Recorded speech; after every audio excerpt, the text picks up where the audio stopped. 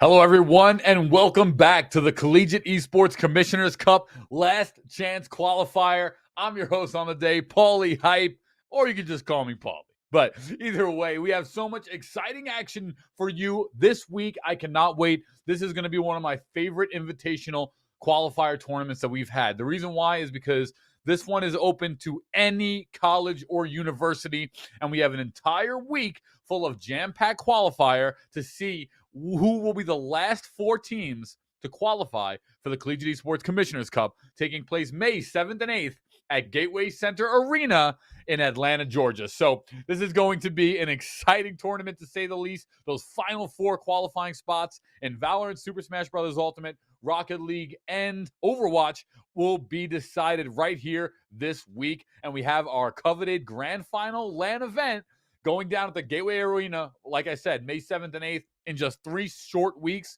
Tickets are on sale right now at CECC.GG.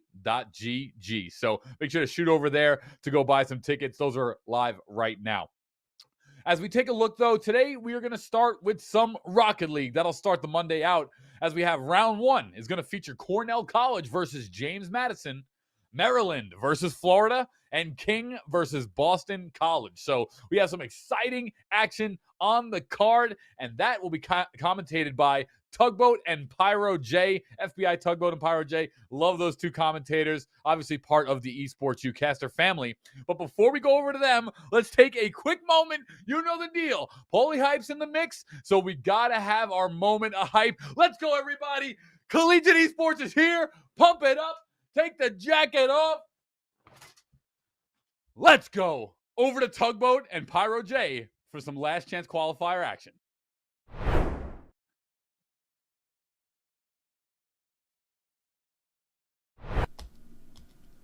Could not ask Let's for go. a better intro. Could not ask for a better intro. FBI Tugboat here with my man Pyro J. And yes, this is it. Up here, Pyro. Today's little Rocket League action. And then we'll go on the rest of the week with the lesser esports. That's Overwatch, Valorant, and Super Smash Brothers. I'm kidding around, of course. Got some hot and spicy action up here first. Actually, one of these teams we got to cover last week in the Mid-Atlantic qualifier, JMU, James Madison University squad. That's the Dukes. They'll be on the right up here, coming in and making a bid for themselves, but not making it all the way. Single elimination today as well, Pyro. That's one of the bigger changes from last week, the Mid-Atlantic qualifier, on into this week, right?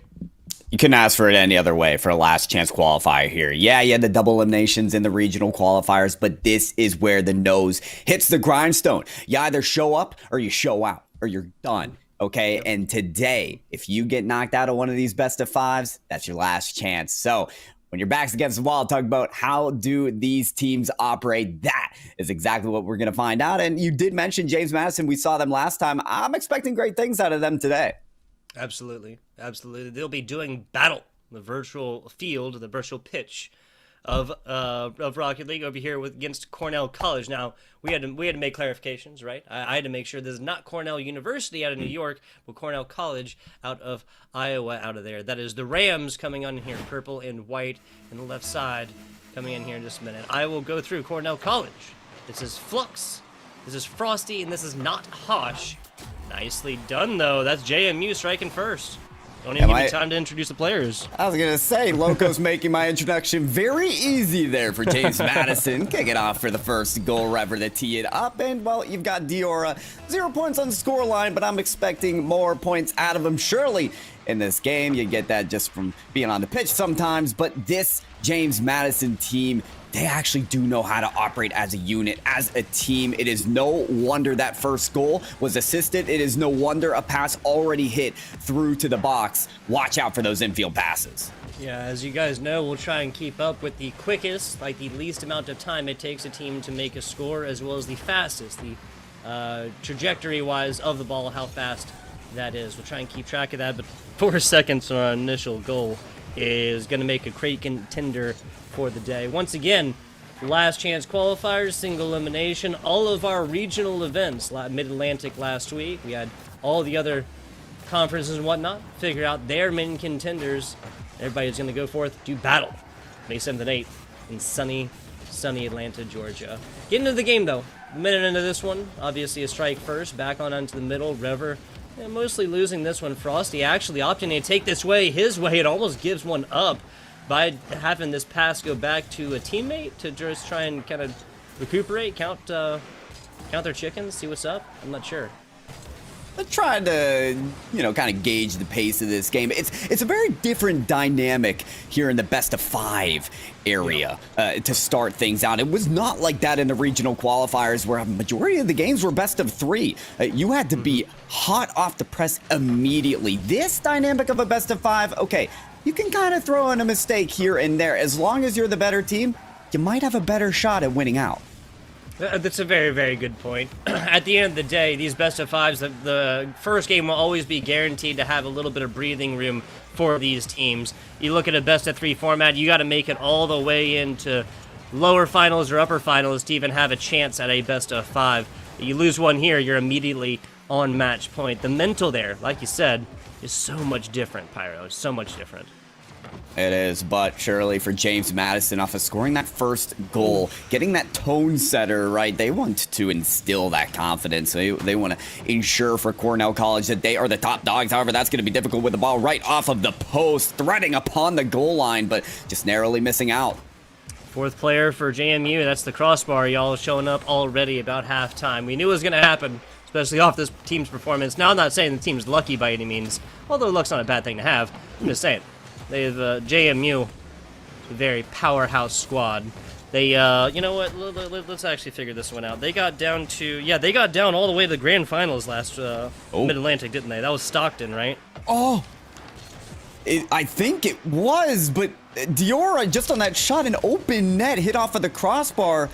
Tugboat, you mentioned how important that crossbar is as a 4th defender. It is coming out to be the very first and foremost defender in this game. And yeah, as you mentioned, James Madison against Stockton University didn't perform as they were looking to perform, but a different breed of competitors today. Flux trying to be the top competitor with a shot downfield. That's going to be panned away. And are we looking at a game 1 with just one single goal here, Tugboat? Time wearing thin. I've said it to you before, Pyro. This is not a new statement. Hands down, my favorite Rocket League games are the 0-1s. The quick, not for lack of trying type games, right? But in something that until clock hits 0 and then beyond, till that initial ball grounding situation, it's a situation where anybody could go forth and score again. Now it could end 2-0 with a definitive victory. Could end at a 1-1 and go on to overtime. But that's not what we're going to see here. JMU now putting up their second. That was Rever off the back with Loco. 106 kilometers per hour as well. That's going to be about 63 miles an hour, I believe. Not 100% sure. 112.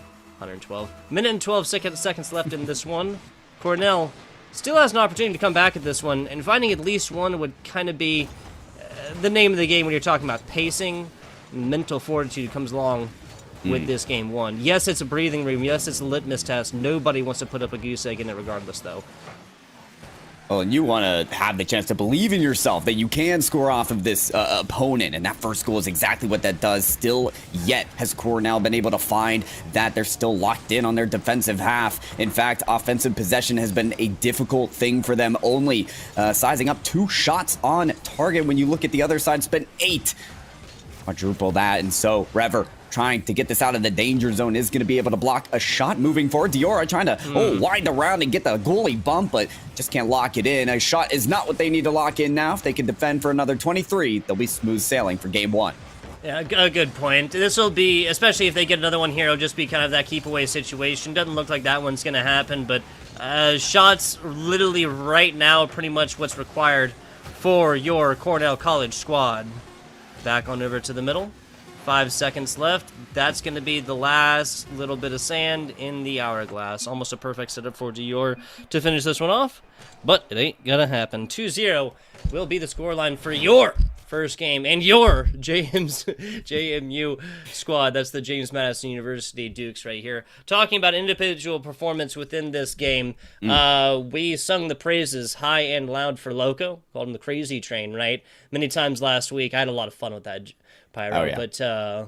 But right here, it's really going to be Rever as well, kind of showing up here and having a couple more shots onto this goal.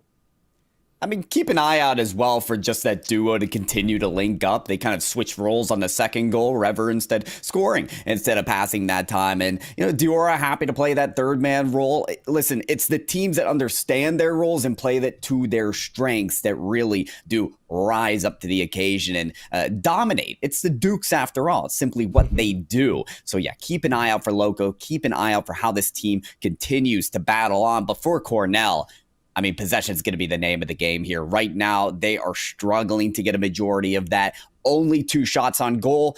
That's just not going to be enough to find a win. Yeah, exactly. The game can be kind of weird in how it awards these attempted shots on goals, but at the end of the day, there is no excuse for only 2 when you're looking at a Cornell squad. Also, I just want to confirm, right? Not only was that JMU Grand Finals, but it's also JMU that came in from the lower bracket to beat Western Virginia, a team that really took Stockton to task, right?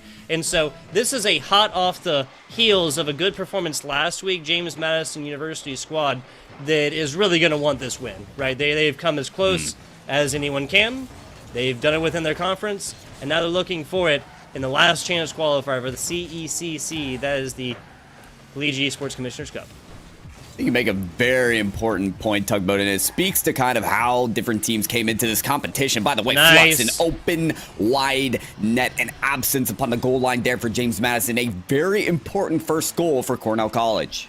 Here you go, Cornell College stampeding on into this first goal. It was 5 minutes, 23 seconds, no shots, or no scores that made in. Plenty of shots attempted, but no scores they made it in. That also, and of course, resulted in them not having a lead whatsoever in game number 1. That is a situation we no longer find ourselves in. Yeah, and so a bit of a good start here for Cornell College. They'll get the reins loose here from the get-go. But at this point, I did want to talk about those rules, about these different teams, right? James Madison and their stellar performance in their latest qualifier. They're a team that's going into this saying, we've proven ourselves already. Now it's just time to have that finishing factor. Now it's just time to close it out. Other teams here, they're here because they want to compete. They're here because they want a shot at it as well. Nice. And James Madison, while they've gotten plenty of shots, they want to finish theirs on this possession. They certainly will. Frosty trying to work it along the goal line, but just not enough. Yeah, once is a mistake, twice coincidence, 3 is a pattern. This is Frosty here with we'll keep it neutral.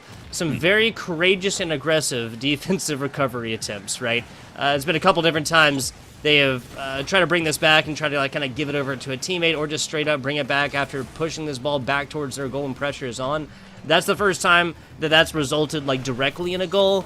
But this is just not, if you're going to do it, you have to clear it out way better than what we've seen so far, right? I'm not trying to be too negative here, but yeah, another situation right here. Players playing ball, players playing onto boost. Flux and Frosty kind of switch positions for no reason. Frosty with a very weak takeoff from this backboard right here, and that just ends up setting it up perfectly for Diora. Throw a assist on into Loco. Don't want to pick on Frosty too much, but he's just kind of our example at this point right now for Cornell College. Had kind of a late flight to the ball that didn't allow them to clear it out, and instead James Madison is quicker to the ball on the aggressive, on the offensive standpoint. They've got confidence, though, when they do get some offense working, so it is not Hosh to find that from the angle. Not Haas, maybe that horse. I don't know, because he is absolutely carrying the squad with big pickups like that. Perfect angle left side all the way in. We got a tied game, about 90 seconds on into this one. But yes, to back you up, I mean, all these players are top tier collegiate players. We'll point out mistakes where they come because they're adults and they can handle it, right? I mean, that's right. Well, they better be able to handle their own mistakes as well when they're eliminated from the field here. It's Flux to look at a ball that's skying right past him off of the opposite post. There's Rever to try and lean it up towards the other side, but it's going to be wide as well. Loco wants to continue the pressure. Frosty out the Hosh. It's a bit behind him, though, so Diora getting a couple triple, quadruple touch along the backboard. Hosh trying to, well, steady the pace and give themselves a work at the ball. Yeah, some fantastic midair handling right there. Frosty coming up to it. Can't quite beat Rever. I think it might have been a lack of boost type situation. Flux temporarily taken off of this field, back on over to the middle. Loco's got everything that he needs to put this one up and in right there. Frosty, nice hit out Those are the type of rebounds I'm talking about. Oh, yeah. You'll see James Madison crashing the boards all day long. And look at the give and go as well. Loco and Rever trying to dime it up together again. They were proven to be our dynamic duo earlier. Game number 1, finding the 2 goals, the only 2. And game number 1, now there's 2 of them there. Working the goal line to double commit here. It's Cornell College to take advantage of this opportunity while their opponents are in flux. However, it's Frosty.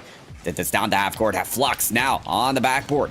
Taking this away to the corner. Frosty to move out, even without a third here. Hush, demoed on the field to mid. Frosty, shot. Want to be turned away, but the goalies, they're out of the goal line. Can Hosh bring this back upfield? It's Flux to meet that off of the backboard, and the follow. Just weak. A lot of pressure still against this JMU squad. Cornell College members trying to rotate. There's a solid shot up. Loco barely getting there. No real movement in the front. No real, momentum. But it still gets up and over out into this one. Diora, pop play right side, trying to bring this one out. We have Flux's perspective as of right now. Nice coordination on the hit. That's going to be easily answered, though. There it is. There it is. Off of the post, off of the crossbar. Wow. No. Just barely out in the way. They've worked at this resource differential for so long, and James Madison has been out boosted again and again, but a container of boost, sometimes that's all it takes. Loco uses the exhausts to send it downfield and get that go-ahead goal. That literally is the last little bit right there. Fantastic stuff from Loco here. The crazy train continues. It's hard to stop a train. I'm going to stop with this. Actually here. Too many analogies, too many plays on words. Not to beat it again, Tugboat, but we did get off the rails the last time, so we'll put the pads, we'll put the brakes on right here, but we cannot convince you that Loco will do that as well. Needs to tie it up off of the backboard here again. There is Dior to send it away. Frosty was in position to put a shot there, but had to actually stall it out to the side because the precision just wasn't there for a shot. Ooh, so speaking of precision for a shot, that one's just a little bit too fast. And Frosty now with the tie-up, 4 shots on. That's going to be the first for this player. Now, looking at this scoring differentials here, right? There's no between teams, but the big one that I'm looking at, Cornell, spreading their 3 goals across each player evenly. 3 shots Flux, 4 for Frosty, 2 for Not Hosh, but each with a goal, and 2 of these being assisted by the workhorse Flux. Fantastic stuff from Cornell College to be striking back here in game numero 2. Flux has really led the way for this comeback, but will it all go to shambles? Loco right now moving upfield. Rever hoping to tee it up as well, but Flux, look at him pre-flip into the ball. He wants at least a 50-50 here. It's going to be taken out. Frosty with some time, with some space, with some boost. Can he work it all the way? No, not quite. He'll get the comeback, but only to take it to overtime. A little OT action in game number 2. Not against it by any means, Pyro. Diora is beat off. Flux hits this one up to the left side as Rever tries to bring this one on up. Not Hosh once again beating players to this ball right here and getting initial touch. Back middle, Diora out, back to the middle, and that's going to be Rever striking twice for the side of James Madison University. The Dukes are imposing the royal will. I don't know. Is Dukes royalty?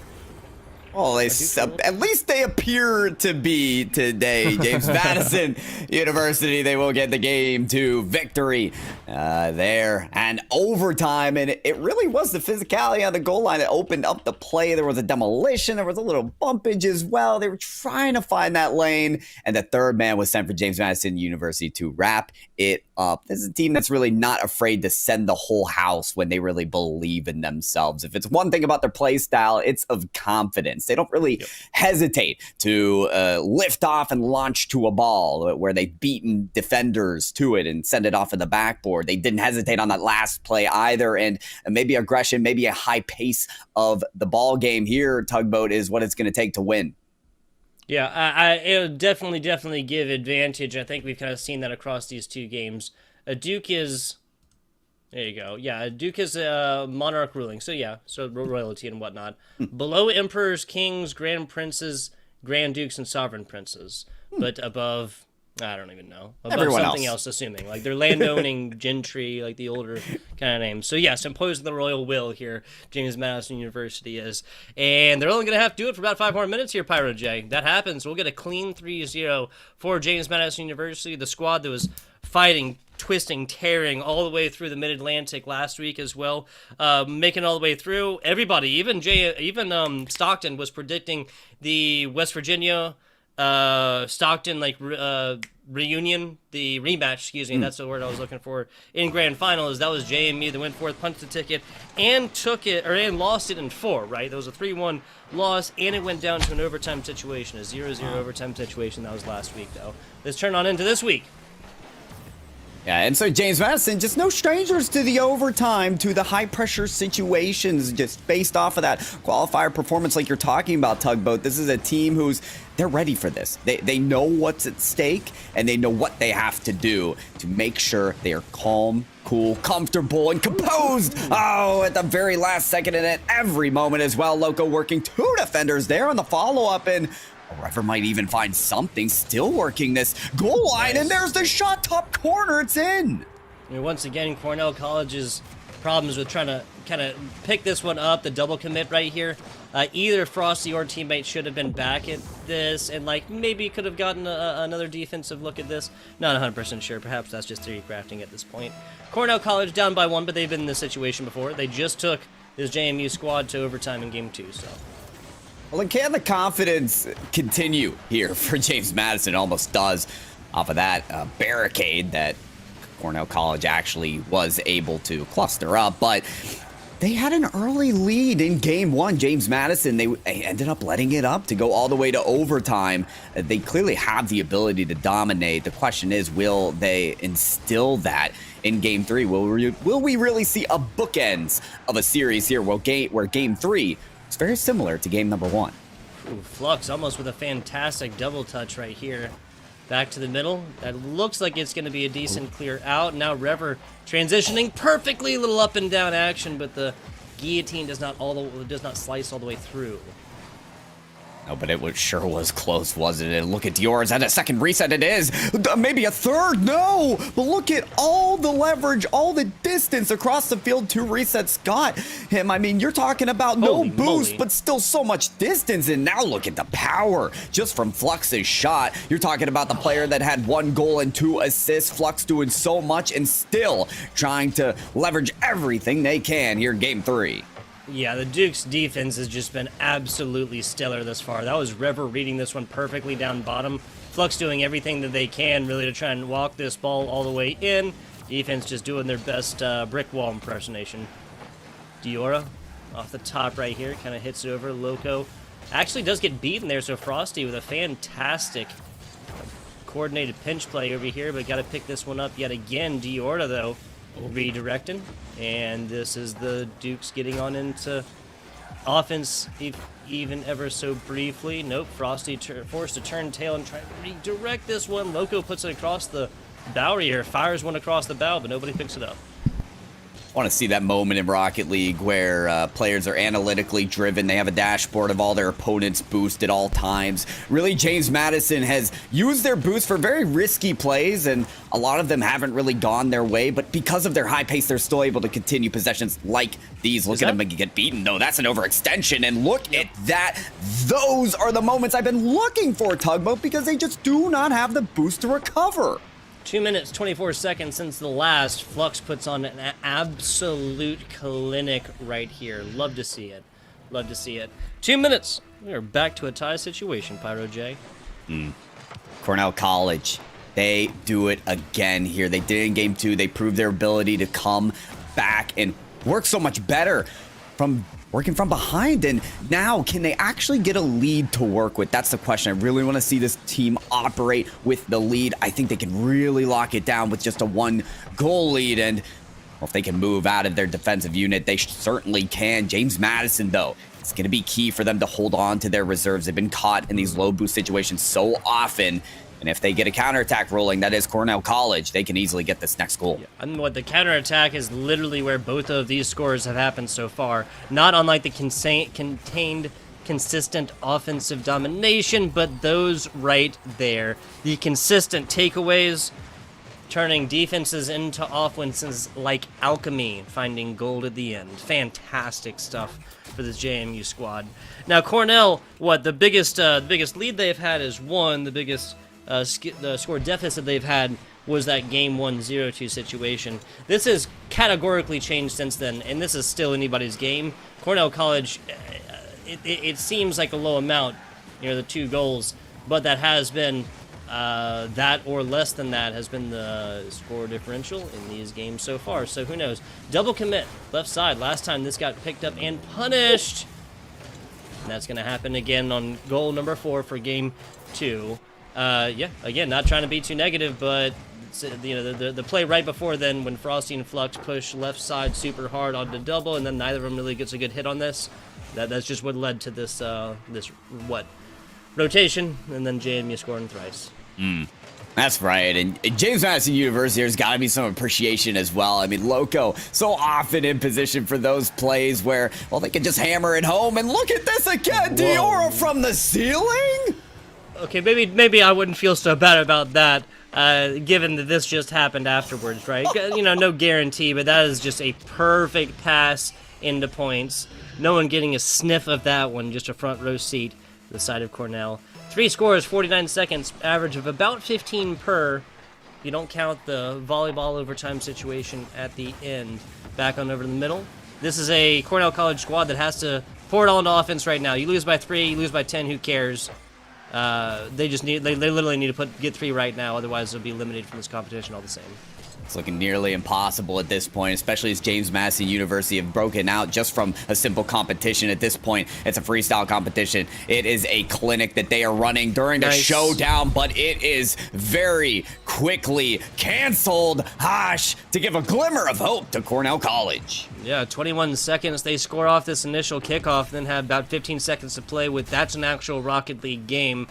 First steps and second steps, though, Pyro. It's going to be tough. It's not going to be easy, but certainly they're going to try. It is Frosty to win that kickoff. No support there, but Hosh sending it in. Flux has to move this upfield very quickly. Hosh is going to find it. Drop down over to Frosty. It's a bit far, but it's still enough. There's the shot at the far post, and it's going to be in another for Cornell College. Wow, okay. This is JMU abandoning defense like someone you don't want to meet for lunch. Man, oh man. 9 seconds left on this one. And this is Cornell College that has fought, scraped, and clawed for their way back on into this one. Another score will put this game 3 to overtime, just like we saw in game 2.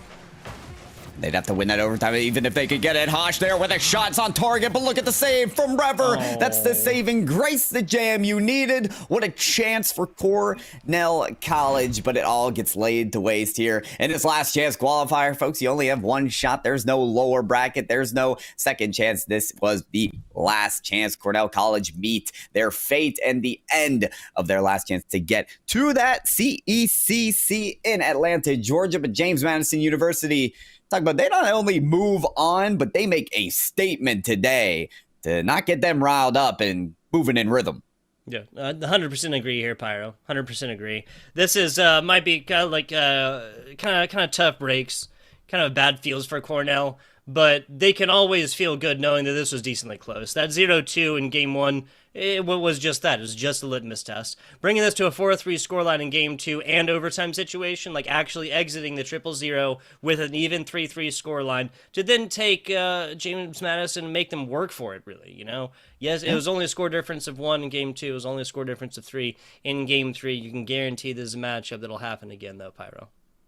I would love to see it as well, but we certainly have more matches to witness, folks. For James Madison University now get the chance to play Ottawa in the next round. But I think we are going to end up to move to the quarterfinals next, if I'm not mistaken. Yes, we'll be doing that. Plenty of time allotted for these games, however, and as that time continues to allot today, we'll be giving you guys a little post-game interview action. That'll be coming at you here in just a minute. Give us a short little break. We'll be back with you guys very, very quickly.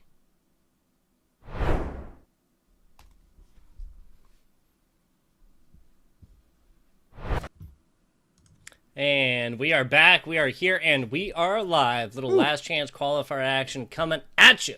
FBI Tugboat here with my man Pyro J, and we got little James Madison University action. The Dukes taking on Ottawa out of Kansas here, Pyro J. Yes, Ottawa, outside of Kansas, in Kansas, which is exactly what we think of when we think of Ottawa. Yes. Broccoli, Nitrovity, and Otis here to take the floor for that team. Very excited to see what kind of caliber they're bringing. It better be top quality Rocket League, because to take down JMU, a very hot team that we just saw come off of a sweep, is going to be no easy feat. No, it will not. No, it will not. We'll be looking at JMU squad that really has all the momentum in the world behind them, right? The first round, they put 3-0 down the Cornell College squad, single elimination, so we'll unfortunately not be seeing the Cornell College squad. That's the Rams coming in here for the rest of this competition. Now, it did happen a little bit, evenly matched affairs, right? Little 3-4 action in Game 2 and 3. Game 1, obviously, a 0-2 scoreline going a little bit more so for JMU. Will there be goose eggs in Game number 1? We will find out in just a little bit. Yeah, it was good for them to actually be tested and get taken to an overtime. You don't want to get a full sweep shut down and then not know what you're coming up against when you get a good team like Ottawa. But I think James Madison, with a game like that and their stellar performance in the last qualifier, they are well positioned for another win here in the quarterfinals of the last chance qualifier of the CECC. That big LAN event coming up in May 7th and 8th in Atlanta, Georgia at the Gateway Arena. You can still get your tickets, by the way, at cecc.gg if you so want to. But we, Tugboat, have our tickets to game number 1 of Ottawa versus JMU, and we're off. Absolutely. James Madison University, Loco, Diora, Rever, same trio we've seen pretty much throughout this. Like you said, that's Broccoli, that's Nitrovity, and Otis making up your Ottawa Braves squad. That's right. Can they do at least equal or better to what we saw out of JMU? JMU, very quick team. Watch out for Loco and Rever, those two that were just passing to each other. They shot the final. Go from Diora is going to be a little high off of the crossbar, but they are quick at it. So is Nitrovity, looking for that double off the backboard. It is a pass to Broccoli, and it is the finisher. The first one in for Ottawa. There you go. Ottawa striking first here. The Braves coming in. Fantastic stuff. Loco just can't quite chase this one up top, and that's going to be the first here. There you go. The cowboy look out of Kansas. How thematical. We gave it a yeehaw right before this broadcast, and we're going to hear many more if we see more out of that from Ottawa. And that was beautiful from Nitrovity, taking to the skies and, just mastering all the levitation and elevation that this team has to offer. Got to keep an eye out for when they ascend to those great heights. Otis here getting skied, getting dunked. Rever trying to read this ball. It's going to go by the wayside. James Madison still working on this possession, as they had a lot of that in their last match. Yeah, a minute and 10 seconds or so into this one. That's only going to be brief so far, not for lack of trying. James Madison.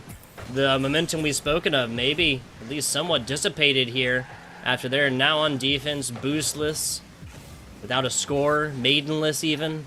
Oh. It's rough out here. A lot of maidenless fellows here with the Elden Ring shenanigans. But, Ottawa not goalless, as they're still working at it and looking for a second one. Loco gonna combat that effort, though. Send this downfield and look for maybe an immediate shot. It's a pass down near the goal line, and had it been on target, it might have went in. Yeah, so Diora is in a different area code once this offensive pressure is going down, like he's trying to come up with an alibi. 2 minutes into this one, and a solid offensive effort just kind of nixed out by the fact that nobody is there on the receiving side. Does appear to be a little bit frantic here in the first 2 minutes of game number 1, and teams have the ability to do that. It is a long best of 5 out of the crossbar, maybe a follow. Otis happy to clear that away as the shot is missed, and this is what I'm talking about the frantic bit of chaos like pacing here that we've seen. A lot of missed opportunities, some balls that have just kind of threaded past the goal line, but no one there to follow up and score unless it's Broccoli. Look at him. Ground the air dribble, almost finishing it off. Pass down to Otis, and Rever stretches for the save. Stretches for the save indeed. It looks like he was taking his car apart in midair to get to that one. A fantastic block, and we're not going to see any more scores on board as we pass halftime. Now, the last half of this game, who knows? I would not be surprised we see a little bit more. Like I said, I do love 0-1 score lines, though, so. 2 minutes left in this one, Pyro J. A lot of offensive pressure here against James Madison. Indeed, something maybe they're not as used to in the last match, but they're persevering rather well, still fending away these hot shots that are sent back to the goal. It's Rever to clear that away and then get some possession here, but gives it up. Loco there, back sending it out from Rever, not able to come off of the side wall far enough, but he's here for this shot. Rever down middle, 2 defenders send it away, and James Madison still without a point on the board.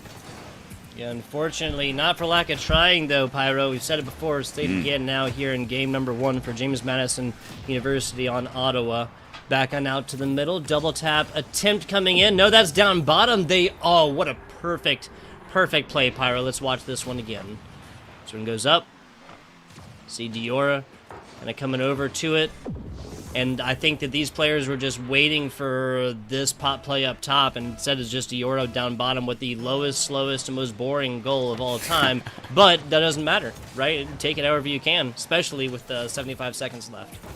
Point's a point, and Whoa, Otis okay. will Never mind. subscribe to that as well. This one a bit faster than the one we saw before, Tugboat. That's going to be Otis down bottom, easy peasy, 114 kilometers per hour. That'll actually be our fastest. And yes, that's going to be Ottawa taking the points like they're looking at an underdog. They're still looking to hold on to that lead, not long here with a minute to go. But, you know, remember how they gave up that first goal to James Madison. They had the backboard defense presence, but it was a mistake on the backboard. Nitravity actually sent it back down to the ground right where the shot taker was. So the ability to have that foresight, the vigilance of the field, to notice the positioning of their opponents, and, well, get solid clears as well. It's going to be important as well to fend off a shot there from Rever, the give and go. Not enough for James Madison to get the equalizer. Oh, this is going to be looking at a lot. Oh, my goodness. Nitro coming off right here. Popping off, I should say. Puts this up and over. Loco does nothing but centers this one up. Another really, really boring shot right here, like we're watching a C-list movie. Oh, I'm on fire today.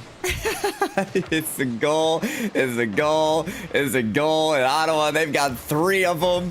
Gotta think about James Madison. I mean, they were 2-0. They won game 1 with a 2-score differential, but now they're on the other end of it. For game number 1, they're not the ones with the tone setter. Still time for them to fend this back and maybe get some chances. James Madison, though, caught on their back line. It's Diora not able to catch up to that ball quickly enough. Loco somehow reading the shot. Rever sends away. 10 on the clock, down to single digits. Broccoli moving this upfield as quickly as he possibly can. Rever there with the shot, trying to put it inside. Nitravity has it closed down, shut down. He's even shut off the gas pedal because he knows the win, it's secured.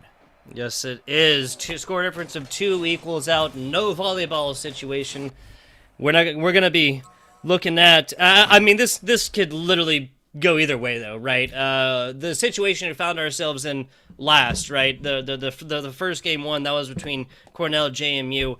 This was JMU, like, what, quadrupling up with the shot attempts, right? Like that again, just, that was like an 8-2 shot attempt score line, or score differential there in game 1, right, Pyro? That's right.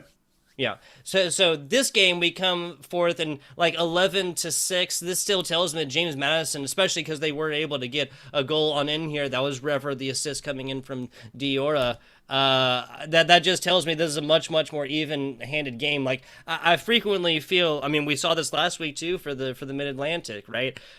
Game 1 frequently going to be more one-sided, but game 2 and after that comes down and gets really close. If that theme continues here, I got nobody for game 2, and game 3 is so far away. I got nothing prediction-wise for that one. I'm not gonna take the risk and predict either. We'll let the players do that on the field, but I couldn't agree more that this match still is kind of topsy-turvy. Could go either way. James Madison, they have almost the same amount of offensive production in terms of shots, in terms of almost goals, but they just didn't expect the explosiveness that really came out of Ottawa in game number 1. I do expect James Madison to be able to provide what we're looking for, and maybe in the saves department as well. Somehow Rever comes up with that one, but Loco needs to hold this on the goal line. Diora, a heroic save to keep it equalized. like 98%, something like that.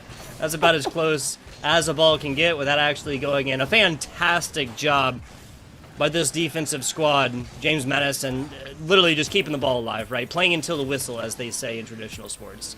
Going until this is actually stopped and ball is counted as actually having scored. And just like that, we see our... oh, so close! Oh. Nitro too high! Broccoli trying to take roots right there, but it's now Nitro floating! Otis up and over. Okay, I thought we were being trolled there for a second. That's an error of comedies, right? Or a comedy of errors. I said it backwards, excuse me. Still watching it play, though. Yeah, I imagine Otis came back from the future and knew that contact on the ball was unnecessary. Their team would still get the point. Otis seemingly spamming faking in the quick chats there because it simply wasn't necessary. But Ottawa scoring, it appears to be a necessity in this series. They've done certainly a lot of it. Almost give up that one, though, as Diora, Loco, both pummeling onto this ball, throwing jabs left and right. Still unable to get past until Rever finds it right in the box and catches Ottawa empty-handed. Yeah, there's a pop play. Once again, kind of weaker defensive clears. Nitro. Oh, so Nitro actually also looked at it like kind of a weird jump-off position. Platform not quite there. Had to postpone the takeoff for another day, and that was just a really, really awkward stance kind of coming off of this wall, and he gets like very, very little trajectory. Broccoli bringing this one out. It's broccoli, not broccoli. I just realized that. Hey, gotta get your vegetables in one way or another for us casters. Sometimes it's casting it on the field rather than our balanced meals, but Otis still wanting to get the goals. That's the important aspect of this. It's going to be difficult for Diora if they're getting, well, stomped back to the ground. Loco, a very fortunate boost grab there. Diora, lots of resources to move this up the field as well. Doesn't look to prioritize at 50-50, though. Actually risks it to get past the defender. Not enough. Rever missing the shot as well. So, missed chances. Keep this scoreline equal. Yeah, it looked really pretty. Just did not happen on in the end. Back down bottom, Broccoli, nice defensive pass, forcing the hand. Loco shanks this one left side, gets a hand on it twice after the ball is basically given back to him. Here comes the offensive pressure. Otis on the other side. I think Otis was coming back from a demo. It was just a little bit too, like, spawned, that spot, like, a couple feet off the wall. Never know where you're going to spawn or where you're going to have to come up clutch. But Otis, sometimes you just got to seize the moment. Tries to really read this play, and oh, what an opportune path that he took. Two defenders, but still gets the goal. That's going to be Ottawa striking twice now. A little bit of a... or not now taking the lead, excuse me, just outside of halftime. Also, 119 kilometers per hour. That's going to be our fastest, not our quickest time-wise, but our fastest trajectory, momentum-wise, goal on broadcast so far. Down to the bottom. Nitro picking this one up, looking to make an explosive play on this. What handling, but once again, that check's got to be in the mail for this fourth player, right?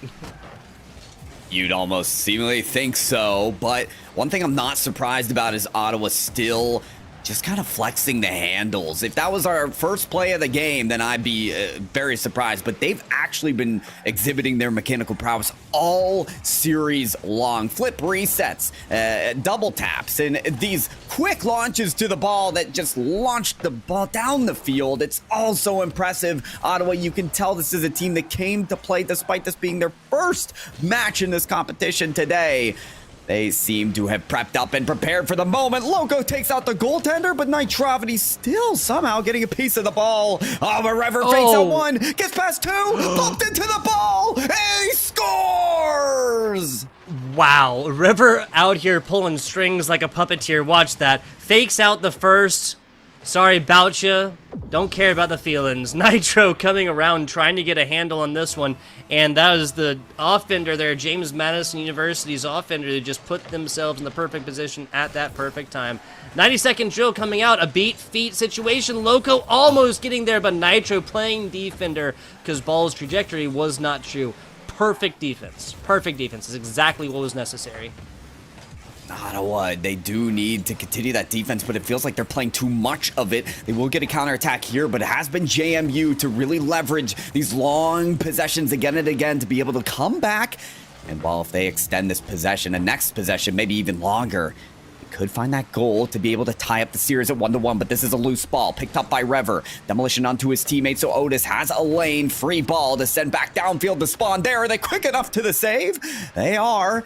Maybe expect that to be on target. Otis there, flexing their card. Get a shot towards the net. It's a pass now into the mid. Diora needs to be there quick. Trying to send to Loco, but broken the play back up again. Otis is flipped off to every single player. Looks like we're playing pinball out here and only 30 seconds left. Yeah, till a tie situation, 30 seconds away from that one going down to the formal overtime sitch.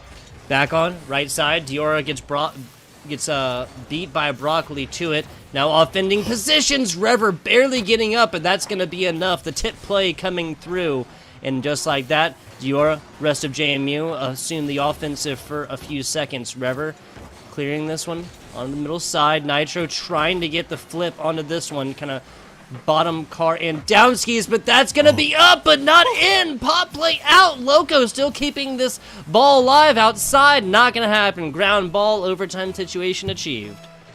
Rever, you cannot get more clutch than that. JMU, stay alive, but for how much longer? Broccoli tries to find the immediate shot to kick off. There's the goalie bump off of the play, and somehow Rever comes up again, but it's all for naught. Broccoli able to rebirth an attempt at the net and score in overtime. Fantastic stuff. Broccoli just an easy pickup after Otis and teammate Nitro doing everything to just transfix this defense.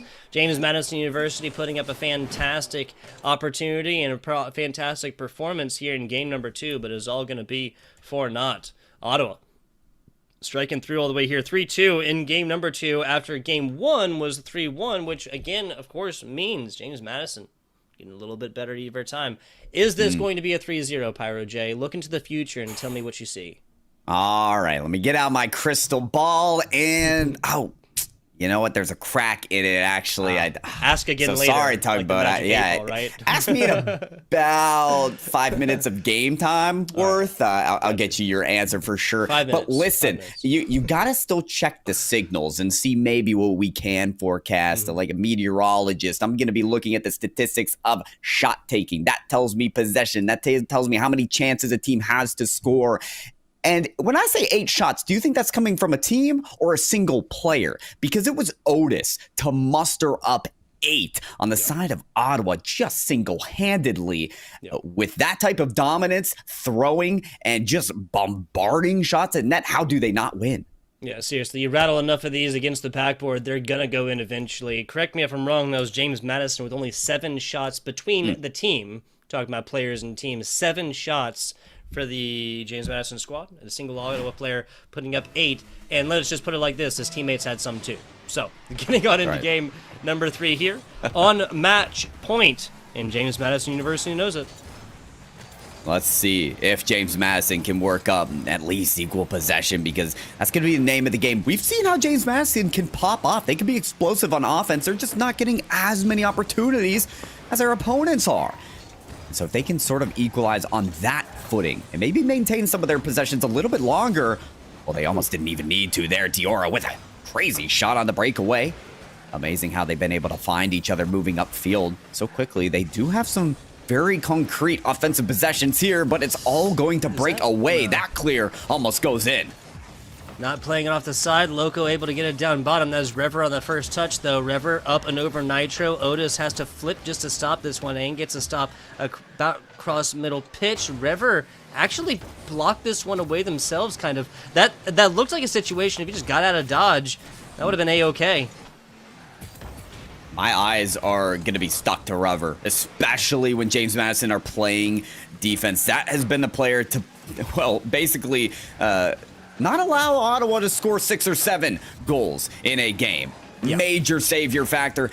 There they are again, just cutting off the passing lanes. So important to break down the opportunities. And actually, Loco was the goal scorer there, but he was bumped off the play. It's like Ottawa got a little bit of physicality in themselves as well, stealing boost additionally. And resource control certainly not in favor right now for JMU. Jeez, a Rees. Yeah, with the passes and violence going on, I thought we were watching hockey for a second. Some crazy stuff. I'm honestly unsure of how James Madison did not get scored on earlier. That keeps it up. Ottawa comes off the back of like a 45-second offense. Like right before this is the first time that this ball actually leaves James Madison's third of the field, the side of their pitch, in quite a while. Quite a very long sustained offense ending in a 132 kilometer per hour. Hands down our fastest on broadcast, Pyro J, and that's for Ottawa. Oh, and will they find another? No, not quite.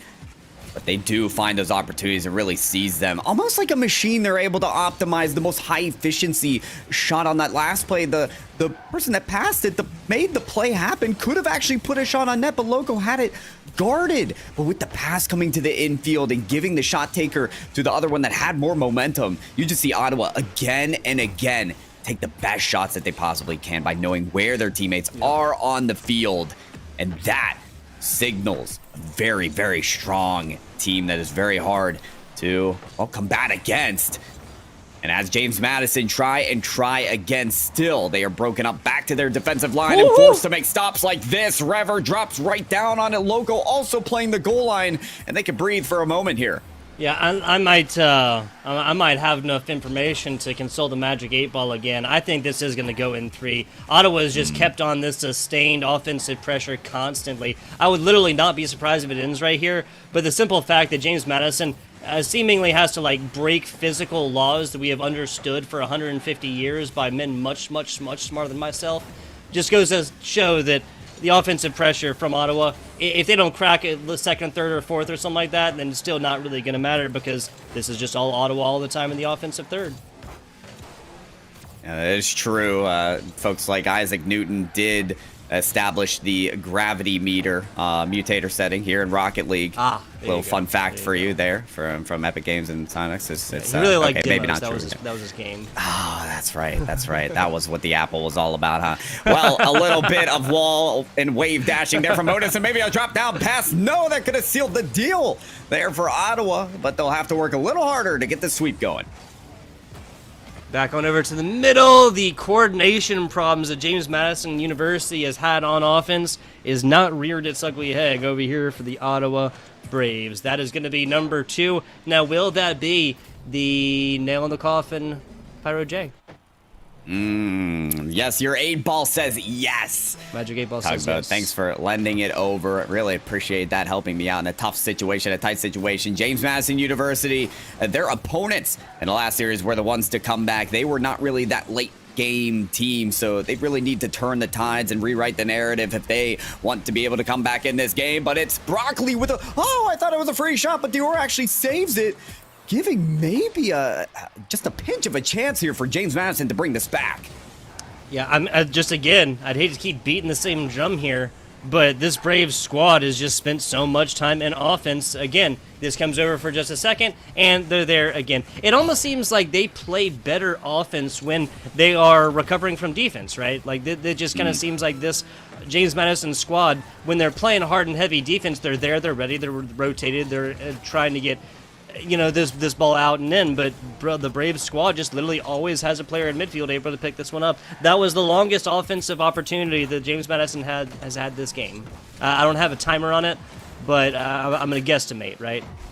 I'll trust your statistics here, Tugboat, and by my grand statistics, it does look like Ottawa with a 2-goal lead should win game number 3, should be enough for the sweep in the quarterfinals of the last chance qualifier of the CECC. That is the Collegiate Esports Commissioner Cup, and congratulations for Ottawa to move on to the next stage. There you go. The Dukes had a son that was better at public affairs or wartime strategies, whatever else like that. Regardless, the Dukes have been usurped.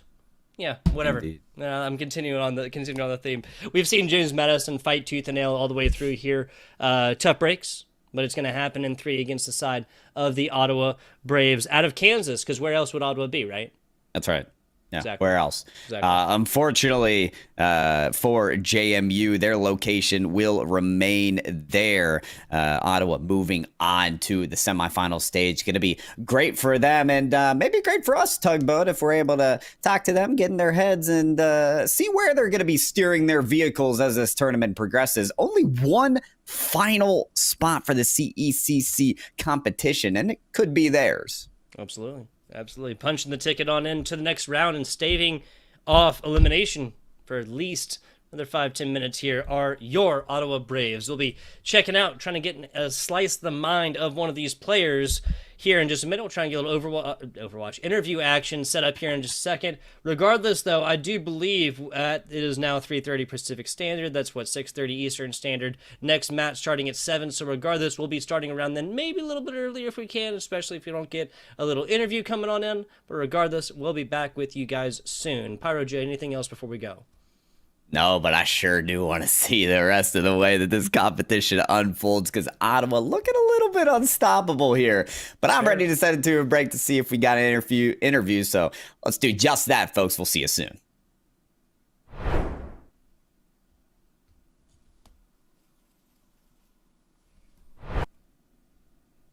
And we are back, we are here, and we are live. Pyro J, FBI Tugboat coming at you. Little Collegiate Rocket League action. Now, we got a little intrastate rivalry, right? Oh. Interstate is other states, North Carolina, South Carolina.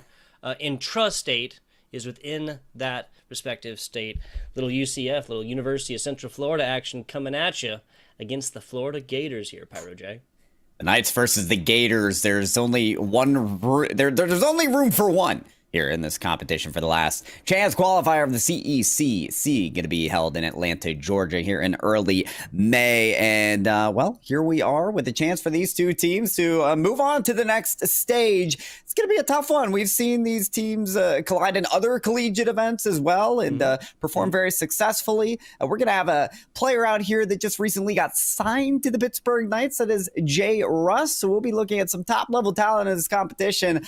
I can't predict a winner here, Tugboat, but I can predict a really, really good match. Exactly. Florida known obviously for their Gators, but also for their fireworks. We will see that go forth here. And I mean, you take this, really look at it. This is last time this team saw each other, different collegiate conference. That was a 3-2 battle as well. So again, I'm fraught to make predictions, but what I'll say is I don't think it's going to be a 3-0. That's as far as I'm willing to go here. That's as far as I'm willing to push that line, Pyro. Not going to be a 3-0 either way. 3-1 or 3-2 as far as victors. Again, I am backing away slowly and putting my hands in the air. I don't want to touch it with a 9-foot pole like the Grinch. Fair enough. We've seen Sweep City so far today, so it's a fair prediction there from your Tugboat. This is, when you look at the bracket as well, still a long road to go for these teams, right? I put it long road to go, but we have literally only seen sweeps. King University, Boston College came in first round of this. That did go down to 3-1. That one was not on broadcast, though. We watched Cornell, James Madison do battle earlier. That was James Madison taking that one in 3 and then dropping in 3. Ottawa coming off the forfeit from round 1. Florida also coming off of a forfeit. UCF getting a first-round bye as well. So this will actually be the first time that we see these Floridian teams not just play on broadcast, obviously, but this will be the first last chance qualifier match that either of them played today. Right, so who's coming in ready? Who did their homework? Who's prepared for tonight to be able to succeed? That's also part of the question here. Of course, in the qualifiers of the regionals, we start out with kind of best of 3s, really tested the mettle of these teams. But these best of 5s, this is where typically the better team really shows out and ends up with a win. So, well, whoever is able to perform at their greatest potential, I think, will come out with the win tonight. So that's what we'll get, Tugboat. One team to make it to the semifinals in a tournament structure where, well, if you lose, you're gone. You're done. This is the last chance qualifier. We get to see who operates their best when their back is against the wall. Yes, this is the LCQ for you, my friend. That means is the last chance. Nothing else after this. You drop a match that said you can drop a game. You can even drop 2 games. We'll give you that much. Okay, Pyro J and I will give you that much. You can drop 2 games. You just can't drop 3 of them within the same respective matches. And we haven't seen, again, a whole lot of that. You take it to the mascots, though, right? The Knights versus Gators, especially down in Florida. Like, I got plenty of them in South Carolina, right? The American alligator can technically, like, it grows as long as it's alive. And it's kind of hard to really, like, scientifically say, like, this is the age range of alligators given they are apex predators, right? That is frequently the problem, and obviously because they're reptiles, a lot of that goes down to just how much they move. They're cold-blooded, right? They're as warm as the things around them, so energy conservation is a huge thing. Are we in game? There we go. All right. Well, we are in game, but we are going to get a pause because one of the players had their games crash. And happens. You know, to move off of that point, though, Tugboat, in the sense of players, well, the mascot's having a chance here, and we're talking about a knight, a swordsman coming up against an alligator. And we mentioned Elden Ring earlier. I've seen knights take on the likes of all types of animals, tyrants, beasts, what have you. I don't know if a gator really stands a chance here. We're talking environment, right? If obviously you take a gator, you put it down like the middle of an arena, aka like a knight's like actual home place, or like home base, right? Or home. It's a home team there. That's what I'm trying to say. Excuse me. Then yeah, obviously the gator's going to come forth and be at a huge disadvantage, not really be able to do a whole lot there. You take it to like say the swampy marshes of Florida. There's a little bit of a different story. Also, are we just talking about a one-on-one? Because and the second question is, does Knights have a horse under it? Because that could actually be like out of a disadvantage, right? Gator horse, that one's easy. And I'm not sure if you've ever fallen off of a horse here, Pyro, but it's it can be a very dramatic experience. Oh my! I don't know whether to bring bring that conversation back up there, Tugboat, or that memory. It always happened as a young man to me, so I was like elastic, just bounced off the ground. It wasn't a big deal. But I mean, obviously, people have gotten injured falling off of horses many times before. You put a heavy set of armor on top. I can only imagine how much heavier that's going to be, especially once there's 2 impacts, right? You hitting the ground and the kind of armor hitting you, right? Almost like a car accident. Oh. Yeah, a lot of collisions in that moment. A lot of collisions that we're expecting here in this match as well that we can't see as beginning very soon now, as we do have that server up. But I'm expecting as well, just to get tactically down to it here, Tugboat, there are teams that are competing in these high-level collegiate competitions. There's players here that are getting signed to professional teams as well. Like, this is the competition that I just love to see. These are players that have grinded their way to the tippy top of the ranks, and to see it in a competition like this, to see players work for another opportunity, another chance at a LAN, which, these days have been few and far between as they're finally emerging again. It's very good to see just top-level competitors be here in this space and work for an opportunity like that. It doesn't come around often, so you can tell how badly these players are working for it. Yeah, and it's just awesome to see these kinds of things not just happen, like now that we're getting towards the end, right, of a unprecedented global pandemic, but also I'm not gonna harp too much, but I just think about myself going to college, right? And 6 years ago when I graduated, I spent several years in college, none of which were there. Collegiate Esports was a thing in any way, shape, or form. Like, there are clubs, and that was cool, and it was really nice to be able to connect with people who did esports stuff, like with me and whatnot. But there was no support from the colleges and whatnot. There was no full-on team. There was nothing. They went around and gave me a cheaper collegiate experience. Is that how I neutrally insert the scholarships thing in there? I really wish that'd been a thing. Instead, I'm stuck here paying a lot of money for a good education. I'm not saying like that. Went to the University of South Carolina and loved it. I've used my college degree since then. I feel like I talk to people very frequently who say like, "Oh man, I went to college and I didn't learn a damn thing. I met some people, had some fun, met a wife or something like that, but not like scholastically, not said like this is the thing that I use consistently." I feel like I hear that all the time, and I just have to feel cheated for those people. I don't know. I know. Well, these players absolutely getting that, just such a great opportunity to be able to try to work into get to these events. I casted for a LAN recently and was talking to one of the players named Bussy, who has competed in these competitions as well. We saw them in the Mid-Atlantic qualifier last week, and he said he's trying to go to every single LAN competition that he possibly can, just because the experience for these players is it's unrivaled. It is being right in the scene and being able to compete with the best and the best in person. That's what we want. That's what we want to get on the broadcast, folks, and that is finally exactly what we will be able to showcase for you today. We have UCF and Florida in the quarterfinals of the CECC Last Chance Qualifier on the map.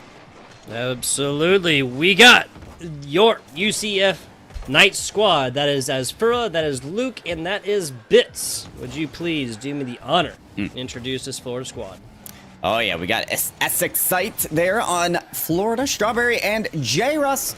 That's a player with that PK tag that I'm keeping an eye out for. Luke as well, trying to keep our eyes on him there with a potential shot that almost went through. A lot of big names in this competition, but the question always stands, Tugboat, who can make the big plays?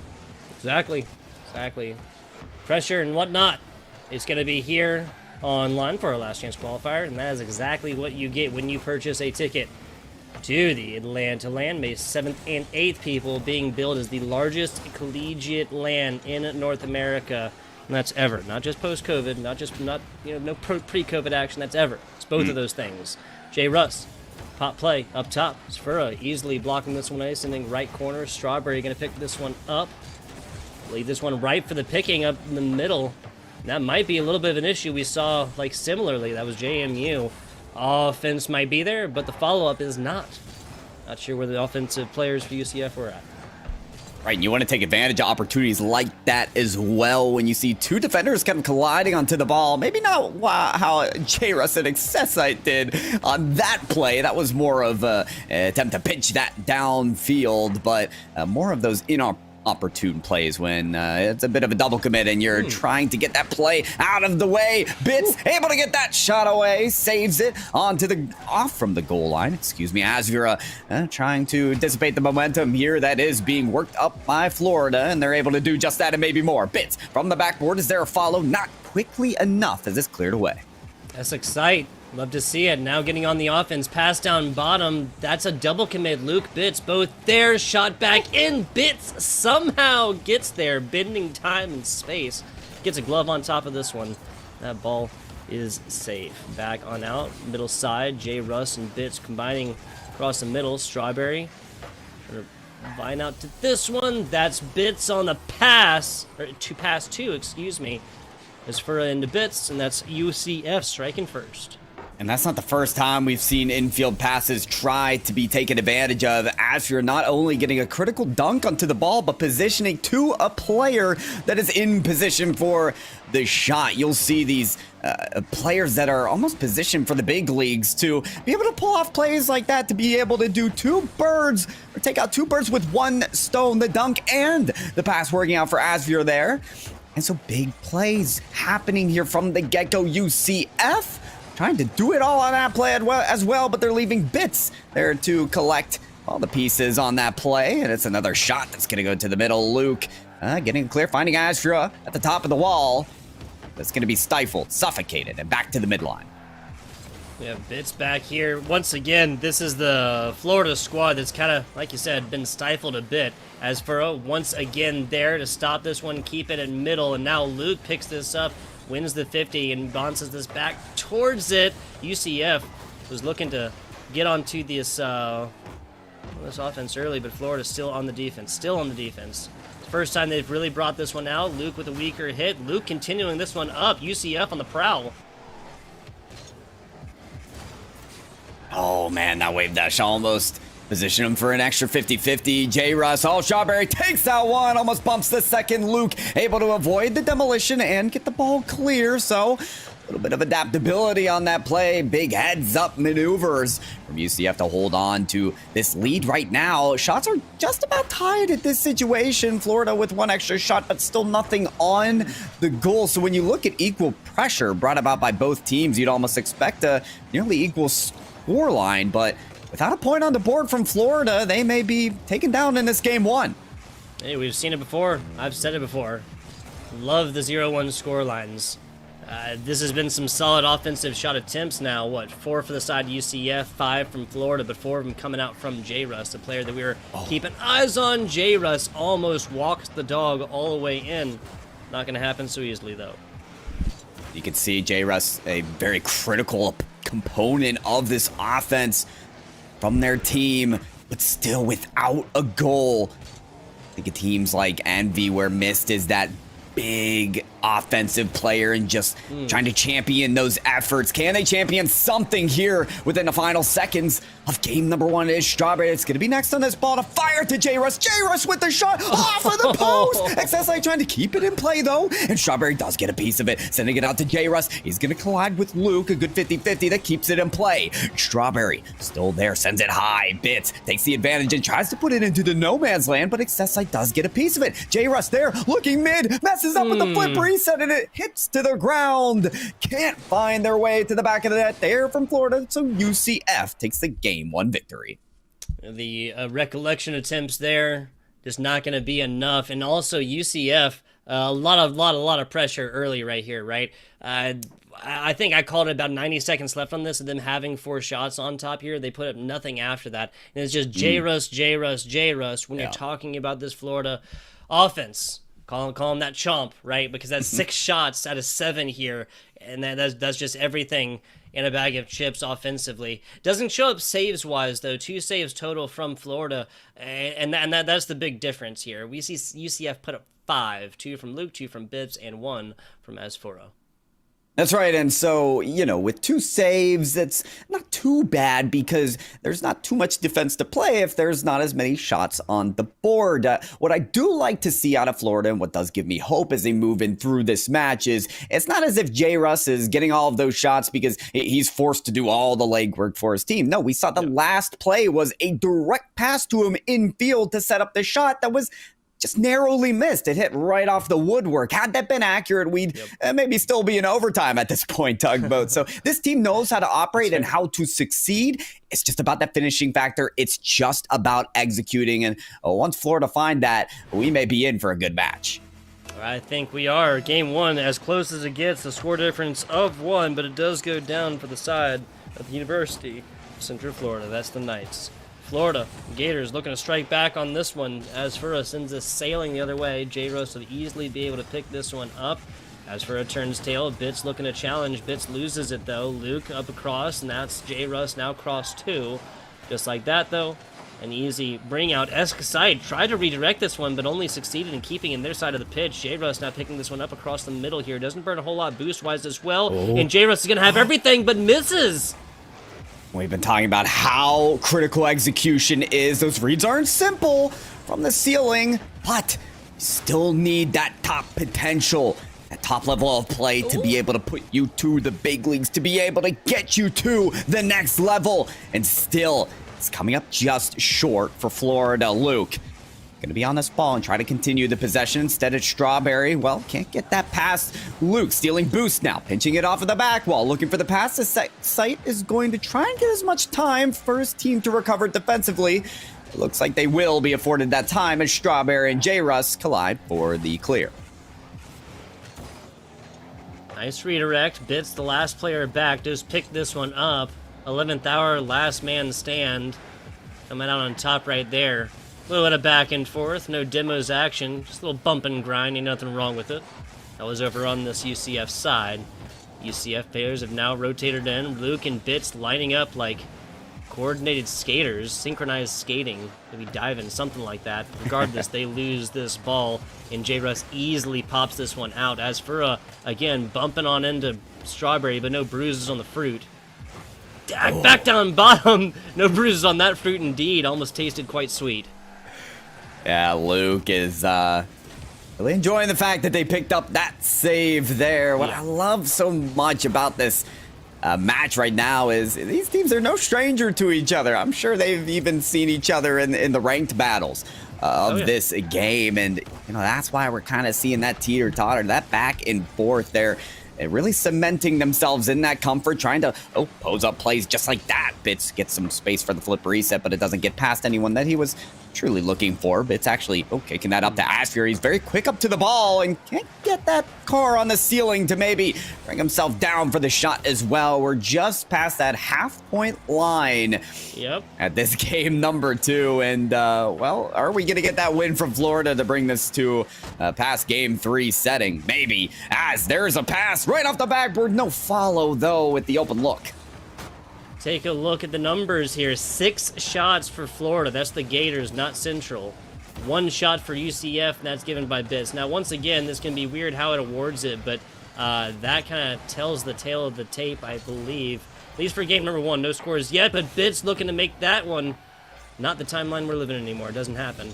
No scores on board. J. Russ puts this up. Strawberry looking to pick it up again. Corner play, and Luke reads it. Throw an epic on top of that save, and a halo on top of his head. 100 seconds left here. As Fura on a run, do they have enough boost to get it? They do not. At least not when Strawberry is there. The field right in front to block this one away.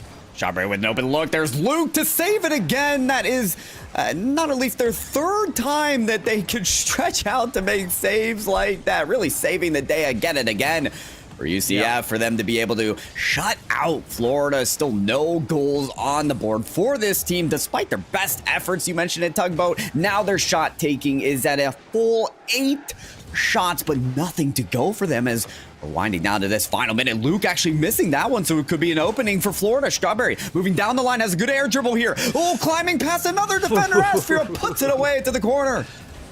That's just off the back of some fantastic reads for the Central Florida squad. The Knights just literally realized what chivalry entailed there, and that was a full rotation. The defensive-wise, as Fura takes another quarter second, I'll say, to get to that one, there's no way in hell that he would have been able to get up to this one and play it all the way through. That would have been just lost to them. 35 seconds left. No scores on board right yet. Very comfortable in this showing, though, and that's what's brought us to goose eggs on either side. Like you said, Tugboat, but 20 seconds for something to happen here. Regulation time, and Strawberry is going to try and make that maneuver from coast to coast once again. Gets broken up, and Bits is going to be there. Asphir on the drop down to kick it off of the backboard. Luke next has made excellent plays on the defensive side. How can they do on offense? There's a pass off of the backboard. Where's the follow? Not quite there. The corner boost, though, taken about, and here's a lot of chances to make something happen. The flip reset not going to be executed upon. Bits looking for Luke. Maybe Asphir down the midline, but it does hit the ground. Extra time is granted for the first goal to still be found in game number 2. You know what? Every broadcast game so far, or match so far, game 2 has gone to overtime. That was overtime game 2, Cornell College, JMU. OT, James Madison, Ottawa, game 2 last time. All of them ended in 3-0 sweeps, though. UCF takes this one in OT. They'll be punching their ticket to a match point situation against this Florida Gators squad. Back to it. Luke, just in the nick of time, learning some savior moves. 35 seconds. Bits should be able to cover this one up. No, Luke has a much better trajectory and momentum equation. If you're looking at Florida and the type of offense they're trying to work, that was J. Russ recently with a great flip reset pass, but yet, well, no reinforcements, no support to throw in the shot. It appears as if Florida are going to get that goal, it has to be an assist to J. Russ. That appears to be the player most often in position for the final shot. It has to be Strawberry to find this save as the only one that recovered and stands for a defensive play. Bits the last defender there, but a big 50-50, a huge challenge to keep Florida off of the counter. That was decently on point. Luke, once again, just showing the prowess when it talks about picking this one up. As Fura, though, had a fantastic look. Gets beat there very quickly. 32 seconds, or 30, what am I talking about? 90 seconds into this one. I was looking at the boost and saying the number for time. Boost, a very critical component in this ball game, though. Asphir takes all of it to kick it off of the post. Is Bit still the follower here?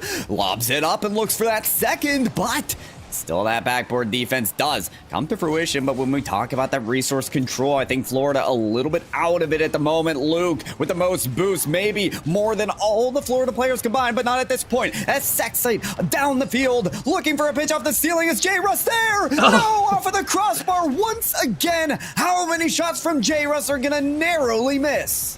I have no idea. What I do know is he's wishing he could take this out, not just virtually, like in real life, just take this wood out and toss it in the garbage. That has blocked away more shots single-handedly than I think any one player. Oh. That's almost on point. No, it's not. Excite picks this up, reads it perfectly. Now after our pass two, quickly, what's your longest overtime? Mine's 13.5 minutes. Oh, not that long, but I'm ready to beat it, and these players look like they're in position to as well. Only one single goal at this point between them throughout the series. Not in this game, but this could be the one they need. Strawberry back off the backboard of Excite with a shot that goes wide. Strawberry looking for another follow, maybe just stealing boost. J-Russ passed the ball, and can they still get this possession in order? No, it's given up. As for downfield, no boost on it, trying to read the dunk, trying to pick up some boost. We'll be able to do that, and Luke now with the follow, but J-Russ back down to the less dangerous position.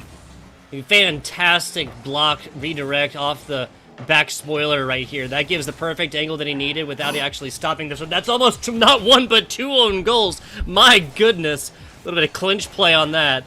Bits back down to the middle. Not going to be able to rack it on the gut shot here. Blocked away by one. Second would have been there as well. Clinical defenses, man. Clinical defenses from these two squads coming out on an almost 9-minute game now. There's the first demo. Luke says no go. That has a little bit more like mustard on it. That might have actually gone in, but not going to happen so far. Perfect rotations coming in offensively, defensively, both teams. Oh, Double wow. point.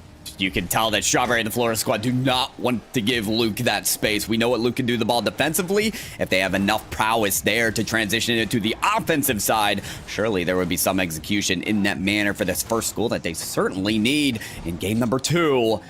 And it has been a story of the defense so far, but will it crash? Will it finally burn on the side of UCF? They're trying to get this away. The pass down to Luke. Luke with, maybe enough boost here. The flip reset executed upon, and a pinch there against his opponent just will be saved.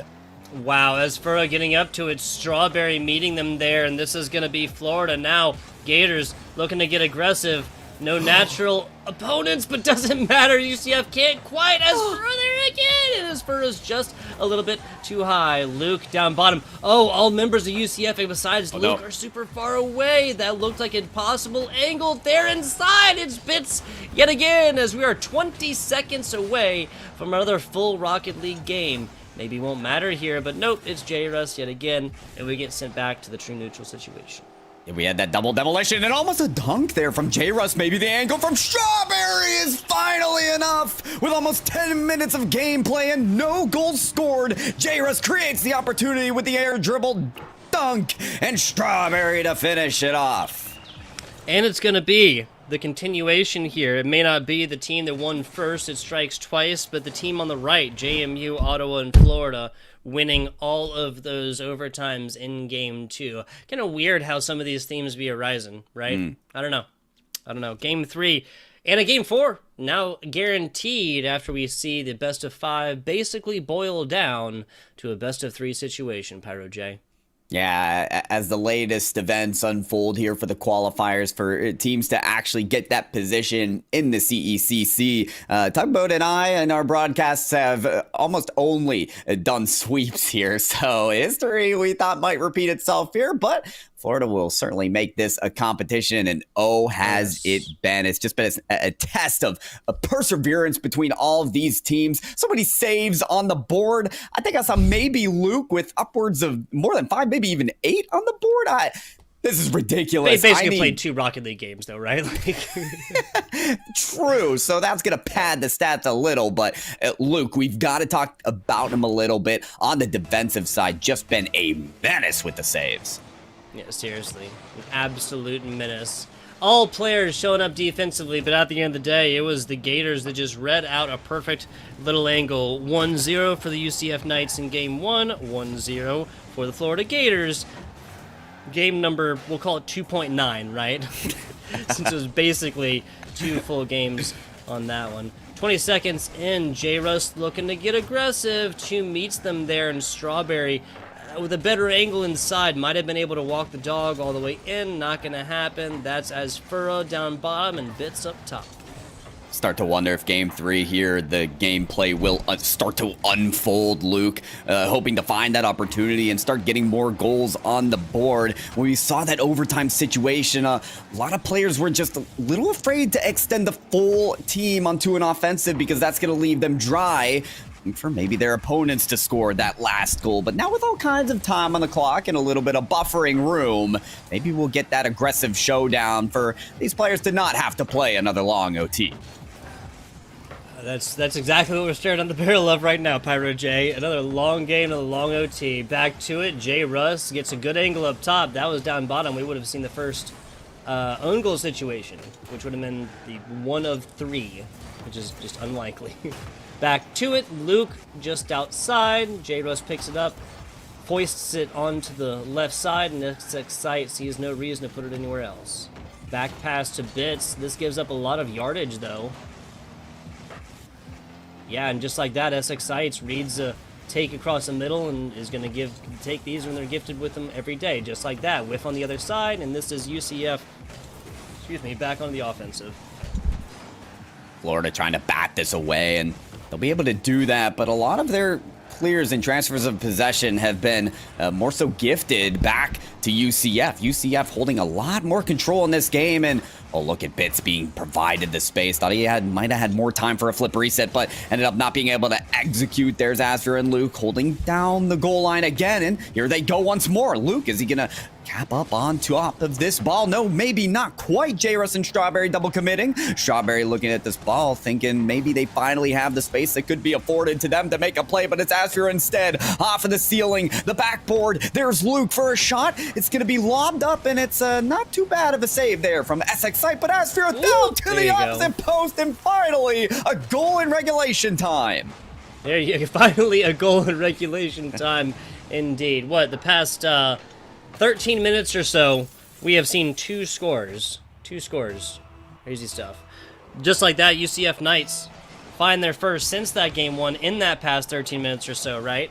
And they go back to taking the lead right here. If this follows a theme, Pyro, we will not see any more scores in 2 minutes, and we'll be pushing on to a game 4 with a UCF advantage. It's been tooth and nail between these teams. We talked about the last time they met. It did go to that game number 5 in their collegiate competition, so we can only expect more of that out of this competition. We'll see. Florida can flip the script and maybe get some more goals of their own. Ashria there with another touch, and oh, look at him there, but a wild pinch takes it down the field off of the post. Is Bits gonna be able to do this? Yes, guys, it right past him and back to the half-court line. Back to the half-court line right here, indeed. 100 seconds or so left on this one. A run to the inside gets blocked away by CECC. I really think that CECC has been showing up in the defensive side of this pitch many, many times. Now it's just really about Florida. These Gators looking to get aggressive, but hey, with their medulla oblongatas, that is not naturally biological for Gators to do, to be aggressive. So they better get aggressive right here. Asfer trying to get that shot as a defense, scrambling maybe for a save. Came right off of the crossbar, and it would have been a perfect look for this team to extend their lead. We haven't seen a 2-goal lead yet. Surely that would cement a victory, but it may be equalized here. Downfield, Luke just out of breath on the recovery, and Strawberry equalizes. Equalizes indeed. 65 seconds away. All 3 members of this Florida squad across this middle area, just kind of flying V, right? The Blue Angels? Yes, the Blue Angels, the flying jets in coordination. So those synchronized skating earlier. I'm going a little more aerial this time.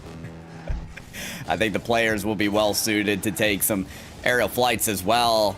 Although it is Astra playing the ground game at that point, getting the pass, teeing it up to Luke. The defenders know they've got to capitalize their opportunity there. Strawberry cutting off the passing lane as well. CECC looking at this ball. There's J-Russ well positioned for the lob back to him. He's looking for a bump, a demo, something to take out the goalies, to create a lane for his team, to not have to go to that tumultuous overtime situation again. But we near that same fate once again. Half a minute remaining, and Strawberry with some space, some boost, something for a dunk. It will not be capitalized upon. There's J-Russ off of the crossbar. Almost an own goal. Asfer can't get to it. The pass off the backboard's going to be out of the way as well. We go from a very, very tight situation, and everybody kind of just, all right, All right, ball's right here. Let's get back to it, guys. Let's play with some more Rocket League. That was incredibly close, fast and loud. Member is able to get this one out, though, and kind of reset a little bit, mentally and otherwise. J. Russ, pop play. SX Sight should be able to pick this up. No, Luke watches this one drop down, goes back to the true neutral in a lineup yet again. 1-1 right here. One of these teams will be ending at a 2-1 scoreline. When that happens, though, Pyro J, I have no predictors. It's very difficult to do that in a situation, but if Florida come out with this win, they are the ones to have the ice, the clutch factor, to be able to win it in overtime. We'll see. They have the chance to do that once again. Almost. Like, aggressive push there upfield. Strawberry is going to have to do it now on the defensive side. And keep an eye out for Strawberry, the one to score quite a few goals and the only one here now. Game number 3, J. Russ trying to beat the ball away from Luke. Bitts coming in quickly on the shot. Maybe gets another touch. No faking. Asphira now with the ball. Tries to take it to a low 50. Almost beats out 2 defenders, but it's taken to the side. Yeah, so taking it to the numbers briefly, that's 9 shots for UCF. Looking at 7 on the other side for Florida. So pretty even right there, but the big difference comes Luke has 5 of these for the side of UCF. Still a completely neutral situation every single way, just a mild difference in the numbers. Looking for those infield passes again. Florida, the pass just comes right behind the shot taker. And we'll ask if you're well positioned for a shot. There is J. Russ to save it this time. And Strawberry gets the demolition on that play. That was a bit unique as Bitts gonna find his way into the lane. The ball, Strawberry with space again. J. Russ just manhandling the defenders here. Asphira trying to hold on to this ball and stave away yet another offensive push from Florida. There's 2 demos on the Bits in the past 15-20 seconds or so. Seeing a lot of that once we get aggressive on either side, and this might just come off the back of who does it at a better time.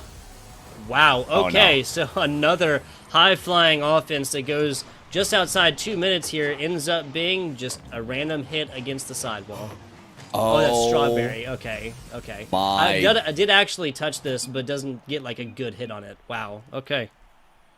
Not what you expect in an incredible match that we've had here tonight. Yet another overtime between this squad, and Strawberry's done so much for the Florida team. It's surprising to see a wild touch there, almost a glitch away from his car, but the end result is the end result, and now Florida have to work against a 2-1 showing in this series. Just continue to have to fight tooth and nail to get ahead of UCF. Very true. Very true. The intrastate rivalry between these 2 Florida teams don't go down. Not in 3 at least. We didn't want to sweep. That's exactly what we're getting. Game 4 starting here in just a bit. We saw, 3 scores, 3 total goals in the past 7 minutes or so. In the 14 minutes before, then we saw 2. So at least the tempo is definitely being turned up here a little bit. I think both teams are just kind of learning a little bit more about each other and being able to execute on mistakes a lot more. We also saw offensive pushes not getting cheated up on as much earlier, and I think that's definitely what happened. That's literally why UCF was able to take this 1 goal right here. You look at a Florida squad that was all there defensively. Strawberry would not have been the only player to have gotten a defensive look at this last score. I think defensive looks are going to be a major storyline, as they already have been throughout this series, but again and again, especially when you look at players like Luke. 1 out in terms of statistics on the saving department again for their team of UCF. That's been the gridiron lockdown of defensive shows for UCF again and again. If players can continue to keep Florida at 0 goals, 1 goal, no matter what game it is, it could still be a win here for UCF. Not going to be easy for them to find the goals they need as well, though. So game 4 going to be on, and it's match point to make it to the semifinals of this last chance qualifier for UCF. Last chance qualifier, it is indeed. Single elimination. You get a pat on the back and a good job on a good day of Rocket League played to the loser of this game. Again, won't happen in a sweep, though, in case you're just joining us. UCF striking twice for a 2-1 lead in this best of 5. Basically down to this game. Gators playing on match point, and they're playing like they know it.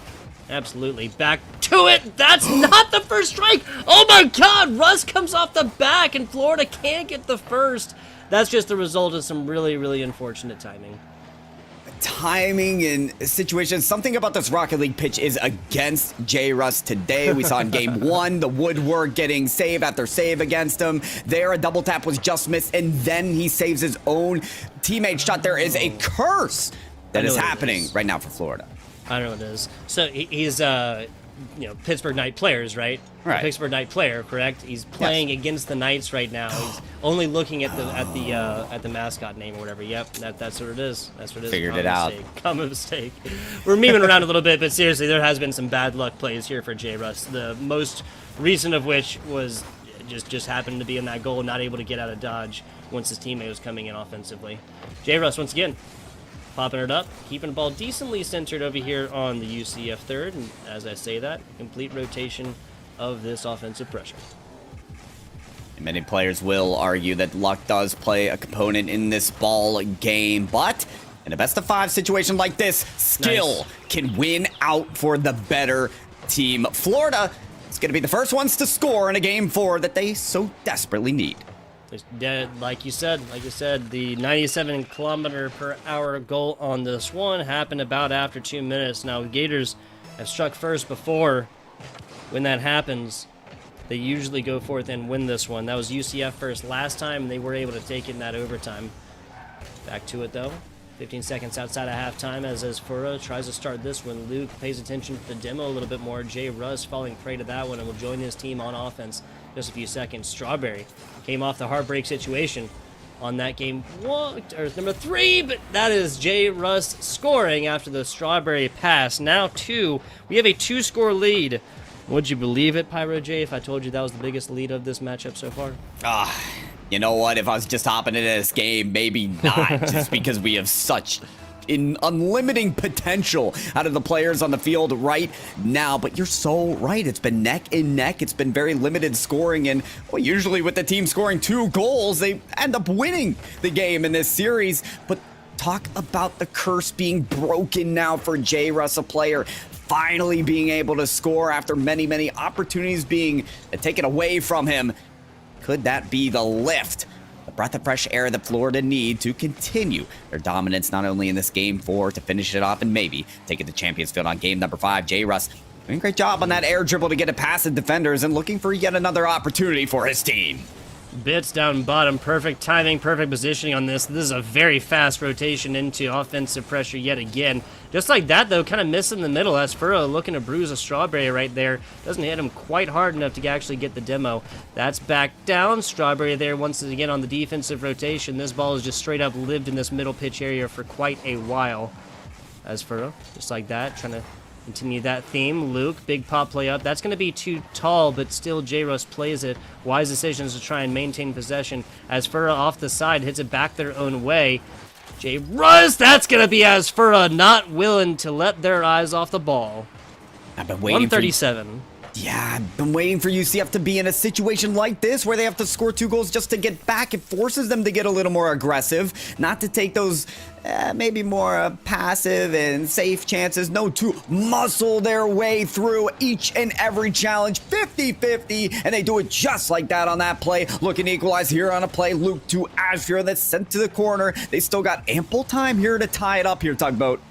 Yes, they do. 60 seconds, 1 score difference.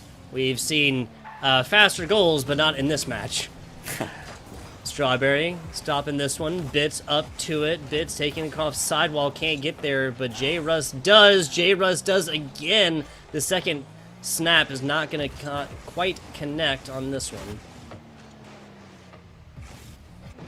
Second snap on that play. UCF looking for that second look.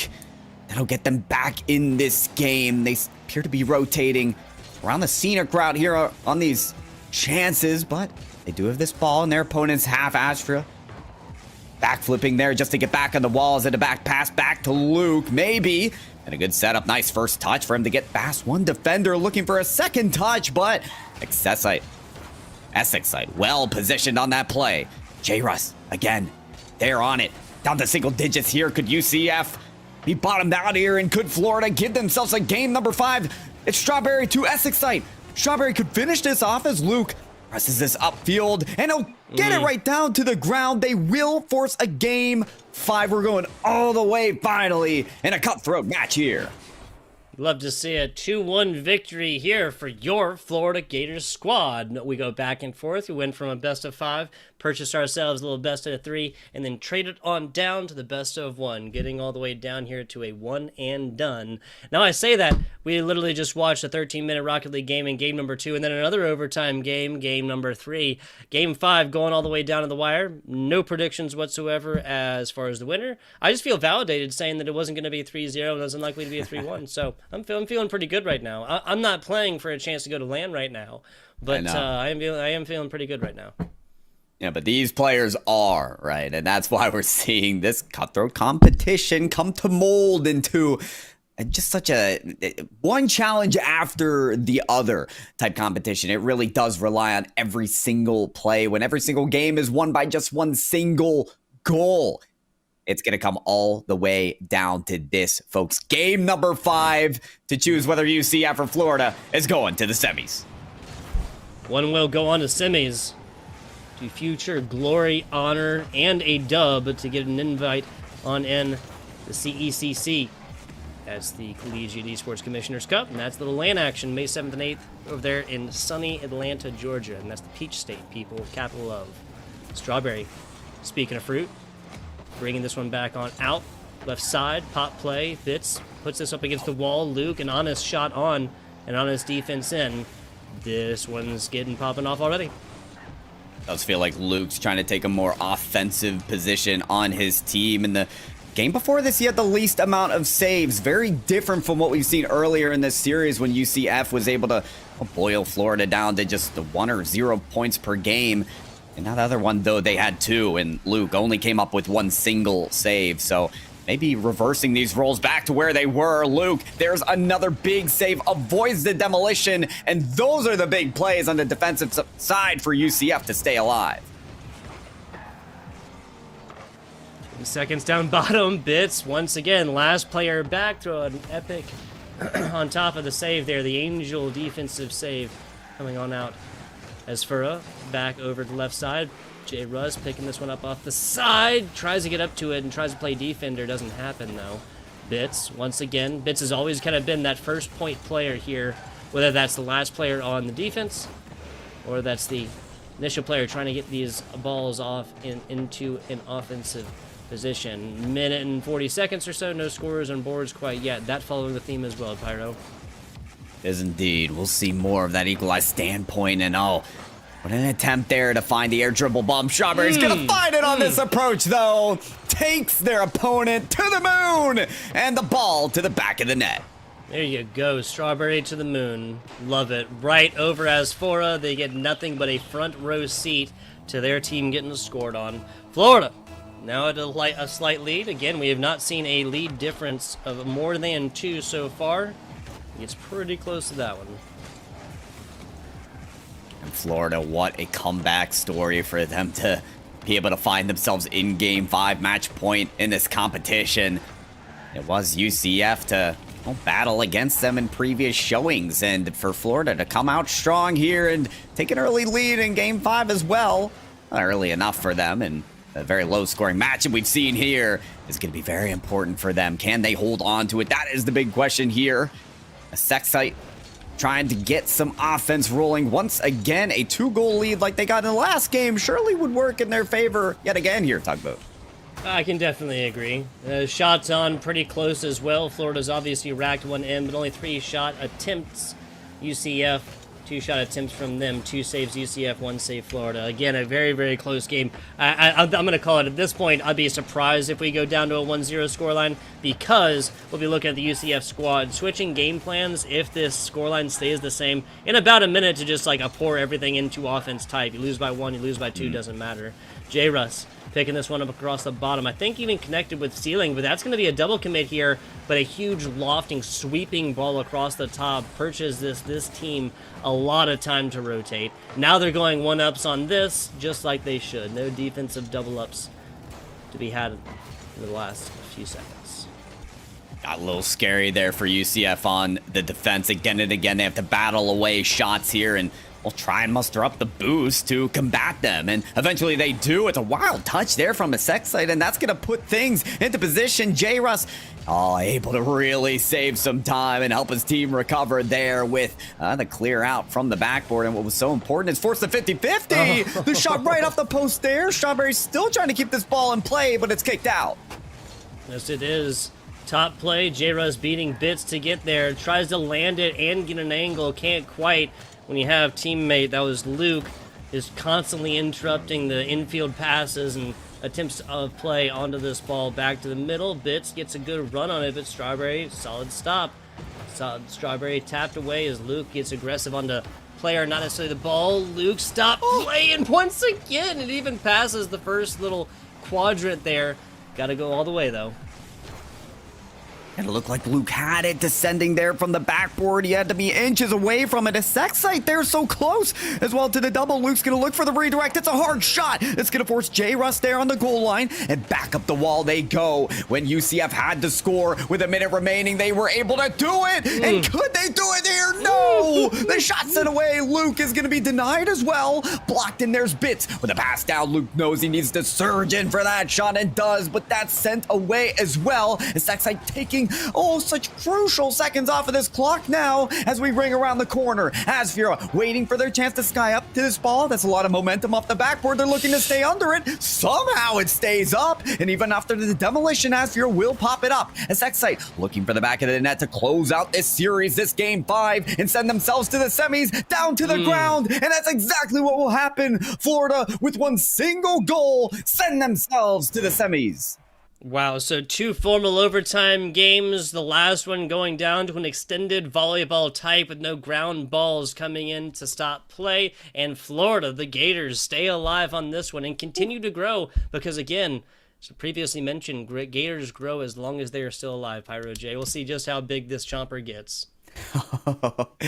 Yeah, we know how wide those Gators can open their mouths and, chomp on some victory. Huge win and comeback there for J-Rush, Strawberry, and Sexite. Looking forward to seeing more out of this team, surely, and more challengers in this competition here, Tugboat. We're coming down to the final 4 of this last chance qualifier. Crazy how only one team out of this single elimination tournament will survive.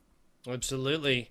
Grand Canyon, St. Lawrence, going to be get the result on that one as quickly as we can, but it's Ball State and Ottawa in the top part of this top part of the bracket. There's no winners and there's no losers here. Ball State and Ottawa will be one of our semifinalists. That's now Florida punching the ticket to be the other one. Does get a 3-0. Who won that?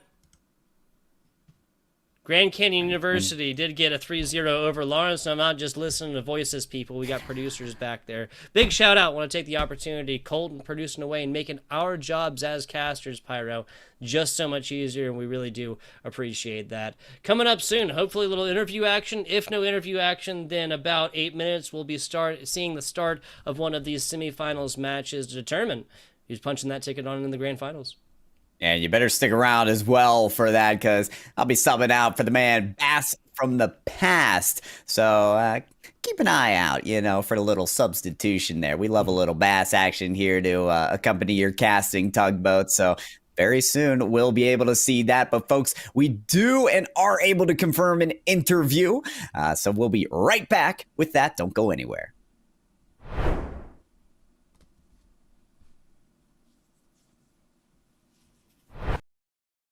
Hello and welcome back. Little post-game interview action coming at you. We're hot off the heels of the Florida Gators 3-2 over the UCF Knights.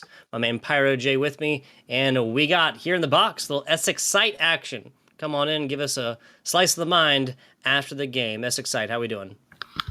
Hi there. Doing pretty good. It was a scary series. Not gonna lie, I think not the best series by either of us. We've played a few times before, and I think we both played better the past 2 times we met, but this was a fun one regardless.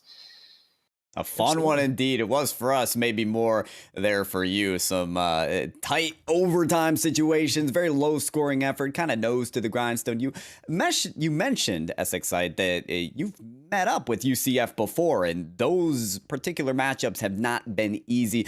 Did you have a particular approach to meet UCF in this match? Did the match go as expected at all? Walk me through that. No, I mean, I would say this match went completely unexpected because I think that the last time we met was in CRO. We had a league match on stream, and that one was a close 2-3. And that one, we were practicing a lot at the time, and we were close to getting it. But this one, like we didn't prepare much or anything, and it just kind of turned out well. Gotcha. To be clear, you say 2-3. You dropped that. It was a game 5, but unfortunately, you guys did lose that last one, right? Right. So this time we get our game 5 revenge. There you go. Redemption action in the intrastate rivalry. I love it. Want to ask, that game 2 was about 7 minutes OT. What's your longest overtime game played there, SXI? Curious. I want to say it's somewhere in that 7 to 8 range. I think we had a tournament recently where we had an 8-minute overtime. Very similar. Just neither team could score, and it was just tense, low-scoring action. There you go. Setting literal personal records here today on broadcast, people. Love to see it. Last question here. You and your squad punch your ticket on into Atlanta. If that happens, what else are you looking forward to doing in the great city of Atlanta outside of playing some fantastic Rocket League and placing first, of course? That's a great question. I really like the Atlanta area. Been there recently, and would be super excited to go back and play a LAN. We've only played in one LAN before, so I mean, if we get this opportunity, we'll explore the city, go eat at some nice restaurants. Hopefully, with that beautiful prize with the number 1 if we win it, and we'll take it from there. Absolutely. One step at a time. There, one step at a time. I like it. Pyro, we got anything else for the young goat here? XXI. Oh, the GOAT. Look at that. Yeah, I couldn't agree more. SXI, we'll leave it to the GOAT. You got any shout-outs? Anyone you want to proclaim here upon your victory and your future endeavors here in this tournament? Yeah. I'm going to shout out my teammates. My teammates, obviously. And then also my roommates I want to shout out because they're always big supporters of the UF Rocket League team. They're always putting the stream up on the TV. I hear them cheering in the living room while I'm playing. It's always a big encouragement while we're in mid-series. That's awesome. The support is there, Tugboat. Absolutely. SXI, are you a late night gamer? I sure am. There it is. Most I feel like higher skill tier players are. So really, that's just like kind of you guys getting each other back, right? You're in there screaming at the PC late at night. They're out there screaming, watching you play on the inside. It's just back and forth, right? It's equal. It's compromise. That's what life is about, people. Right. That is the life lesson I impart upon you, SXI. Here, thank you again for giving us a minute of your time. Remember, compromise, people. Compromise. That's right. Looking to not compromise, unless the rest of this competition will be your University of Florida Gators. They punch their ticket on in to a little bit later on in this tournament. Still a little bit more Rocket League to be played to see who is getting the one and only invite on into the CECC LAN out there in Atlanta, Georgia. But we will continue to find out who that is. Pyro J, FBI Tugboat will be back with you guys in just a minute for the next match on stream.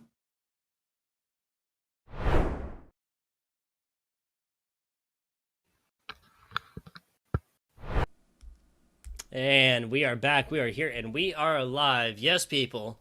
That Pyro J did not just get a entire makeover. We're looking at Bass from the past here to come on in and bring this one on home. Bass, how you doing today, big dog? Doing good. I'm excited to see who's going to be making it to the CECC here as we are down to our last 3 games of the night. And the competition has been fierce thus far, but I feel like it's only going to get hotter from here on out. Considering the next 2 teams we have playing, I'm not going to say it's completely up in the air, but I will say both of these teams feeling themselves a little bit here tonight. Ball State going to get their first chance at finding the pitch. And meanwhile, for Ottawa, they're going to continue with their role here. 3-0 in their last series means that they've got a lot of momentum going into this semifinal. Tug. Oh yes. Ball State coming out, getting that first round bye, coming on in for their first match up here on broadcast Ottawa over James Madison. It was decently close. 1-3, 2-3, 0-2. So a couple games by a score difference of 2, a couple games score difference of 1, even an overtime action there in game 2. Now that's the other thing we need to pay attention to here, Bass. There has been a lot of 3-0s, 2 3-0s up until our game 5 barn burner between the UCF and the University of Florida. But all of these game 2s so far have gone to overtime. Just something to pay attention to. Interesting stuff. It's a nice little, stats here and there. Honestly, I'm impressed that you can just pick those up off the top of your head. Usually I've got a note sheet that I'm able to sort of track all of that down. But, okay, wait. Hold up. Is he one-upping me? Oh, look at that note sheet. Come on. Dude, I have horrible handwriting. Oh, you can't see it. There you go. Yeah, my handwriting is so bad, Colton considered it a public disservice to show it in broadcast form.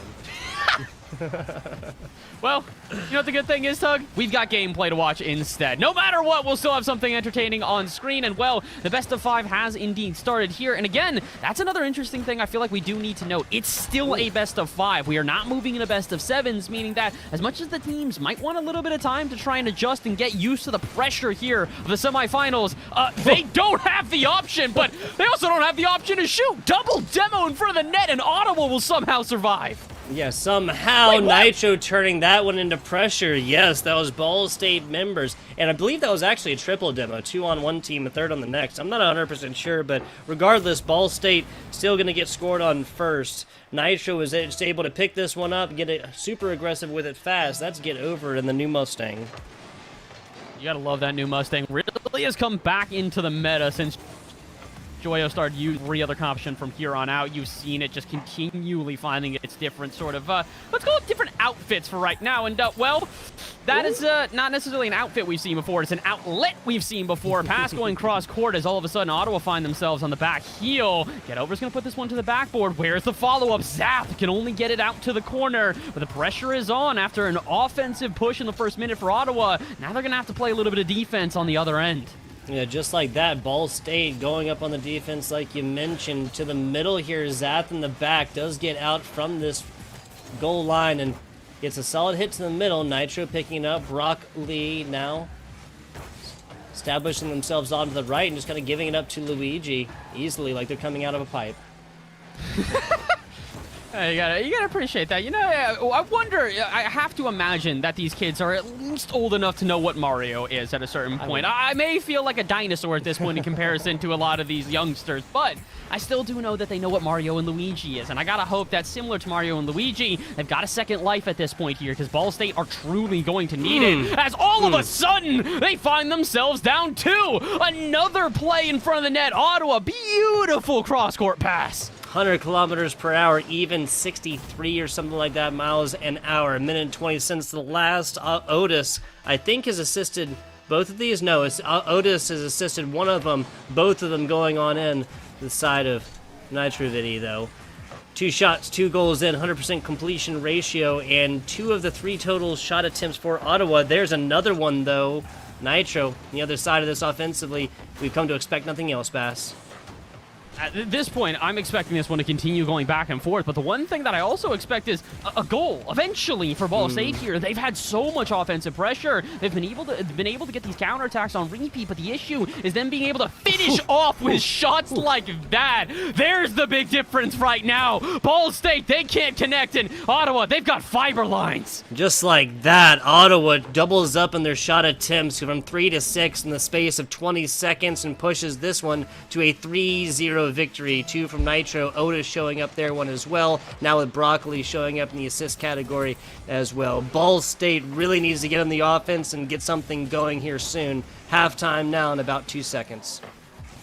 My question is are you already calling that one? Because you're saying victory is going in favor, oh my word, of Ottawa. I mean, yeah, I can't really disagree. There's 2.5 minutes left. There is a lot of time, but at this point, you just got to slow them down. I'm going to claim the prediction even before the 4th goal came in, right? The 3-0, this is just Ottawa on a route. This is them coming off of actual tournament play here so far today. Ball State, a forfeit in round 2, a bye in round 1. They have not felt the pressure of a lights-on type situation here. Now, they're definitely farther down in this competition, a couple games away from, or a game away from punching the ticket and 2 games away from the invite, but they have not played on broadcast here today, and I have to attribute that to the difference right now because Ball State is usually a team that comes to play. 4-0 though, like. It's going to be hard. I don't really think there's much, again, as much as I want to argue against you, there's not really much to back it up. The unfortunate reality here is that aside from Ball State being able to, find a quick counterattack and a quick response, they haven't really found much offense at all. 3 shots total, all 3 of them coming from Zath at that. So literally if Ball State were shooting 100% right now, they'd still be behind by a single goal. So 100 seconds to go here at this point. You got to imagine that Ottawa, like you said, are going to be not only running away with this one, but really setting the tone for the series as, they almost find themselves a 5th goal. 90 seconds to go, and maybe Ball State can at least get a goal for the road and try and instill some confidence in this team. Yeah, still a game 1, but a goose egg situation, a 0 score. That's the 5th. That's the nail in the coffin. Knock it in there and put it in the ground. I would love to see Ball State put up 1, even 2 here. I don't see 5 happening unless we watch a trio of Ottawa players just kind of put the controllers down, not play, or mouse and keyboards if they are Philistines.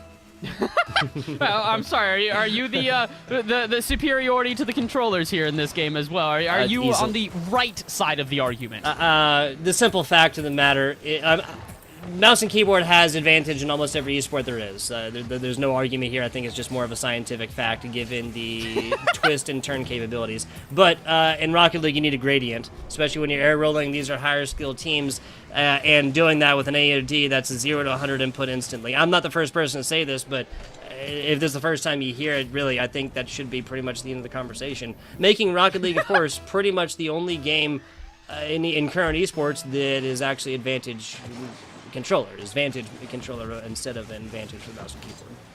I feel like you'd probably get a lot of Apex fanboys in your DMs after this one telling you that, no, controller's better on Apex too, controller better on Apex, and no.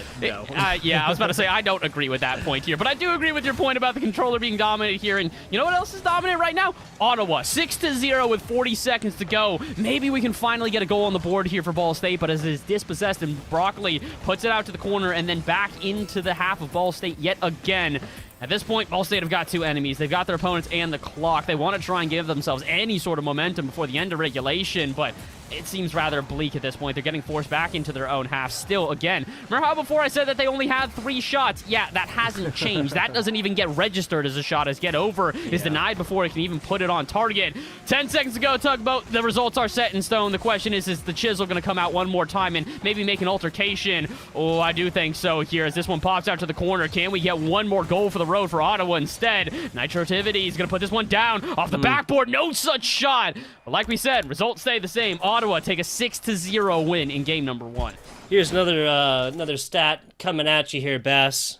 We have only seen score differences of 2 as the highest. 2. The first 2 matches, Cornell, JMU, and between James Madison and Ottawa, those are both 3-0 matches. They were sweeps, but no team lost a game by more of a score difference than 2. We moved that into a UCF Florida best of 5 where no team won by a higher score difference than 1, as literally as close as it gets.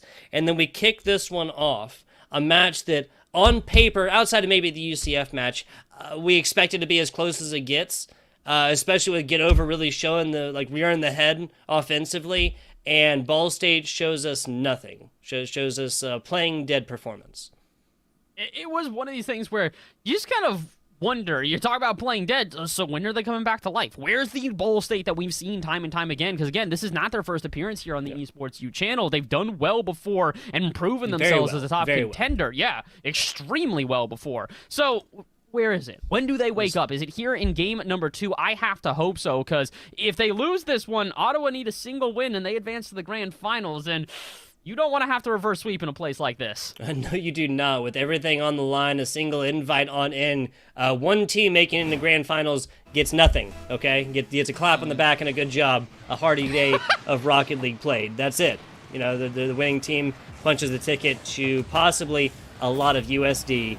That is Ottawa striking early and striking again. 6 seconds. Our quickest least time since start to goal has been 4 seconds. This one putting up solid contention, and Ottawa just absolutely slaying.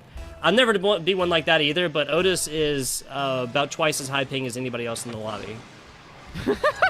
He's literally lagging right now. He's got like literal errors next to his name. He is lagging out of this lobby, and to be honest, that's kind of why this team is so deadly as well. It's not only because of the fact that they're fighting through lag, but because, I was gonna say every player on the team is usually pretty lethal. The shot goes a little bit off target from the double touch there, but aside from that, yeah, I still stand by what I say. Nitro gets their 3rd goal here in this 2nd game, so they're at 3 total. Otis is at 3 total. Broccoli, the only player that doesn't have multiple goals on the team, but guess what? They've also already got 2 assists, so it's one of these things where every single player right now for Ottawa is getting involved in this offense, and that's what's making it so difficult for Ball State to try and slow them down. Maybe Zath with a solo play can switch that up. No such luck. Otis will dispossess him and actually send it to Nitro to put it into the backboard. Where's the follow-up shot? Broccoli will not commit. Sees the boomer ball going the other way and decides to play a bit defensively instead. And honestly, I like this, Tug. They've got a 1-0 lead. They know that they've got the momentum in their favor, so don't necessarily overexert yourself and overexpose. Yeah, definitely. In a situation like this where the strike back can come and bring us back to a true neutral situation, apply this offense evenly. Don't go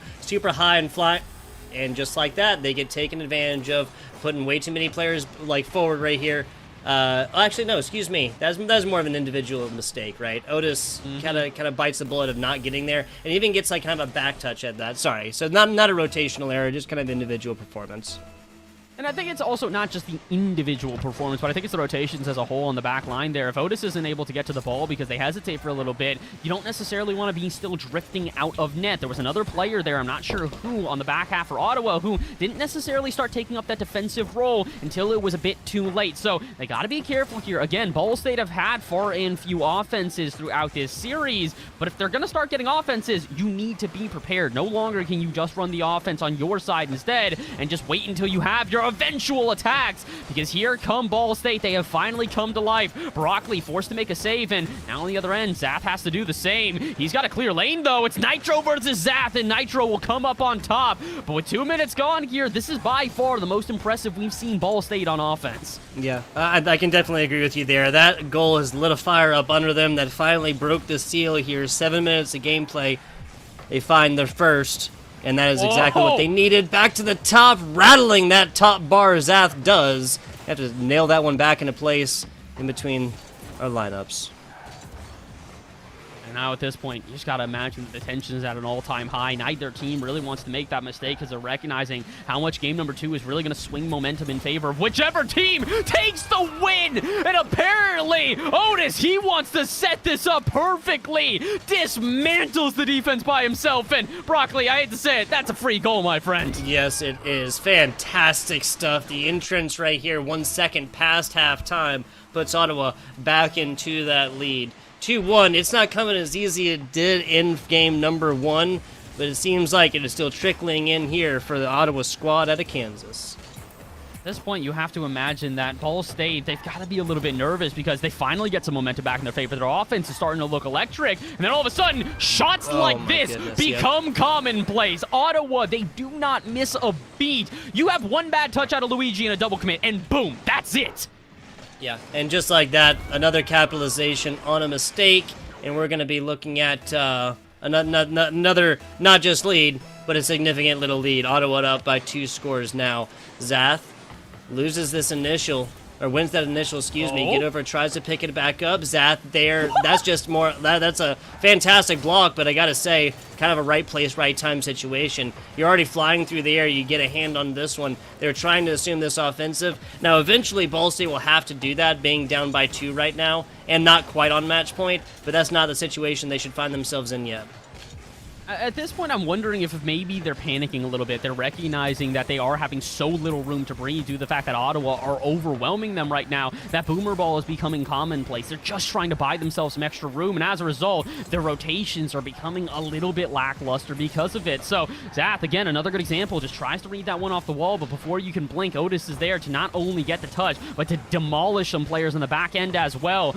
Minute 20 left to go here, Tug. It's still technically possible for Ball State to turn this one around, but similar to before, the issue is they need to start getting shots throughout this series. The only player to take a shot on Ball State's side is Zath. 3 shots in game number 1 and 6 of them here in game number 2. Get Over and Luigi have yet to get a shot on the board. Yeah, that's really the stat line we need to pay attention to. Get Over, the player that we assumed was going to be an absolute offensive onslaught is not just doing a whole much. Now, it does get an assist in this game, so not nothing, but again, there's not an excuse for a 6-0 for shots for Zath, only player on across 2 games now. 40 seconds left right here. This will be Ball State looking to snag 2. It's possible, but it's going to be damn hard the way Ottawa's playing.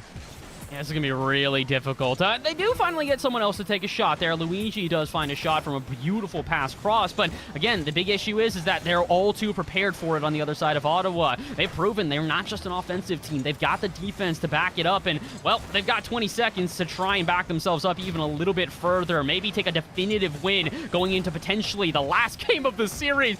No way Nitro just saved that. I don't know if it was intentional. I don't know if it was an accident. Maybe it's just a little bit of trolling here and there, but either way, I can tell you one thing is for certain. They are in the mental of their opponents. Ottawa have got Ball State scrambling on the back end, and if they scramble into game number 3, I'm thinking the series is over in a sweep. Yeah, I mean, we saw the first 2. Those, I mean, just again, the first 2 matches, a lot more even-handed than this one. I think that Ball State has the skills to pay the bills. They're just not playing like it today, my man. I would not decry this team as a Rocket League squad by any means. I would say, accurately, I feel like, I would report the news is just not good today. The weather is rather cloudy. Fellow meteorologist, a blast from the past. Honestly, I bet I could pull off that vibe. You give me a nice little tux and, you know, throw me on the weather, and I'll be able to do that. Easily see. Yeah, but the issue is that I'm pretty sure I already have bad like spatial awareness now when we're looking at a camera. There's no way I'd be able to point out everything on a board. That being said, you know what else I can't point out? What's going wrong for Ball State here? Obviously, it's the offense that needs to improve, but it also feels like, Tug, something's missing right now. It feels like the rotations aren't necessarily clear enough to be able to hold on to pressure, and every time the Ball State do eventually get a chance, they let it go by the wayside within the blink of an eye. Yeah, the snap 2 offenses, like, there's not just one thing and be like, Ball State, stop doing this, you know? Like, this is a lot of small things that need to have the edges cleared up on that here for Ball State. Part of it, obviously, is just simple time of possession. What is this? 16 shots for Ottawa attempted here across this 5-minute period, 7 from Ball State, and that might sound like, okay, you know, halving it up, whatever else like that, 6 of them coming from Zath, and Luigi getting almost a garbage time attempt the last 30 seconds or so, given that you're just not going to find 5 scores in that time to have tied this up. Game 3 and possibly our last one, I've felt a little wary about making predictions before. I'm going to say it's going to be Ottawa in 3. I would love to be proved wrong, though, Bass. I like no bias here, but the way we've seen is that Boise State needs to stop playing like they have in the first 2 games and play like the team that we know that they can.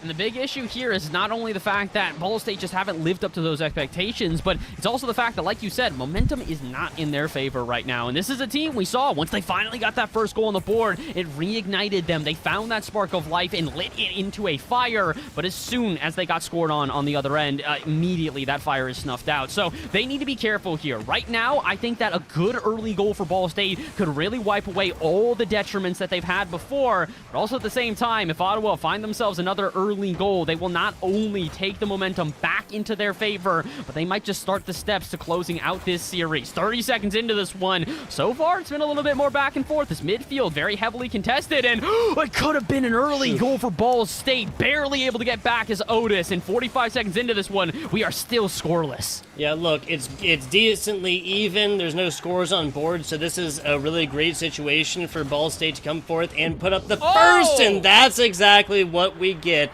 Luigi popping out like, I don't know if I did that sound effect right. I don't know. Honestly, that's probably better than I could do. I'm not even going to try to attempt it because that was pretty accurate, man. I like that. I knew what you were going for, and I'm, again, hoping that the children at home do as well. Guys, back in the day, when you played Mario, it wasn't 3D. There were pipes you could come out of, and it would take you to different levels, and it's crazy to think that at this point, that is so long ago. But you know what is right now? The comeback for Ball State. They are finally starting to get some footing and really turn up the pressure here on this offense. They haven't let... Oh, no, I was going to say Ottawa out of their half in quite some time. The one time they do let them out of their half, it could have been disastrous. The shot a bit off target, but Tug, I know you're feeling the same thing as me. Had that one been a little bit more center, that would have been all the momentum away from Ball State. Yeah, lead of 1, no lead indeed. Rocket League. Lead of 2 is the beginnings of something beautiful, and that would have been everything that Ball State needed to shut your commentators up in halftime, right? Get them to stop talking about 3-0s and whatnot. I feel you. If that's the vim and the vigor that you need. But Broccoli strikes back down to the middle. A low and slow roller across the front here is just going to get teed off on after Nitro puts it up for Broccoli. Oh, it's just a bit unfortunate. Zath was trying to take that one back to the corner, was expecting Get Over to then take it off the back wall and just sort of try and pop it out. Get Over doesn't recognize that, and when the heavy touch comes to pop it around the corner, they're midway through their flip and have no touch to make. So it's an easy shot, an easy pass for Ottawa to make, and again, we've seen this before. Once Ottawa do start to get the engines going, they don't really let them stop. They're a never say die team that does not hit the brakes unless they have to. With 3 minutes to go here, Ottawa, they might just be gassing it all the way to victory. The finish line is within sight. Oh my God! But so is the shot. Zath with a screamer out of nowhere. Zath might want to put on a mask after that robbery. Jeez Louise. A shot from the left side sends Broccoli just flipping across the middle, again with nothing more than a front row seat to that one. Ball State comes striking back, screaming back on this one. Streaking back now after 2 scores in a row. Wait, no, not in a row. Excuse me. That was interrupted by Ottawa. Regardless, they have a lead. Oh, but for how long? Oh, yep, I saw this one coming a mile away. Touch off the backboard, fake from Nitro. This is brilliant. He tries to go for the second touch. He knows he's not going to get it, so what does he do? Starts going for the bump on Luigi, make it uncomfortable for him to recover on the backboard and tie it up. 2:44 to go, Tug. We've got a game on our hands. Look, and it doesn't actually even matter if he hit the defender on the other side, right? The simple fact that he forced this player to like, change trajectory by quarter of a second, like a couple of frames. Oh man, there's the onslaught from Ottawa. A couple of frames yielded a situation where they were literally like nose to nose with this ball at the very, very end. If this defender before this goal had been able to get down any farther whatsoever, we'd still be looking at a 2-2 run here for the side of Ball State and Ottawa. Back to it though, Ottawa back into the lead. A little bit there. If Get Over had a teammate, that would have been another score from Ball State. No! There's no way they're freestyling off kickoff. You're up by 1. Lads, it's literally a single goal. You cannot be going for off-the-ceiling passing plays from the kick. I mean, I guess you can, because it didn't get punished the other way. And, all right, I'll take it. And, oh, boy, Nitro, they'll take this one easily. They will not. The shot a little bit off target. And, oh, boy, Tug, you got to think, are they getting a bit too fancy for their own good? With a 1-goal lead, this can be erased in a matter of moments. I thought that was going to be it right there. Speak of the devil shall appear. Back on out to it, though. Ottawa trying something. Broccoli back to the middle, keeping this one up. Double tap, and that's everything in a bag of chips for Broccoli. A well-rounded meal. Bag of chips and the broccoli. I don't know. Honestly, that's probably better than some of the meals I've been having lately. And, well, Broccoli, he will eat this one up. Beautiful touch as he descends from the ceiling. And he might have just wrapped this one up, to be honest, as well. His second hat trick in a row. Every time I've gotten a hat trick previous, they have been able to win the game, and I know that's only one other time. But still, come on, history repeats itself occasionally, and well, with 100 seconds left, let's see if they can maybe break the streak here. Ball State trying to get their first game on the board, and if they're gonna get a game, this is the one. They've looked the most impressive here, but the issue is the defense still a tad too shaky for my liking. Shaky is not the offense there. Looking a little bit on the defensive side, but they cover it up, and that's a nice takeout here. Now Get Over. That's a shot to the middle. Luigi there, but Otis meets him, shakes the hand, and takes the ball away. Back and forth. At this point, you can tell that it's a different ball game here, Tug. The pressure is on for both teams. On the side of Ottawa, they recognize if they give up a single goal with a minute to go, there is a possibility of a comeback. And on the other side for Ball State, they recognize they give up a goal, there goes that possibility of a comeback. So both teams really playing with their tournament lives right now, but more literally for Ball State, as if they lose this game, that is the end of the series, as a sweep goes in favor of Ottawa. 40 seconds away from that one. Gotta have Ball State get some offensive going right now. This right now is the time where you switch it. Not much of a point in holding a defender back on here. You lose by 2, you lose by 3, you lose by 10, you lose by 1. These are all the same in the great game of Rocket League when you're on match point. 22 seconds here. Every time this ball comes flying up to the top, we're burning about 5 seconds off, but Get Over gets a good angle here. No read on it. I'm not saying get all the way into offense without reading balls in the back, because you have to get 2 of them. You have to get them right now. Pretty much have to get it right now and now off a kickoff. Oh, they've got one last chance, but I don't think it's really much of one. This one's up in the air. Wait a minute, that's actually a double commit, though. This is going to leave them a little bit exposed as it goes up the wall. Zach's already calling GG's. This is still alive. Why would you do that? It was 2-4. It was 2-4. Oh, wait, you're right. I forgot. Yeah, it's I not feel 3. you. It's not I 3-2.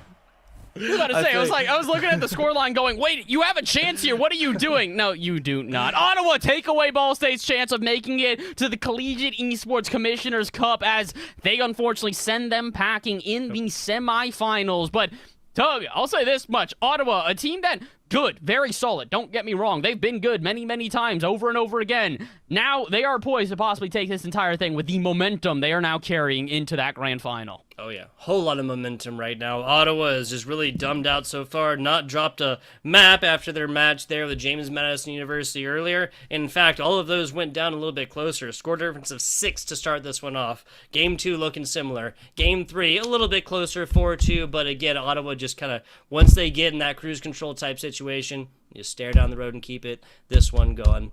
Short break. Hopefully, we'll interview action coming at you. Regardless, we will have the next semifinals match. That is, where was it at?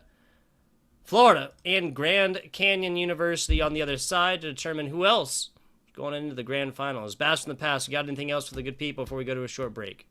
Hey, don't go anywhere because when we come back, like you said, it's going to be even more action here on the Esports U channel. And, hey, maybe this time we can get a little bit more of a back and forth. I'd like to think so. Well, let's find out. Like you said, Tug, let's go to a quick break, and we will be right back.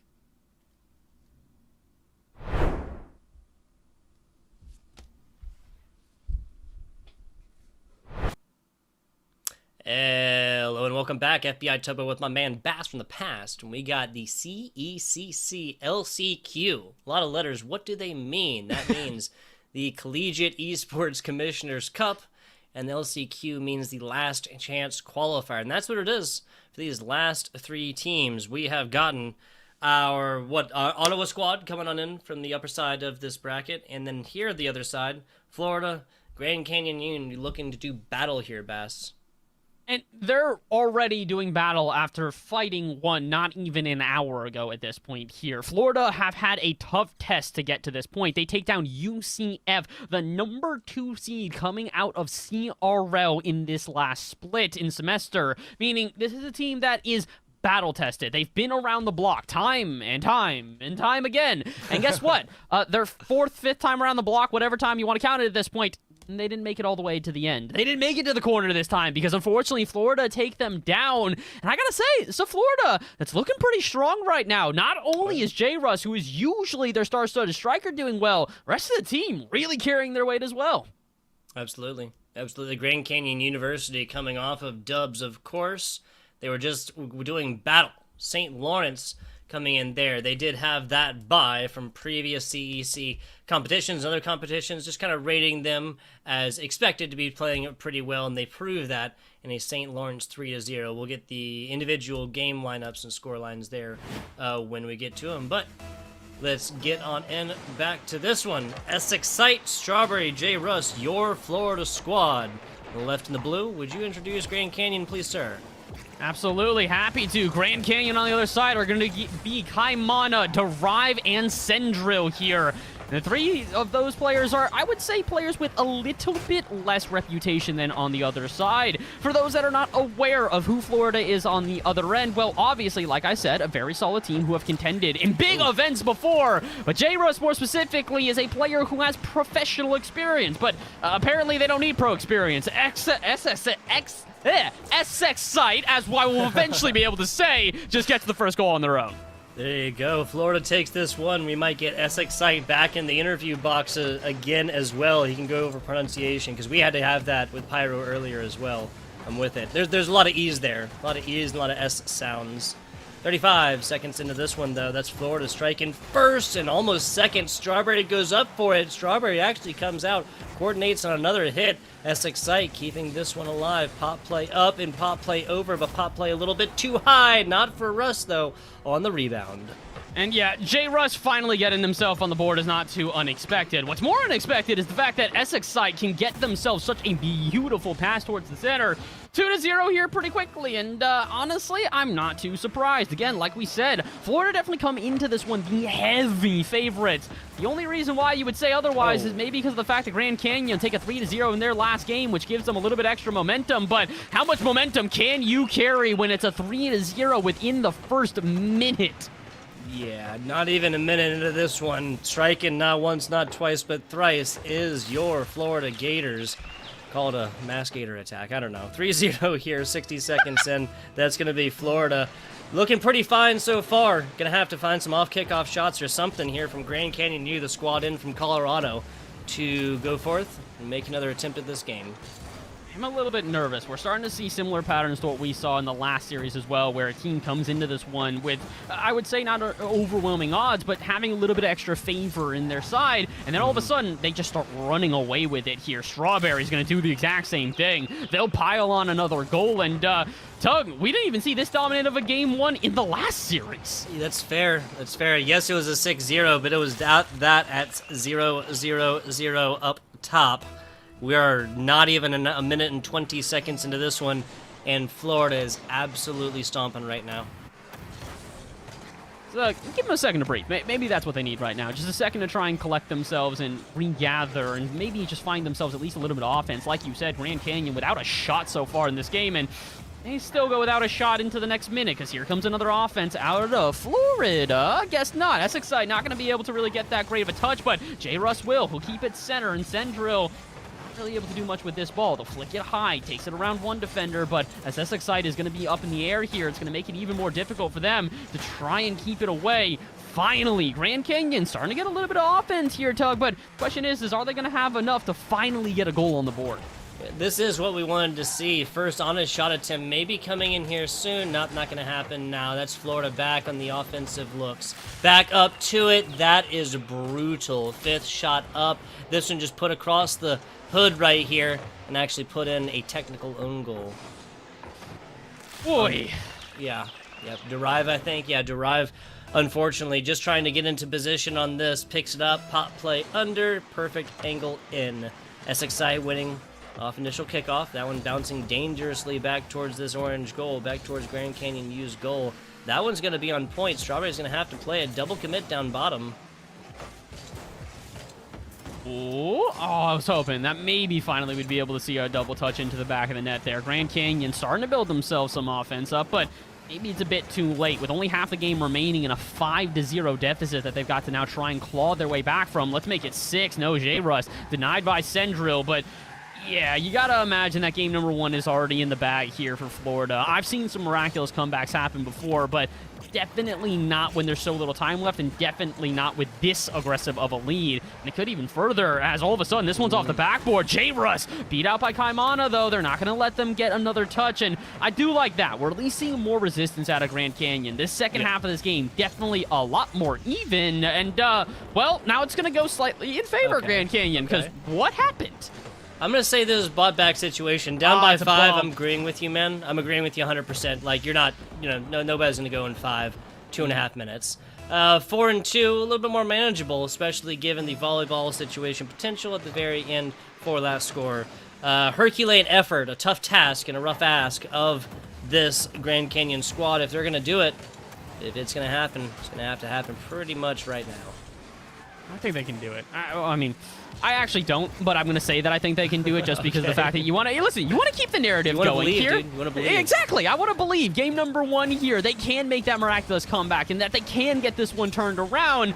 The only issue is that the clock doesn't wait for anybody, and it really hasn't. 90 seconds left here, and at this point, Grand Canyon, they're looking at finding themselves a goal pretty much every 20 seconds, so not going to be all too easy, especially considering that they're not going to jump on this ball here. J-Russ given free time and space up in the air, and will even be able to put this one center. Where's the follow-up touch? It will be out at midfield as Essex side and Strawberry do not want to try and topple over each other. You understand why. They don't need to push the offense at this point. With a minute to go and a 4-0 deficit, and let's make it a 5. Wow. J-Russ, he's going to find himself a fantastic final touch and really plant the nail in the coffin here for game number 1. Derive just trying to get this one up to Kaimana. I respect the roof attempts right here, but that's going to be J. Russ Just the perfect takeaway across the middle to really slam dunk this one. And 5th goal, 61 seconds. I'm going to say this game 1 is probably done and dusted, my friend Bass. Yeah, I'd have to say so as well. Maybe we can see some nice goals. Maybe we can even see that Brazil. Florida at this point here want to try and really put their stamp on the series. Getting to Brazil, the meme number, would definitely help them out tremendously. Oh, and they might be able to do it here. J. Russ, another player. So to give you some backstory to this guy, and as well as not just you, Tugboat, but the audience as well. For those that don't know about J. Russ used to be one of the best 1v1 players in North America. Back then, he went by the name Chicken, and, well, you can see why. His aerial prowess was fantastic. His technical skill was on another level, but then he retired. He took a couple of months off after retiring from playing with the Susquehanna Sonics, as they were known back then, and well, he's reemerged. He's finally gotten back into the scene, and, well, back into the game is the Rive and the side of Grand Canyon here. But I'll continue with my point. J. Russ is a player here you want to try and shut down. He is good. He has gotten back in and proven himself. And with 8 shots in game number 1, but only 2 goals to show for it, I'm thinking in game 2, Tug, his accuracy is only going to improve. Yeah, Strawberry 3, J. Russ 2, Essex side getting involved as well. 1 goal and 2 assists. Throw an assist on the side of J. Russ's side. This is good looks, and I like the willingness to not give up here from Grand Canyon U, but it's just not going to happen. 4 scores. Might be 7-2, might be 3-6-3, but game 1 is over. Florida strikes first right here. I got to say, the second half looking a lot different from the first, so. Oh, yeah. I mean, technically, if you think about it, it was like, what, 4-0 within about a minute and a half or so, somewhere around that range. And then all of a sudden from there, it's basically 2-2 on the back half here. Florida get 2 goals, Grand Canyon get 2 goals. But again, it's about being able to actually make that comeback. I talk about this a lot on Stream Tug, but I think you've probably even heard me talk about this. It's that I've listened to you. I've listened to you. You don't want to fight an uphill battle. The reality is sometimes you just set yourself too far down the mountain and you don't have enough time to climb up before the sun sets. So that's what happened to Grand Canyon here. I think that they put themselves at too large of a deficit too early, and had they been able to hold on to a little bit more of that first minute, this would have been a much different ball game. Yeah, a much different ball. That's what it is. I'm going to tag you twice here, Bass. It's you. But when it was me and Pyro, we're looking at games, all these overtime situations, 7 minutes of overtime in the UCF Florida match, right? We're talking about how awesome that was going to be. It's you. There you go. It's Bass in the past. A 4-score difference. I mean, again, that's outside of our last game, that's the biggest score difference seen on the rest. So, thanks a lot, Bass. Nah, Grand Canyon U is not out of this one quite yet. You put it perfectly. Who else better knows about how to get off the mountain by morning's light, like you said, than Grand Canyon University? This is not a best of 3, so they're not looking at match point right here. This Grand Canyon is still 2 honest attempts to bring this one back, especially, and again, after we saw just a categorically different play from Grand Canyon U in the last half of this game. They kind of keep that up here. I'm not going to say momentum's on their side, but if they keep that up, I think we'll look at a better game 2. I would 100% agree here, and I'm hoping we get a better game too, because, oh no, I was going to say, we've seen this too many times today. When the momentum escapes the team, it is hard to try and carry it back, and, oh boy, that's not momentum escaping, that has just slipped through the cracks. Yeah, that's going to be gassing up here for Florida squad. That is, that is actually going to be our quickest goal. It was 4 seconds earlier, that little miscue off of initial. It'll be 2 seconds fastest, and unless we see some kind of crazy pinch play, I'm going to call it probably the quickest goal on broadcast we're going to see today. 15 seconds in. Still plenty of opportunity. Grand Canyon looking to bring this one out. Oh, Shot in. I think that was Essex site on the warpath right there. Oh, I'm getting really nervous right now, Tug. There's a lot of flailing on the side of Grand Canyon right now. 0 boost in the tank, yet 2 players commit in that corner means that they are going to be in a scramble on the back end to try and clear this one out. Low resources to use, and really, I would say poor positioning at the moment. Another double commit out of midfield has got me scared, but Derive, he will take away some of my fright as he goes to the air and is able to clear this one out of the half. J. Russ will be waiting, but Grand Canyon, shaky first minute here. Feels like everybody on the team kind of had that hero mentality to just sort of go at the ball and disregard the risks. No, I hear you. I eventually, those hero plays are what's necessary, but I wouldn't say we're at that in this one yet. First one comes in, a roller from right side, and round it is Strawberry. That's going to be 2 now for the side of Florida, both of them coming out from the Strawberry player, only on 1 shot attempt as well, so a 200% efficiency on the shot attempts to goals for Strawberry. It's a great shooting percentage. It's especially easier when you're assisted by the other team there. Oh boy, yeah, things going from bad to worse right now, Tug. It feels like Grand Canyon, aside from not being able to find solid shots, because like we said, they struggled to find offense in game number 1, now they're struggling to find rotations as well. It feels like we've seen far more double commits than we saw all of game number 1. Central reading this one at least, saving that one off after an impressive run. That was Essex site. Other side, J. Russ across the middle. An expert player keeping this ball centered at least. As I say that, a bounce between their legs, their proverbial legs. A double commit across the middle. And if we'd have seen Grand Canyon University members rotated and ready to strike on this one, kind of backing up the teammates, I think we would have seen the first goal for Grand Canyon U in this game too. I think we can still see a little bit of a different game out of Grand Canyon. Again, it took them until the back half of the game to really come to light, but oh boy, again, there's the rotational issues we talk about. Eventually, someone does get to the ball out at midfield as Kaimana is going to find it, but it's a bit too late. They're not quite able to keep the offensive pressure up, or so I thought. The shot goes a bit wide, and this one's open. Sendril will finally find the back of the net from the first efficient play all series here out of Grand Canyon. I like it. Whether it was by mistake, whether Derive was genuinely trying to flick this left, it ends up right and sets this up perfectly. And Sendril gonna be sending the first one on into this one. A save, a shot, a goal. Kaimana get the assist, and Grand Canyon University is back into this one. Ooh, but they might not be. Pinches like that are not something you're going to be able to stop. That is a freestyle goal. That is straight up a freestyle. Essex and Strawberry collide mid-air to pinch it, and before you blink, J. Russ puts it in the back of your net. Yeah, Drive gets an honest look at it, but just can't quite get up there in the nick of time, and 2-score lead now for the side of the Gators. 13 seconds outside of halftime. There's still plenty of time to come back at this, but again, just these rotational issues for Grand Canyon U keeps biting them in the behind. At this point, I've got to wonder if this is this the slow escape of Florida, or is this Grand Canyon just falling apart? Because it does feel like as good as Florida look right now. All right, never mind. Yeah, no. They're just, this is domination. Never mind. It's not that Florida just slightly have an edge and are getting away with things. They don't just have the edge. They have the katana. This is ridiculous. I mean, like what? Every member of Florida was able to get to that ball before the respective member of Grand Canyon. Their first shot is just so on point, and I think that might actually be the big defining factor here. These initial shots coming off, that's not bad.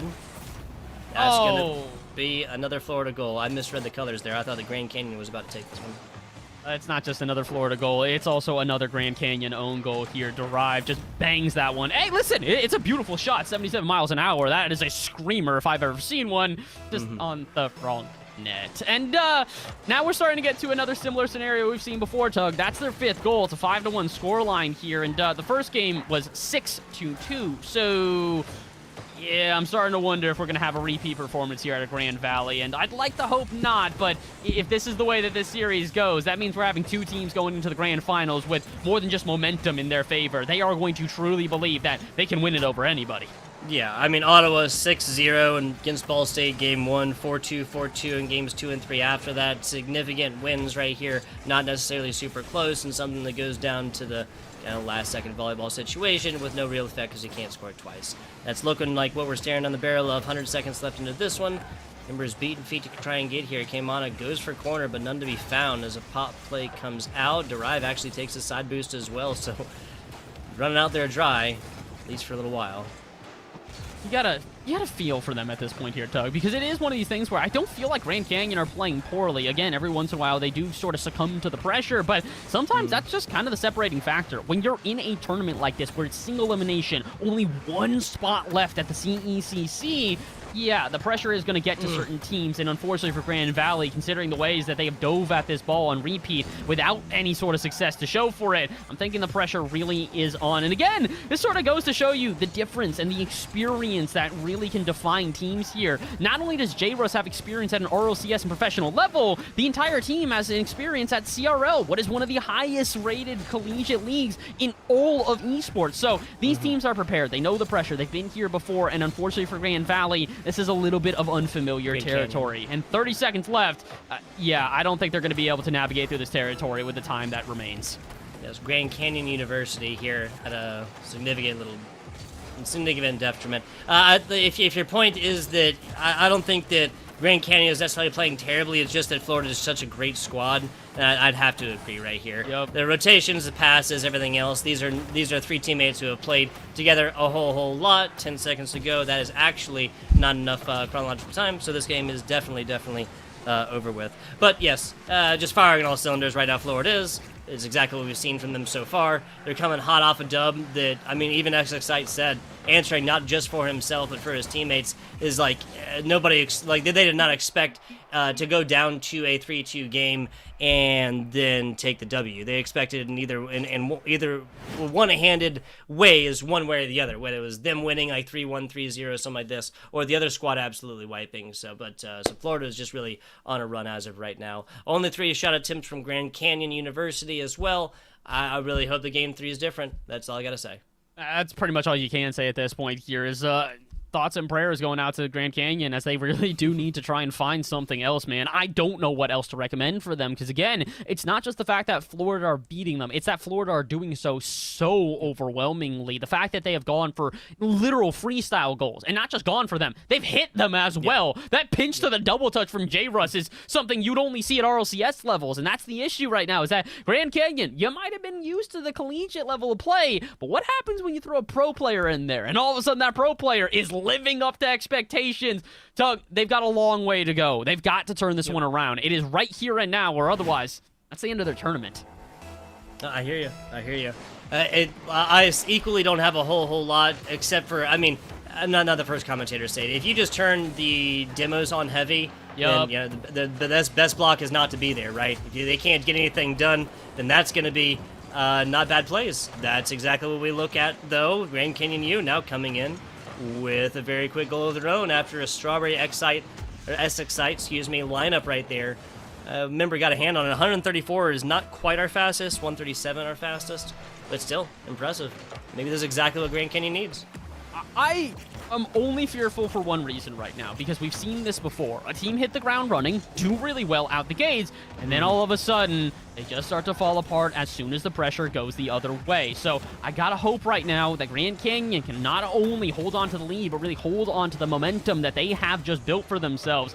30 seconds into this one, though, they are gonna have to try and restart their offense, as Florida will finally give them a chance into the other end. Excite, though, wants the touch, and so does J-Russ.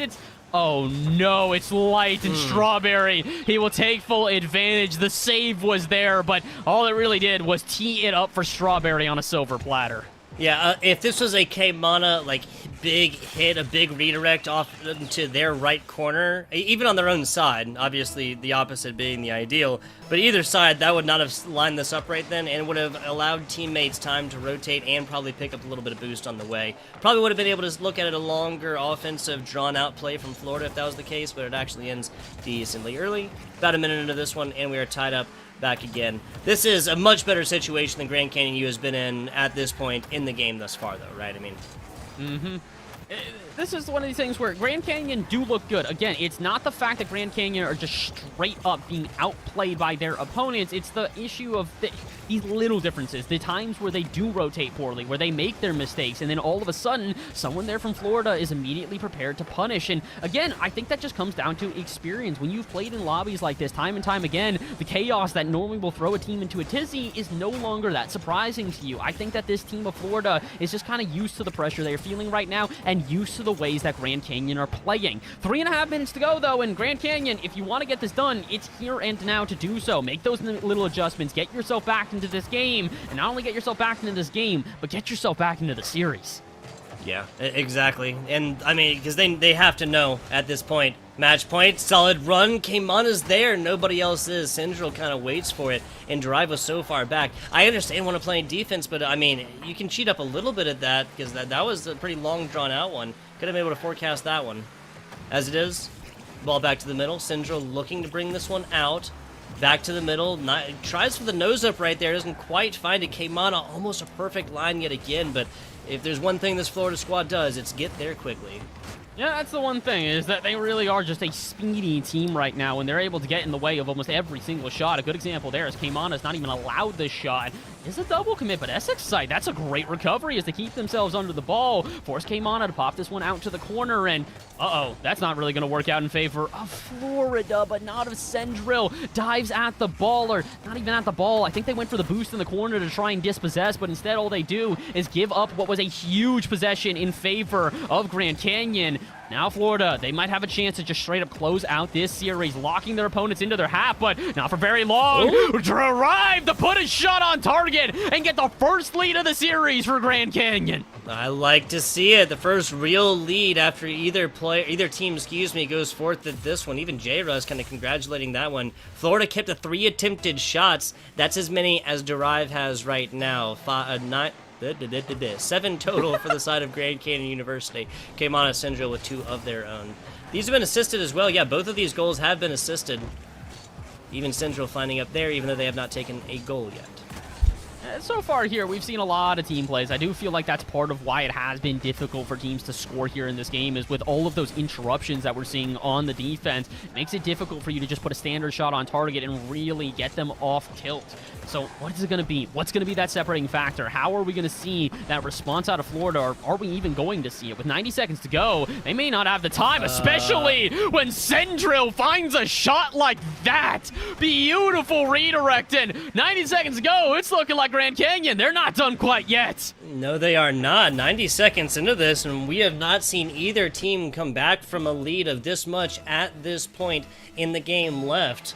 We have a classic 90-second drill coming in, and Grand Canyon getting right to it yet again. It does go their way, but that's only a little bit. Essex side looking to walk the dog in. Kaimana giving them the business, popping this one up. Sendril even gets a hand on it. Strawberry was there, but very weak hit. Sendril, last player up. That's going to put it in the corner. Kaimana does get a hand on this and pops it up and out. Essex side just a little bit too far past this one. Offense Florida still there. Well, it's a good touch out of Essex side. What can they do with it? This is open. If they can get it center. No, not quite. Good 50-50. He's going to keep this one out. But J-Ruz, he'll be there for the follow-up. Sneaks in out of nowhere and finds the second goal.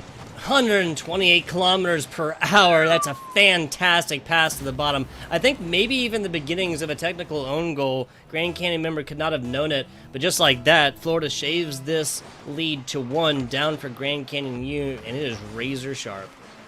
Oh, but all of a sudden, this could be a breakaway play. Yeah, that boomer off the backboard, J-Ruz, if he got in a little bit more power, probably could have cleared it off the half, but even the follow-up is a little bit off target there. But, oh my, that's a dunk, and Strawberry, they're trying to read it, but cannot hit the mark. The follow-up shot is on target, but the saves are there, and the follow-up to that is not on target. Essex side not quite able to get there, but that's a good pass off the backboard, and it's another own goal. Disaster strikes as Grand Valley give up the lead. They say it doesn't strike twice. Unfortunately, that's what we get again. J-Ruz there, a spinning play. He's a little bit flatter. He's a little bit more horizontal there, Bass. That's a block, and we still go down at a 3-2 scoreline with clock slowly ticking down, as it is. Whereas even as we get, Essex site doing fancy stuff off the top. Kaimana is there. Strawberry on the other side will try and pick this one up and does. Essex site, nice bump. That's a good trajectory. Kaimana, weak hit. J-Ruz, not sure. Yeah, they do have the boost right there, but just kind of get bumped out for a second. 10 seconds away from halftime, Bass. I think they're a little bit nervous right now. I think the big issue is that the teams are playing with understanding that this could be really the separating factor for the series as a whole. If Grand Canyon take a definitive win here in Game 3, they start the comeback of a lifetime as they go for the reverse sweep. But if Florida, they take this game, that is it. Grand Canyon do not have another chance. That is not only the end of the series, it's the end of their tournament and the end of their chances of making it to the Collegiate Esports Commissioner's Cup in Atlanta. J-Ruz, he was almost able to take it away there, but he opts to go for the boost instead. Wants to set up a little bit more of a stable offense rather than just trying to get a breakaway play. And here is why, because the breakaway play happens on the other end, and J-Ruz has got to be prepared. Derive, that's a bit over-aggressive. If you see a player going for the demo, glide that one in. Don't just boom it. Yeah, that was definitely more like, you don't have to go fast and loud all the time type situation. That could have been it. That could have been a game back towards this reverse sweep. As it is, still on the money line right now for Florida and Grand Canyon. Back to the middle, drive, solid hit, solid rebound back to the middle. SXI keeping this one alive, still flying through the air, still got a little bit of boost to get there, but Drive sends this one out and away from the source of danger. J. Russ in the back, nice hit, but Keimana with a better one. Drive picking it up. SXI flipping through, I think just trying to get position on that double commit, and they're going to be happy. It was a huge rebound hit out because that is where both of these teams have scored before. SXI pop play back out, Florida back in the offensive looks.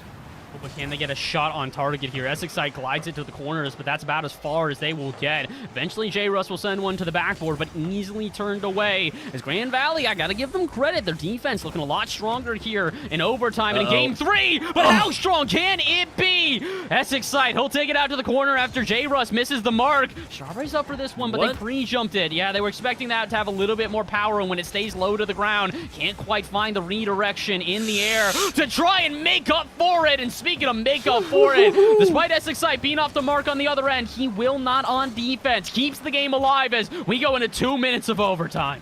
Yes, we do. A 7-minute Rocket League game here for the last opportunity for Grand Canyon to keep their tournament dreams alive. Sets up, Syndril does for Derive. Nice hit out, tries to take it off the side, and Russ looking at a little bit of run. Gets a little bit too far away from him. That's a weak stop. SXI looks to bite into this one and can't quite get the teeth on it.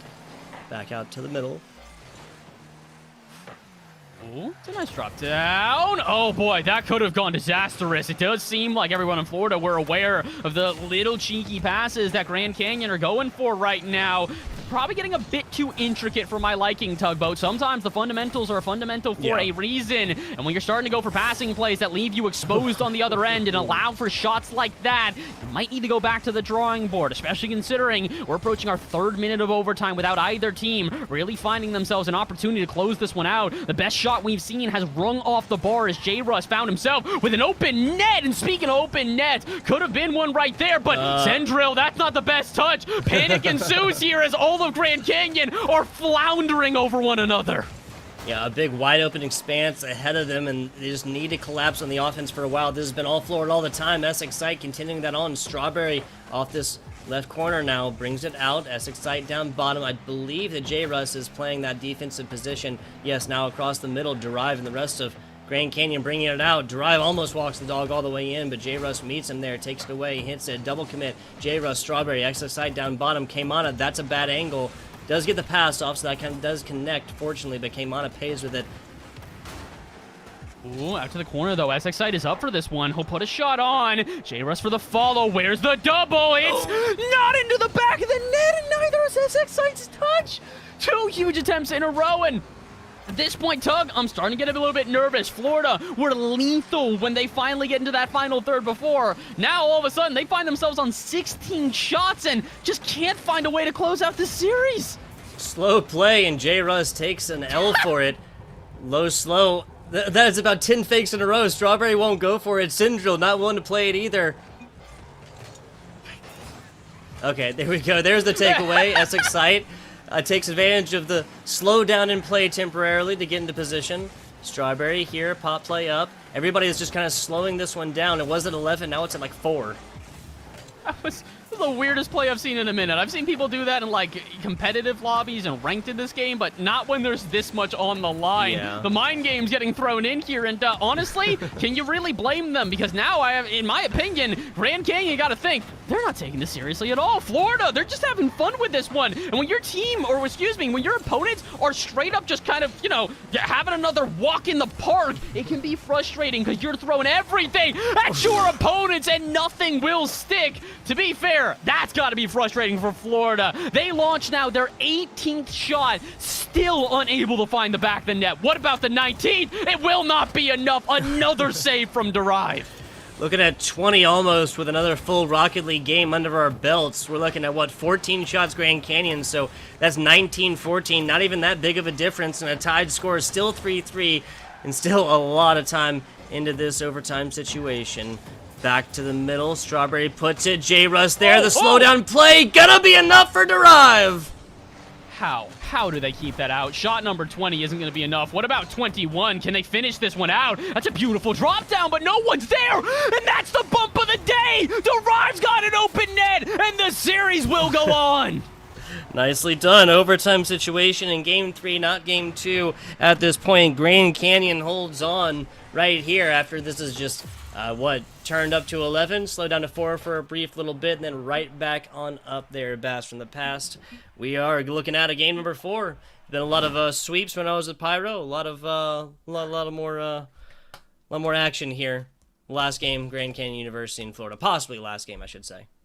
It's still possible for Grand Canyon to turn this one around, though. Like we said, game number 3 being that much back in their favor. Well, I guess I wouldn't say that much back in their favor, but having a win like that where you fight for an extra game and then come out on top, it can really instill confidence in a team like Grand Canyon, who, like we said, really needed to find that confidence because they looked way too disorganized. They felt very chaotic when it came to their final third, and although Florida was not able to punish in this game, they've done it many times previous. So I want to see a switch up here. I want to see Grand Canyon try and keep their head on their shoulders and their feet planted rather than letting them go up to the clouds and all of a sudden start rolling on the ground. They need to make sure that they are one stable body here, because if they play this one right, I can see this reverse sweep happening. I mean, you called it perfectly. Just more methodical play here from Florida. They're trying a little bit extra fanciness when they just have to get it done. You're just washing the dishes here. No way of making it super fancy, you know. Back on into it. Another day at the office for Grand Canyon University in Florida. Florida still on the advantage from match point. Is just a little bit closer away from there. Central for Grand Canyon University finds this one. Not at 2 seconds, but at 7 this time. There's another big difference. We talked about it. Getting that under early goal to really set the tone is going to be massive, especially when Florida, they kind of let the tone drop away from them there. 2 whiffs in a row on the back end is going to leave them extremely exposed, and as soon as they get punished, you got to imagine that the team now is maybe getting into their own mental a little bit. We talked about how they have experience at a professional level in very, very prestigious collegiate events in the past, but is that going to be enough for them to not tilt out of this series after having what were 2 overwhelming victories in the first 2 games? So let's see, game number 4, a very different ball game, and it could be even further if J-Rush doesn't get up to that one. Florida almost find themselves with a 2-0 deficit within the first minute. Yeah, that's the exact situation they found themselves in game 3 that they ended up taking. Yes, that was a really, really extended situation. Afterwards, J-Rush, perfect handling. My God. 40 seconds into this one, we're back to a tied-up situation. 1-1 right here. You were talking about competition and pressure and whatnot. I can definitely agree. Florida just is not playing with the same gusto that they had earlier. And like all these competitions, the biggest one is not out here on this virtual pitch. It is between the ears. It really is. Again, mental fortitude is something that we talk about constantly on cast, and it's for a good reason. A lot of people talk about how much momentum is very prevalent in esports. I'd say Rocket League is probably one of the most prevalent ones, not only because of the fact that it is so quick-paced, but you only have 5 minutes to try and make a difference. And, well, now you've only got 4 to try and come back from a deficit here. Grand Canyon find their second and find the lead. Yeah, I mean, this was just what Florida dug themselves out of 30 seconds ago. Still plenty of time, but at the same time, Grand Canyon U, advantage. They have played it well when they've been here. Now it's just a matter of holding on. Oh, that's a scary miss on the backboard there to J-Russ. Luckily, SXite will recover, but that's not good. If you're having your star-studded striker start whipping, it's in a problem until it's not. J-Russ shuts me up immediately with a goal on the other end. 15, 20 seconds, something like this. J-Russ just doing J-Russ things. That's both goals. Got himself a save in every shot that Florida possesses offensively, attempt-wise so far. 3 for Grand Canyon U. Derived with assists on both, and actually leading to him having more points. So much more well-rounded 3-person team Grand Canyon University is showing us in Game 4 so far, Bass. Let's see, though. Can they now start slowing down J-Russ if he really does decide to put the team on his back and just start stunting on offense? SXite, I'm not really sure what he's trying to do there, especially considering the fact that he's got 2 of his teammates mid. Maybe played a bit too fancy for his own good, but at least it'll lead into an offense here as Derived can only try and pop this out of the corner. SXite is up for this one. He wants to try and redirect it back down to where J-Russ is waiting, but instead, J-Russ will try and just pop this one high. Not the best touch, but that's a double commit out of the side of Grand Canyon. They got to be careful, but it's a double commit out of the other end. Florida, I'll be honest, the only player right now that doesn't seem to be cutting rotations is J-Russ. Otherwise, SXite and Strawberry are all over each other. And these are circles drawn in the sand that both players, What? there you go. Now the triple up down bottom finally connects. This had to come off the back of some bumps or something, right? Yeah. Kaimana comes running across the middle. Yeah, and just can't quite get there in time. Should have been able to read that coming off that left side. A lot of pressure, right? I mean, Kaimana literally bumped Essex into that. He just happened to get a perfect wave dash to then half flip into it and slam that one home. And speaking of perfect flips, Essex trying to go for the musty flick in front of the net, but isn't quite able to succeed. What if Strawberry finds a different follow-up here? It's a need to, because Essex going to give the ball away. Question mark. That's open net, and oh boy, wow. Remember how we talked about too fancy for your own good? Essex just boom this. What are you doing? Yeah, not really 100% sure. Going for the corner up down like that puts it right into the breadbasket of Central. If he had numbers on the jersey, if this was a player, it would have hit it right between those two numbers, right dead smack in the middle. You tee up on these, that's going to be Central swinging away for the fences every time. Getting very nervous right now for okay, another good example here. What are you doing? I'm not even gonna try and sugarcoat this. What are you doing, Strawberry? There's no reason to go for a flip reset there. There is zero reason to just not pass that out. Not 100% sure. Just outside halftime, we were teeing ourselves up for the highest scoring affair we've seen total-wise across this broadcast. There's been 8 in the previous. We're at 7 at halftime already. That's an aggressive game, to put it simply. I didn't even realize how much the scoreline has just been kind of running it up on either side here. I mean, hey, listen, I'm not going to necessarily shy away from it, but I'm also going to be a little bit concerned because it does kind of feel like maybe Florida have gone into this one with a different strategy. Maybe it's, full guns ablaze and just see what we can do on offense and disregard our defense until we have to. To be fair, when J. Russ is almost single-handedly carrying your team, it does kind of make sense to run with this strategy. Yeah, no, I'm with it, and just can't disagree whatsoever. Looking at J. Russ, 4 shots up, 3 goals, and they have assisted the only other goal. That was SX Sight for the 4th, 8-8 scoreline right now. I'm fraught to say anybody has an advantage coming into this one. Last 2 minutes or so of gameplay. J. Russ challenging across the middle. SX Sight putting this one over, actually hitting J. Russ on the wall as he kind of came in. A little love tap, just letting him know he's there. Oh, speaking of love taps, oh boy, Centro just getting bullied on the other end there. Strawberry going to completely take this one away, and J-Russ going to try and dunk the final defender. All 3 players dive at the ball, though, again, and this is where I'm getting nervous. It does really feel like Florida are starting to send the house and finding no results because of it, and again, another double commit. Strawberry refuses to leave the ball alone as they chase it like a puppy dog, and at this point, you got to wonder, Florida, what happened to those clean rotations that we saw in game number 1 and 2? We were so complimentary of the way that the 3 of you navigated around each other as a well-strutted trio, and now all of a sudden the trio is just looking disorganized. To be fair, part of it's because they are going for shots like that, but lads, I appreciate it.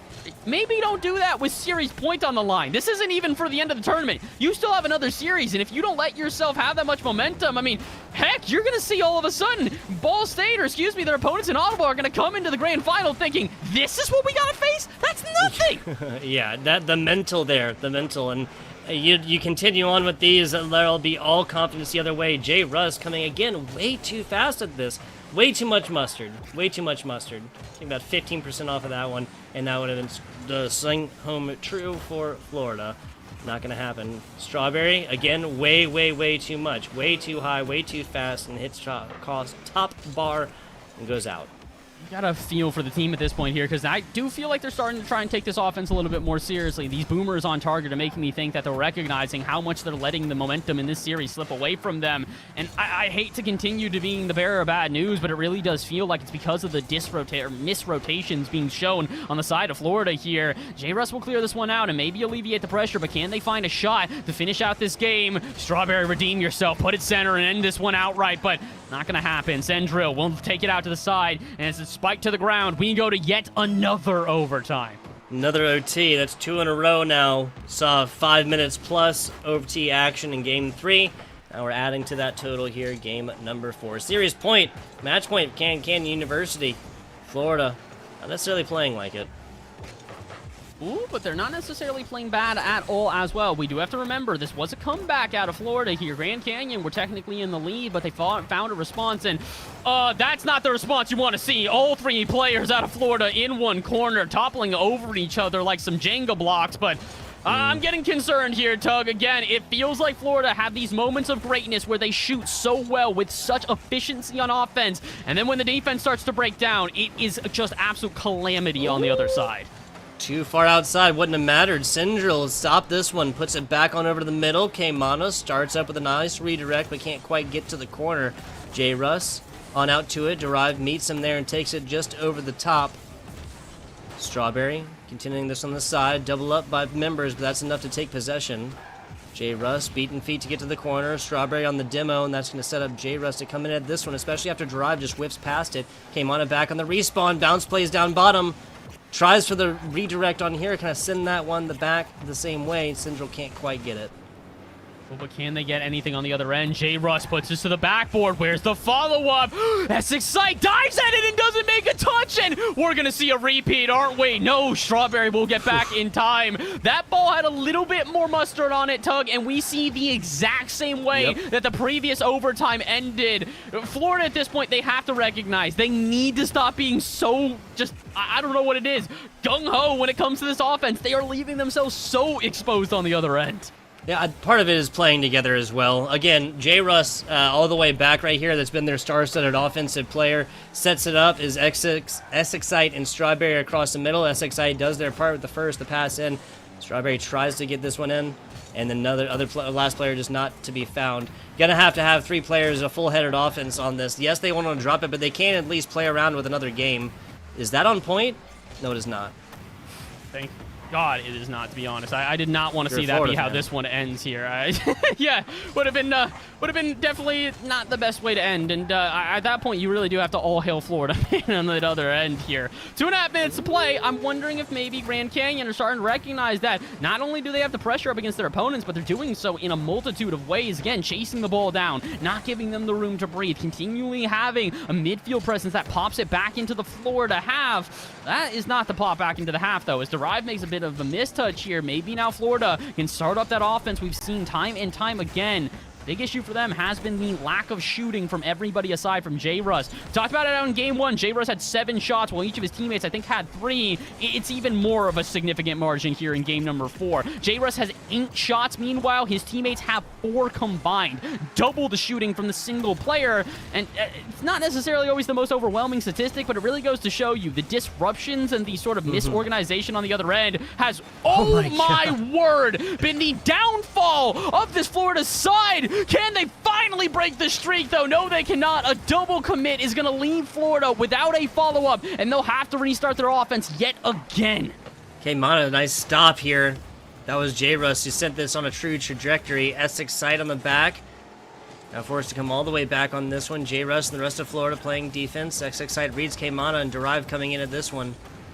Smelling blood in the water, but not going to bite quite yet. A stop to the middle, barely come out by J-Russ. A nice job by kind of just waiting, playing the hand, cool hand Luke on it. Ooh, but they need to try and keep themselves calm, cool, and collected throughout the rest of this game, because we're 4 minutes into overtime, and a single mistake might be the thing that separates the two teams, and could be the final mistake of the entire series if it's the side of Grand Valley that committed. Ooh, Strawberry trying to make up for his lack of shooting by getting a little bit of a fancy redirect above the net. No such luck, but J-Russ, he's going to keep the offense alive. Excite just needs to put it on target, and he cannot, but Strawberry will. Their second shot of the game, but it's enough to close us out. Yes, it is. 5-4 line. Grand Canyon getting so close on this one, but it is all going to be for naught. 9 scores will be our highest score total, and one of the most even games here as it all finally boils down. Florida finds a huge lead in games 1 and 2. And Grand Canyon comes screaming back. Very thankful we don't go by point totals on this one instead, by just by games or whatever. Because that'd have been Grand Canyon took it by 1 in game 3, came really close to it in game 4. Almost pushed this on to another game 5 here, Bass. And they almost did it, but unfortunately not quite able to do so. The good thing for the team, though, is that, hey, it's a good performance, and it's a good performance as the heavy underdogs here. Like we said, Grand Valley, a solid team who has done well in previous events, but Florida, they've just gotten an aura around them that you know that they're a solid team, especially considering they bring in a professional player in J-Russ to compete. This is a squad that was on paper supposed to take this one. They do what they were supposed to, but Grand Valley give them a hell of a fight throughout that series. That they do, kicking and screaming off into the night. That is unfortunately going to be the story here for Grand Canyon University. Single elimination, that's their first match. It did come at 3-1 though, so something they can kind of hold close to the vest. Short break, we'll be back, little post-game action after this, and then starting the grand finals. So don't tune away. Right now would be the worst time to do so.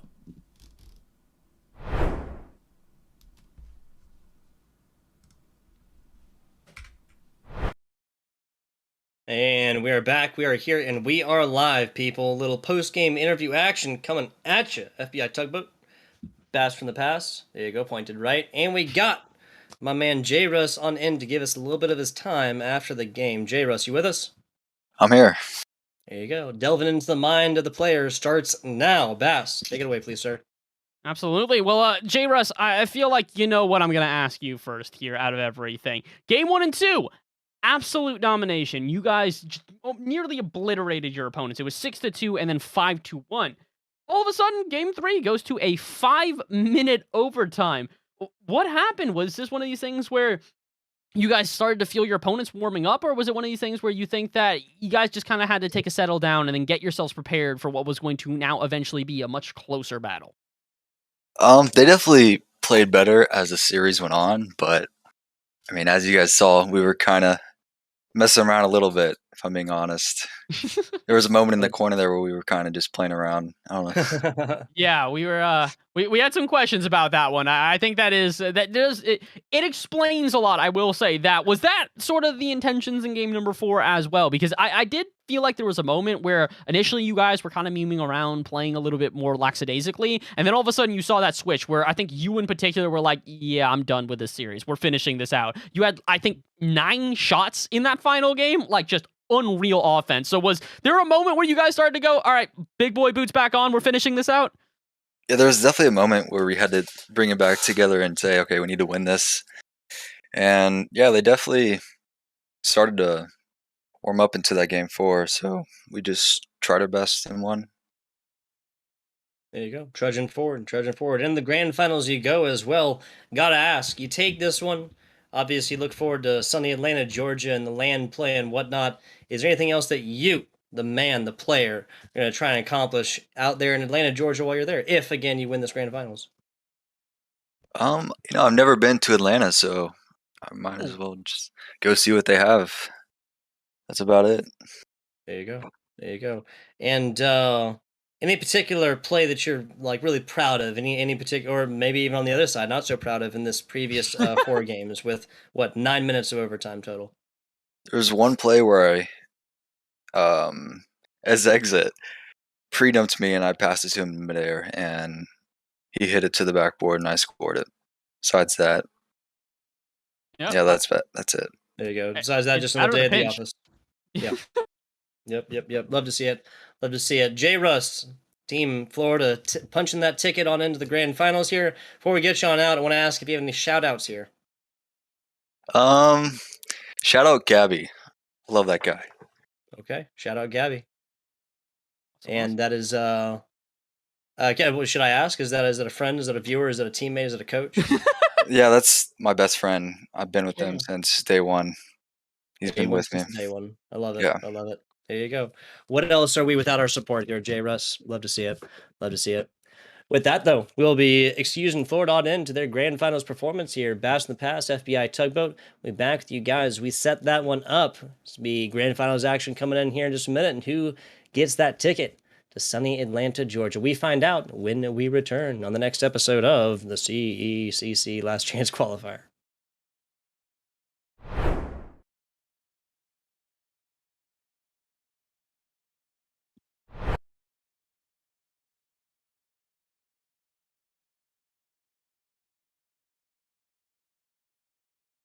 Taking you guys to the CECC LCQ, and by last chance I mean last chance, people.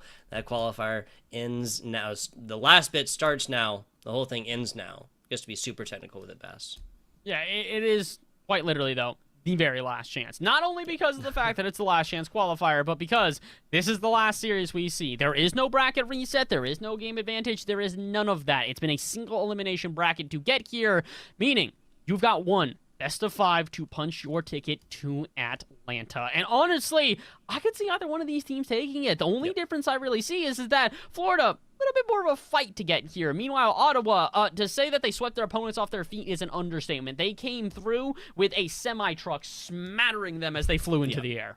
Yeah, an unfortunate situation for Ball State coming into that one, 0-6 in game number 1, and it only gotten marginally better from there. Now, Florida coming off of a 3-1 situation, and the last 2 games went down a total of 9 minutes of overtime, 9+ minutes of overtime between the two of them. Like, average of 4.5 or something like that on in the middle. And we'll be looking at a Florida squad that may have come off like more recent actions, so they might be coming off like hot. But other side, Ottawa coming off of a lot more of a one-sided victory coming in a little while ago. They've also had a little bit of break, so it's kind of like, what goes. Actually, they did say they're going to get something to eat, so hopefully they got full tummies, well hydrated. Ottawa coming into this one. Yeah, I gotta hope that these two teams are prepared here, because I don't think this is going to be a short series. I have a feeling this one's going to continue to go back and forth, and the unfortunate reality is they're going to do that. It's going to come down to that mental fortitude again, the ability to keep yourself in a series even when the going gets tough. So let's see. When the tough gets going, who's going to stand on top? We're about to hop into game number 1 here in this best of 5, and as we've seen with every other series, game number 1, really a chance to set the tone and really establish yourself in the series. Absolutely. See how this one goes. Broccoli, Otis, and Nitrovity, in case you're just joining us, coming in from the Ottawa, Kansas squad. In Florida, Excite, Strawberry, and Jay Russ showing up. Yet again, the trio of players from Florida. We've seen them multiple times today. Otis, take across the middle. An easy takeaway from Jay Russ, as this is the Florida squad looking to get aggressive. Strawberry, right side. Kind of a play there. That one's going to have to be defended. And J. Russ does it. Well, it's a good touch from J. Russ as well to finally start and pop this one into the other half. And we've seen this before. I do feel like this is going to be the big separating factor here is that Florida, they've obviously got their star-studded striker up front there in J. Russ. Strawberry and Excite, not to try and take anything away from them, are very solid players, but it does feel like there is obviously the top head here of this Serpent. And question is whether or not we're going to see the same sort of gameplay out of Ottawa, because in my opinion, Ottawa felt pretty even. This felt like a team that all around was a very good squad, and that's what's going to make this a little bit more difficult. You really have to be able to shut down every individual player, not just one of them. So, and they do exactly that. Ottawa on the prowl here as Broccoli gets actually bumped into the ball. It's going to work out to keep the pressure alive, and as Nitrivity is going to be taken away, though, it's not necessarily going to keep itself on the half. J-Russ, is he going to take himself to the other half? No, Strawberry will actually interrupt the play, dive with J-Russ, and it's not the worst idea, but when Strawberry dives on the follow-up as well, it's an open net if not for J-Russ, and oh boy, I'm a bit concerned right now, Tug. We saw this in the last game. The double commits left Florida so exposed. It's Excite. Perfect place, perfect time. Pop play, flipping more right there to keep this score 0-0 pass. Some fantastic defensive plays coming out of Florida already. On the offensive, Otis there tries the pass for Broccoli, but that's not going to be enough of an angle for them to shank this one in. Big hit, kind of a combo there, maybe even a bit of a pinch on over, and this is now Ottawa on the defense. This is a very different game than the last series that we saw already, though, Tug. We're 2 minutes into this one. Not a single team has scored in comparison to the onslaught of shots that we were seeing in the last couple of games. This one only has a total of 7 between the two teams. So, yeah, a lot calmer of a play here, and I will think that it's probably because the two teams are going to have to try and earn these goals a little bit more. Before, you'd see defensive errors on the back end, or you'd see a boomer shot that catches someone off guard. Not here, not now. These two teams are far too prepared for this grand final, so something's going to have to give. What's going to be that separating factor that opens up the scoreline? Perhaps is the incentive. Yet again, team winning here in this 3 games will be punching that ticket on into Atlanta, a competition for a lot of U.S. dollars. We'll just put it like that. 2 minutes, 12 seconds left into this one. No scores on board quite yet, as Excite playing on across the back is Nitro now trying to bring this one out. Broccoli down, Nitro there, Otis there. First strike goes the way of Ottawa. Honestly, this is how it should have gone as well. We talked about this last time. The team plays, getting all 3 players involved. You moving around that many times at a certain point, you're going to go cross-eyed trying to keep up with the play. And unfortunately for Florida, they did indeed cross their beams a little bit too much, flopping all over each other and leaving themselves exposed for a final shot to hit the back of the net. But is it going to be the final one? 2 minutes to go here. Plenty of time for Florida to find a response. And as they finally march into offense, maybe they can do it right here and now. Not if the double demo clears the way. Nitro, free airspace as he goes to the other end. Yeah, just like that, answering quickly. Broccoli coming right back, getting one. Strawberry out. Otis tries a quick defensive stop. J. Russ now on the take. SX side up to it. Member met him there, and now not really in position right here. Might be an opportunity. Back down bottom, and Broccoli gets tripped up over his opponent. Fantastic interrupt play there from this Florida member. Back down, Broccoli barely getting there. And that's going to be the big difference maker here. Again, like we said, all 3 players on this Ottawa side are so incredibly proficient. Last time, Florida, when it came to those final on-the-line saves, they were far and few between. The scramble defense left themselves so exposed.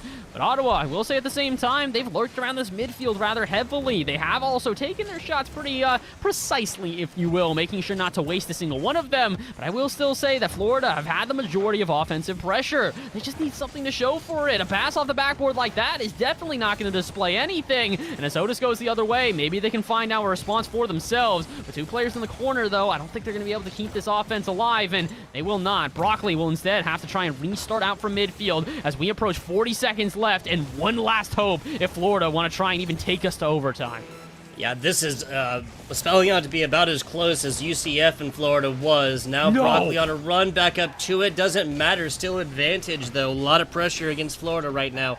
Bounce plays. Right side, Essex Sights looking to take this one up. Nitro there, still burning timeout. Broccoli to the middle, and that's probably the dagger to the heart for game number 1, Bass. I'd have to think so, especially considering that it's such a nice play to do so. Once again, the passing play is catching everybody off guard. The initial dive out of the final defender, and then Strawberry, rather than retreating immediately back into net, tries to figure out where that ball is even going. And before they even realize, it's in their net. 10 seconds to go here. Maybe Florida can get a goal for the road, but they cannot get the win. The results are set in stone in Ottawa. They're proving all the way to Florida that they are a team to not mess with. 3-0 with 3 seconds to go. Ottawa, Kansas squad showing up, screaming the mid-best, or Midwest, or mid-best.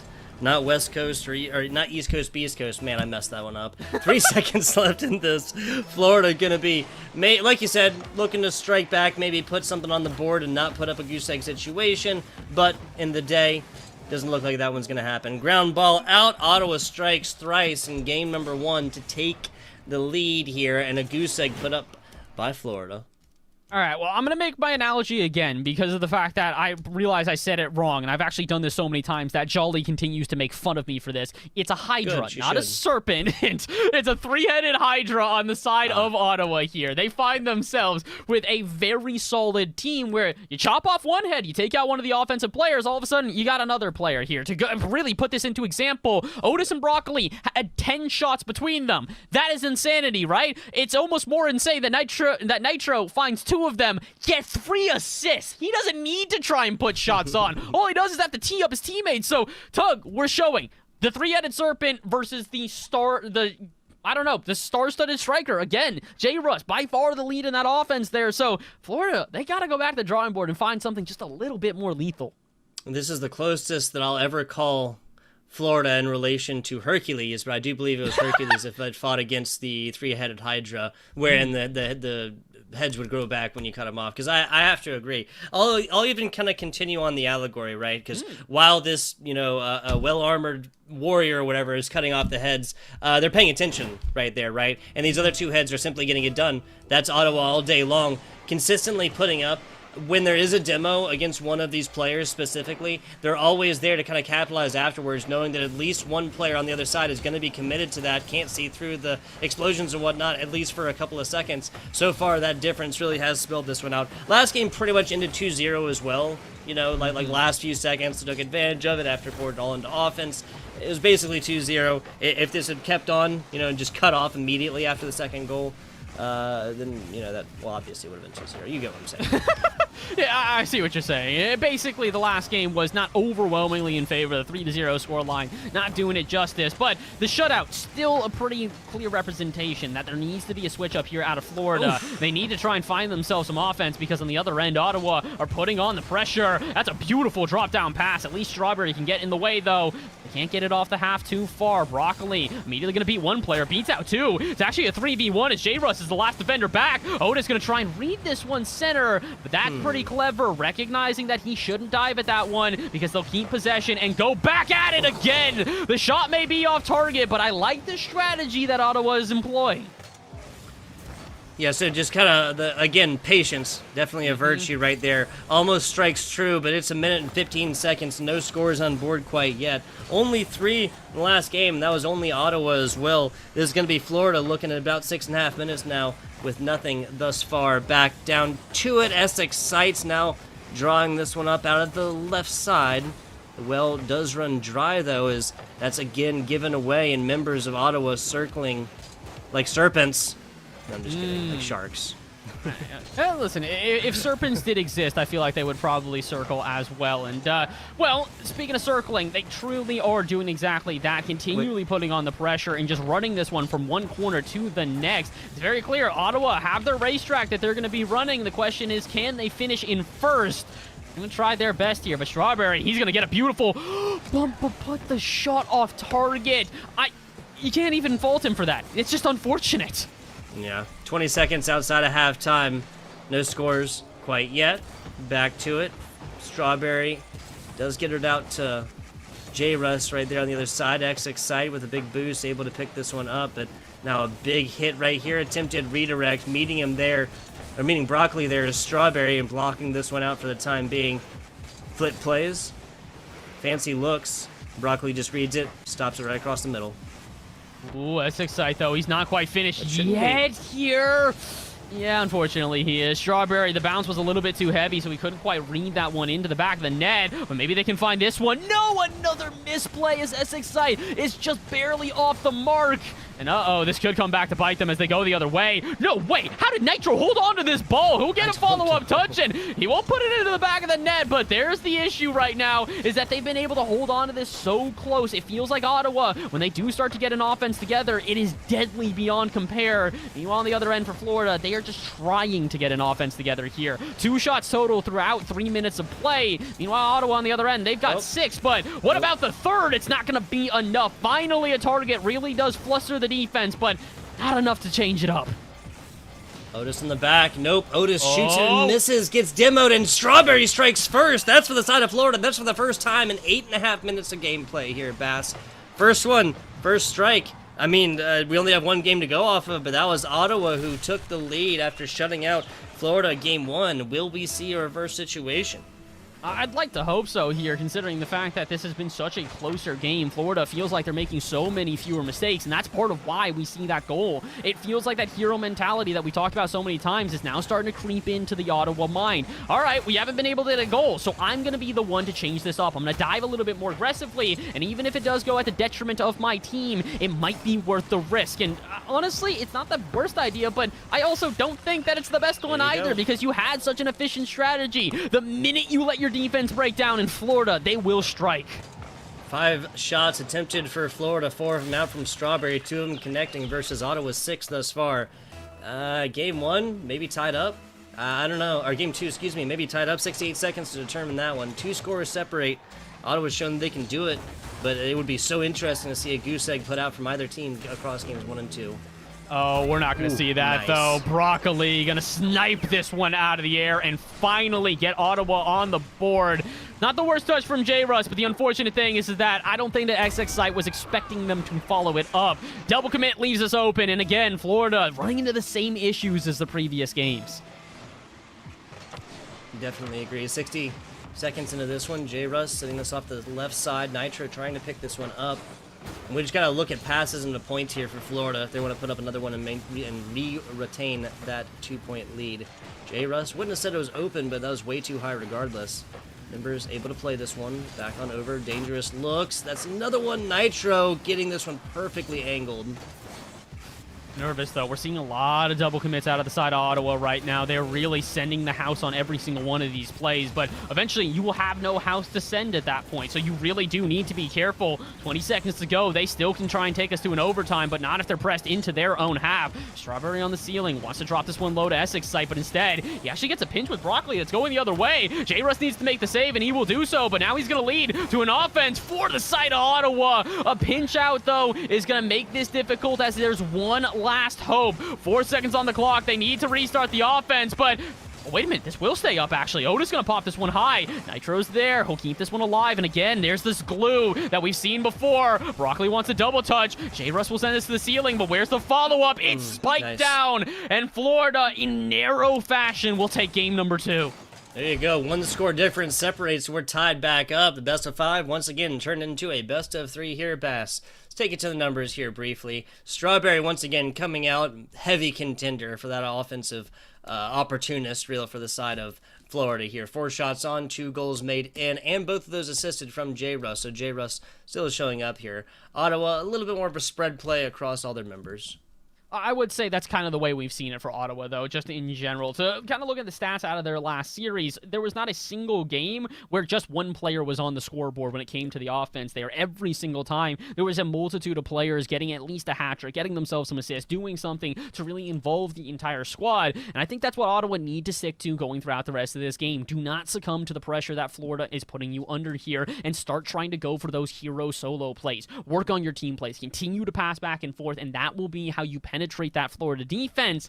That being said, though, Tug, I think we're in for a pretty good series here. This one's looking like it might just continue to go back and forth.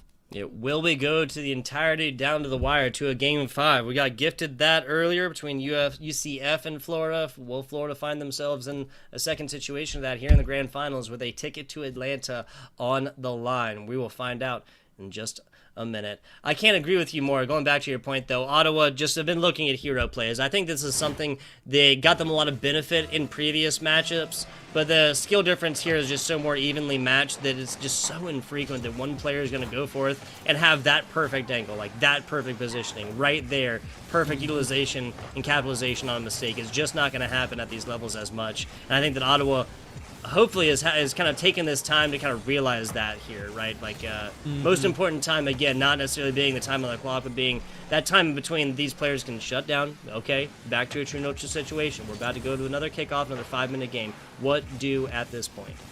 And I really do hope that they recognize that, like you said, because, again, this is one of these things where you look at the solo plays and it doesn't work out. The one player in this lobby that you would expect to just be soloing is going to be J-Russ. He's a solos player. He was on the top of the leaderboard for so long, but even he is starting to relegate his role as that star-studded striker. The last game, only getting assists, allowing Strawberry to really start to feel themselves, and I think that's also very important. Sometimes, as the leader of a team, you do need to recognize when it's time to really lift up the other players. After Strawberry having, I would say, not the best result in the final game of that last series, giving him some confidence and reinstilling him into a good position is going to do wonders for the series. That being said, Strawberry needs to be careful. They're diving at a lot of these balls right now, Tug, and it's making me very nervous. Yeah, the hero plays worked in game 2, but that was also, I mean, just like a full setup, right? J-Russ like assisting everything. Again, gonna have to come off the back. Wow, okay, just like that. We spent 90 seconds talking about how teams have to work together, and Otis just reads one early after this one is given up by, Broccoli kind of putting this one down after Strawberry gets a really, really weak hit. Really, really weak redirect attempt to this left corner. First strike here for Ottawa. It's a bit unfortunate. Again, this is the big issue, though, as we've seen this before. It's usually a single double commit, one misrotation out of Florida that comes back to bite them. And I say misrotation because that is the big separating factor for this team. They don't whiff that often. They don't make, like, a glaring error mechanically. It's the rotations. They leave themselves exposed. And a team like Ottawa, you can't afford to leave yourself exposed. They are going to punish you, and they might just do it again here because they've got their opponents on the ropes. Florida just trying to hold on and not have the knockout blow that sends them careening to the floor.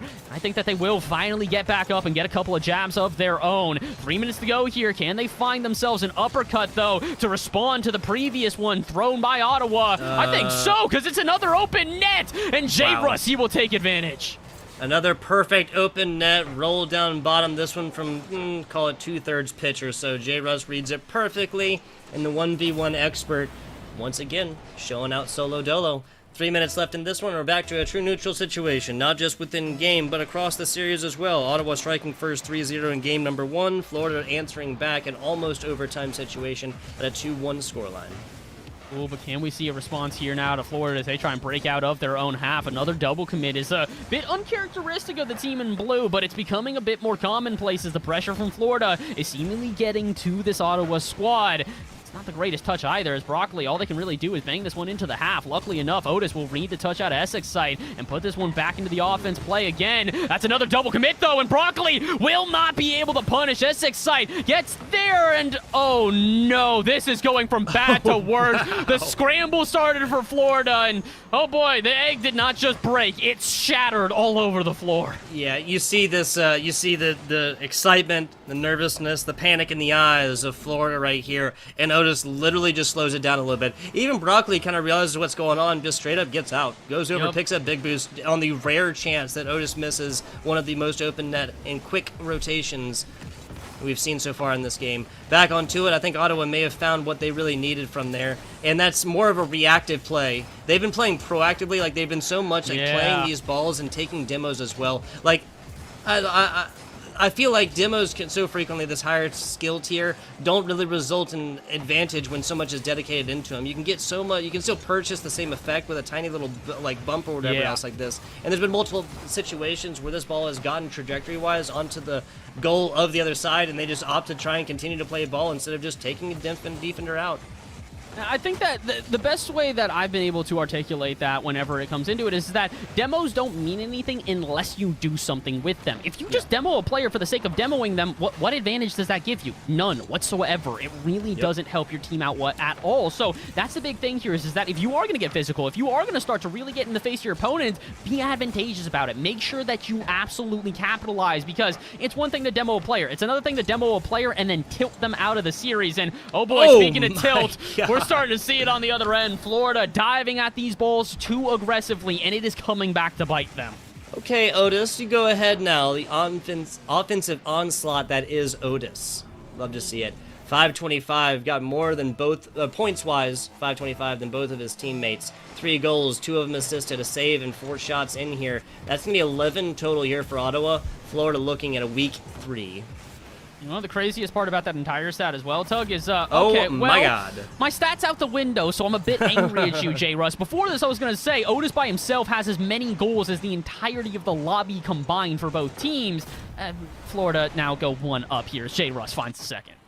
Yeah, so Florida, looking at score totals as well, 7 across so far, only 4 for the side of Florida, but still tied up into the series. Still 60 seconds for Florida to bring this one back as well. Otis across the middle, that's going to be Essex side, flying up to it just to get a wave at it. Demo, left side, J. Russ will be back in just a little bit, is now back to the left side, gets the advantageous as Otis pays for his aggression with a demo. 45 seconds. Every time this ball gets popped up, again, 5 seconds burned off of this, and Ottawa will be at advantage there because they're the lead. At this point, I'm starting to recognize also what you were talking about, you know, being proactive, not necessarily, or excuse me, being reactive, not necessarily proactive, because that's what we're seeing here is that Ottawa see these moments of vulnerability in the side of Florida, and where normally they would probably rip a shot on target and try and take advantage. No, keep on burning that oil, continue to make the team uncomfortable until eventually you not only have a golden path through, but you have an uncontested one. And speaking of uncontested, J. Russ almost unable to get to that, but he will keep the dreams alive here for Florida. As we get down to 10 seconds left, they'll need to march the entirety of the pitch, and oh boy, that's looking pretty unlikely. As Essex side, it is in the most awkward of positions. Strawberry, can they read this? They'll pop it into their own half. It's not a bad idea because it at least keeps the ball alive. But Ottawa, they will not allow it to continue here, and they move on to series point. And Doug, this ain't just series point. This is land point at this point. Series point, match point, land point, a point of honor, whatever you want to call it, Bassa, from the past here. It is on right now. Ottawa and Florida, after a 3-2 barn burner in game number 3, push on to an Ottawa advantage. I want to kind of like just set this one up a little bit more. Actually, oh my God, 4 shots from Florida. The simple fact that they got 2 goals in and 4 shots versus, what is this, 13? I think that's, yes, 13. Yes. Yeah, so just kind of harking back to point. Reactive versus proactive. The big problem here for both squads, but more so for Ottawa, is they were more focused on having like a game plan. And as opposed to, like, and when I say that, they're always like, can keep in mind, like, what do I want to do? Like, this is what I'm constantly going after. This is the call. This is where I need to line up. This is where I need to react to. And so whenever Florida, who is, again, very, very close in skill level, comes through here and throws a monkey wrench into those plans and then kind of take a ball away, now it's not, now it's a shift from like, oh, what am I trying to do versus what I have to react to them doing. They've been playing this reactive play and just literally reading, like you said, not necessarily saying like I want to do this. I'm just going to watch and play the best Rocket League game throughout, right? And that's the issue right now, is it does feel like one team is adapting once they recognize those issues. The other one is kind of just putting their head down and trying to, make the change themselves here. Ottawa recognize that they need to get a little bit more creative, need to get a little bit more advantageous with the pressure that they're putting on. So what do? They do that. They make the adaptations, they change up the way that they are playing, and you can tell that it gets to the side of Florida. Meanwhile, for Florida, it kind of just feels like trying to put a square peg through a round hole. They're doing it on repeat, hoping that they'll get a different result, and running into the same issues over and over again, tripping up over each other as these double commits have not just become commonplace, they've become expected. At this point, Ottawa are waiting until a misrotation leaves Florida exposed, but you know what else is going to leave you exposed? Missing the ball! Yeah, this is just so characteristic of our previous games. When Ottawa makes a mistake, then Florida can read it just like that, like a perfect pop play up, and just their kind of like rebound angles are better. But when Ottawa, again, reads what it is that Florida is trying to do and just reacts to it, pushing players out of the way, taking balls away, and then creating opportunities as opposed to waiting for them to happen. As opposed to waiting for mistakes, they're literally creating these opportunities for themselves by simply applying pressure and just waiting. Just like that. Literally just like that. They're not constantly trying to, put this ball in a certain place, right? They just rack this around, and Broccoli is generally in the right place, and that sets it up perfectly. Every single member of this Ottawa squad just got a hand in this ball. If you take out one of those, if you take the big shank play to the right side, if you take the centering play back from that right corner, you take away Nitro in the middle, racking this one in, then that just doesn't happen. Unfortunately, though, there's not much to try and prevent that. When you have a player that reads that bounce off the backboard perfectly and pre-jumps it before you can blink, it's going to be a bit difficult to try and slow them down. And, well, Ottawa, you do need to try and slow them down at this point here. You need to make sure that they are ice cold, because they've been red hot throughout this series, and it might just be enough to propel them to victory. 3.5 minutes to play, and although it's a tied ball game, it feels like Ottawa have found the wind in their sails again. Now, can they sail on to victory and into the sunset that is in Atlanta in May? They've only got themselves one game left if they want to try and punch their ticket, and you also have an offense building here. Nitrivity not quite able to stay on this one, and yep, that is clever out of J-Rush. Recognizes that Nitro has no boost, so what does he do? Just put it on target. Just put it on target. That's J-Ruz doing this one again. All right, so react, but also maybe leave another player back a little bit farther. Yes, the offense has been paying off for Ottawa, and when they have players there, they're able to make plays. But just take it to their last goal right there, when they all rack and they all get a hand onto this goal. That's also something that didn't happen just instantaneously. This wasn't just some ping pong play that hit immediately left, immediately right, immediately in. This was calculated, this coordinated. Teams would have had time to rotate and a player back. Nitro was decently. They need to simply play with that back a little bit farther, because that's two but just big, huge lancing plays that takes advantage of an open Ottawa goal. And that's kind of what we're starting to see, though, is unfortunately it is these little bit of errors on the back end that end up leaving a bit of exposure, and the teams, they're just capitalizing upon them. Another good example here as Florida send the house into offense, but do not leave an extra condo for them to lay back in, because Broccoli, this is about as free as they come. Yeah, this takeaway before it comes about a second earlier, and again, I think Florida might have been looking to cheat up on the offensive side a little bit too much. Yes, you put faith in your teammate Strawberry to try and block this one away, but also you gotta play like it's possible it doesn't happen. Doesn't matter, Strawberry takes this one away. Maybe a weaker defensive play. Redemption status here as J-Ruz puts this right side and Broccoli can't quite get to it.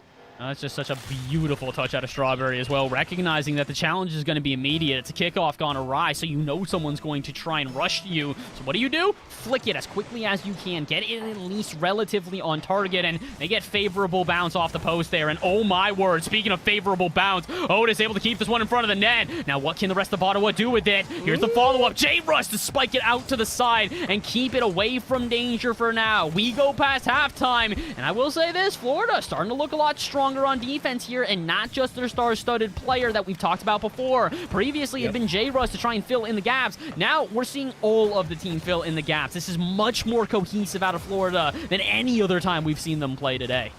I can completely agree with you, and perhaps this is just a Gators squad plays from behind.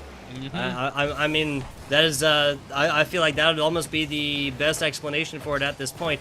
Bit of a runaround here, Nitro. Putting it left side. Nice block from SX side. No reason to get this one all the way out, and that leads to another open net situation for Florida. They may have just punched their ticket to a Game 5, my friend.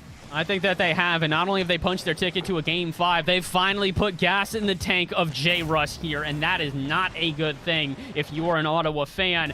Remember how we said that, you know, when J-Russ is unlocked, he's damn near unstoppable. Yeah, let me give you some stats on him at this point here. Game 1, nothing. Not a goal, not an assist. He doesn't get anything on the board. Game number 2, all right, starts to get to life. Gets the first win there for Florida as he gets 2 assists.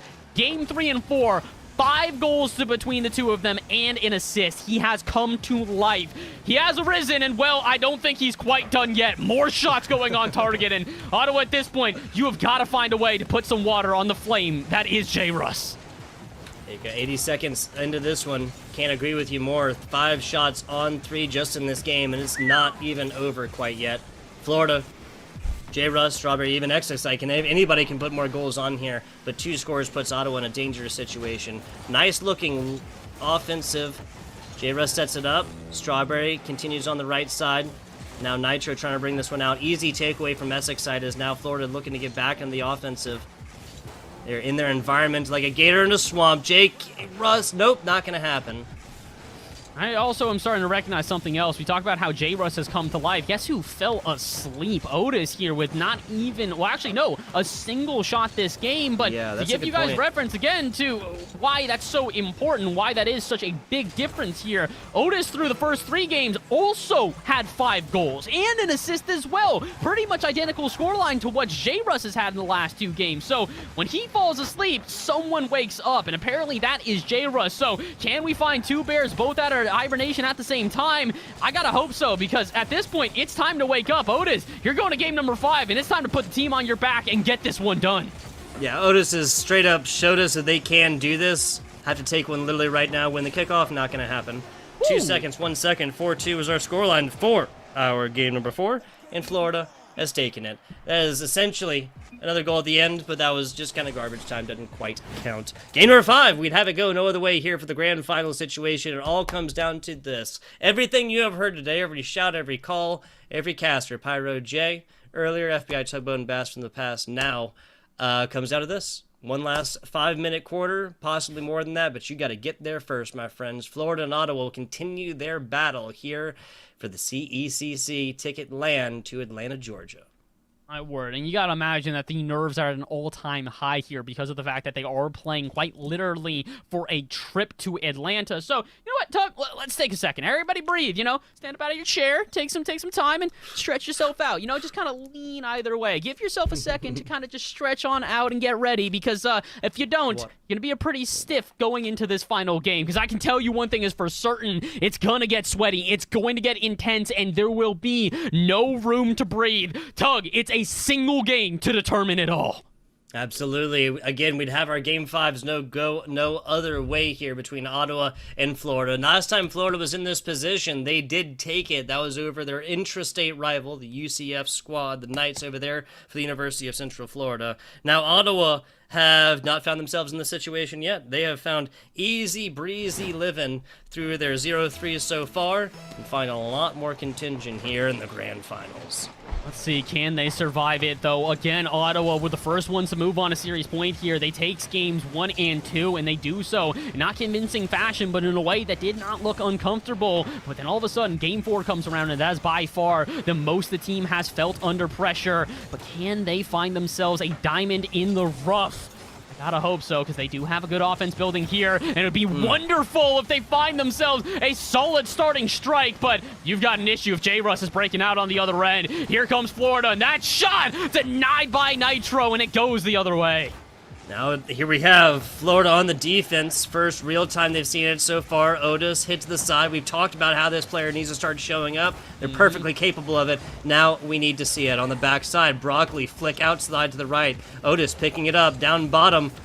Over to it. Strawberry gives him the business and blocks this one away for right now. Possession going for Florida outside of their defensive third now, Bass. Well, that's a good touch, though, out of J-Russ. He's going to make sure that it stays on the half here, and the pressure continues for Florida. And try and keep it on that half, though, as Exxside can't really get themselves a solid touch. And oh, J-Russ, though, it's a really good touch. It cleared off the half again. He's been doing this on repeat this game here, Tug. Just gliding it off the half, relieving pressure, and not allowing Florida to feel too much of it. But they're not necessarily going to escape quite yet. Otis is going to put this one to the corner. That's a 50-50 and a double commit out of Florida. We've seen this before. When the panic sets in, it is hard to dissipate. But again, a booming clear out of J-Russ will relieve the pressure for now. A perfect top hit right here. Flat angle on that one sent it flying back down the middle. This is where this ball has lived for the past 10 seconds or so. Now we have offensive pressure, seriously. Florida against now. Broccoli running the lines right next to him. Picks it up, sends it out. Broccoli, pop play up. Broccoli running in. Broccoli barely stopped right here. Otis and no other member of Ottawa here. A misplay for Ottawa. Broccoli trying to get everything done. That's way too much to ask for of any of these 6 players. I think that he's trying to play this one patiently. Unfortunately, I don't know if this is necessarily the play here in game number 5. As much as before we said, get creative with your plays. If you're not able to penetrate the defense, just try and, make a passing play. Do something to throw them off tilt. Not now. Not in game number 5. You need to start putting shots on target before you get too creative, because the unfortunate reality is, oh my word, Florida, they have succumbed to the pressure here in this game. You can see the defense is back to its shakiness, but their offense is electric. For what they have lost on their back line, they have gained in their front third. Yes, in spades here at Bass. Their offense is firing on all cylinders right now, while the defense, hey, you spend all your time on offense, what is a defense? Who needs you? Back on over to it, Otis. Nice pickup right here, but again, these pickups from Ottawa just not really showing up within the same kind of gusto, the same vim and vigor that we have seen a Florida offense come flying out at so far. Unfortunately, though, we've also seen this scenario many times before, Tug, where it's back and forth, and what usually separates it is a single misplay. This could be the one. J-Russ, though, he luckily reads that touch off the wall. If he had not been there, that would have been an easy breakaway play for Ottawa and could have been the opening scoreline. Nice. But we will still find the scoreline open instead. Intricate try here out of the defense, and it will not be enough. 101 seconds into this, or what left in this, excuse me. J-Russ draws blood first. That's Florida on top, Ottawa down by 1. We have seen 3 score differences, we've seen 2 score differences, we have seen 1 score differences. We have not seen an overtime here between the side of Ottawa and Florida. Demo over here, and that blocks away any opportunity towards the end. Ottawa getting mega aggressive right here, trying to take this one out. Even for their demos, they have done nothing but put 34 boosts back in the tank of 2 different players. At this point, you gotta wonder, is the nerves also getting to the opponents here in Ottawa? It does feel like they're now diving at the ball, similar to how we saw Florida do it in the last game. A good example there is Nitro. He gets a 1v1. What does he do? Just dives at the ball, hoping that flick is gonna be enough to penetrate the defense, and it was not. Nitro with a follow-up. That's not gonna be enough either. Essex said he's gonna get this one up, though. How are they going to be able to now restart the offense with a minute to go? Ottawa have basically one last chance at this one, Tug, and that last chance is ticking away quickly. Otis has got to know this one. We saw this player do everything offensively, but 40 seconds left, and this might be too much, especially when J-Russ strikes twice. That's gold that they just found. That is J-Russ. Both goals here in game number 5. Strawberry coming in with a little assist action. And 9 shots total attempted for Florida. That's 1-2, count them for Ottawa. And this is kind of crazy. Remember we were talking about J-Russ coming to life? Yeah, he is beyond come to life at this point here. He has 7 goals in 3 games. The rest of the lobby combined, I believe, has 4. So, yeah, this is, J-Russ came to life. There's no 2 ways about it. 30 seconds to go, unfortunately, for Ottawa. I don't know if they have enough time to wake up here. It feels like they fell asleep in the most inopportune of times. That was almost third as well. Strawberry back on over to it. Quick rotation hit from J-Russ. Down bottom, almost the double tap. And that is still not going to be enough. Even with 3, looking at a situation, Ottawa cannot come back at this one. Hate to see it. Hate to see it. Last goal, doesn't matter. 2-0 lead for Ottawa coming on into this last. And J-Russ just kind of proving that it's his world and we are just really renting space in it temporarily. Honestly, that's the only way you can really look at it here. But you know what else you can look at? Sunny Atlanta at the beginning of May. Congratulations to Florida. You go from the Sunshine State to a place that potentially could be even hotter. But you know what's even hotter than that? J. Russ in his final game. This man was not just red hot. He was electric throughout that. 2 goals on 7 shots, as well as 7 goals in 3 games. Tug, to say this man had an MVP performance, that is an understatement. Yeah, we need to add some extra letters to that MVP title to really do it justice there for J. Russ. We'll see how that goes. Hey, just coming off the interview hotness, right? Coming off all the gusto and the prestige set upon him by getting interviewed by us casters. Hey, speaking of, great job to Florida. Going to be going to their way. 3-2 victory from them. Again, they did it to Central Florida just a little bit earlier. And we are going to be looking at a little bit of interview action. We got J. Russ earlier. Maybe we'll get them again. Maybe it'll be Strawberry or Essex Sight. You got to stay tuned to find that one out.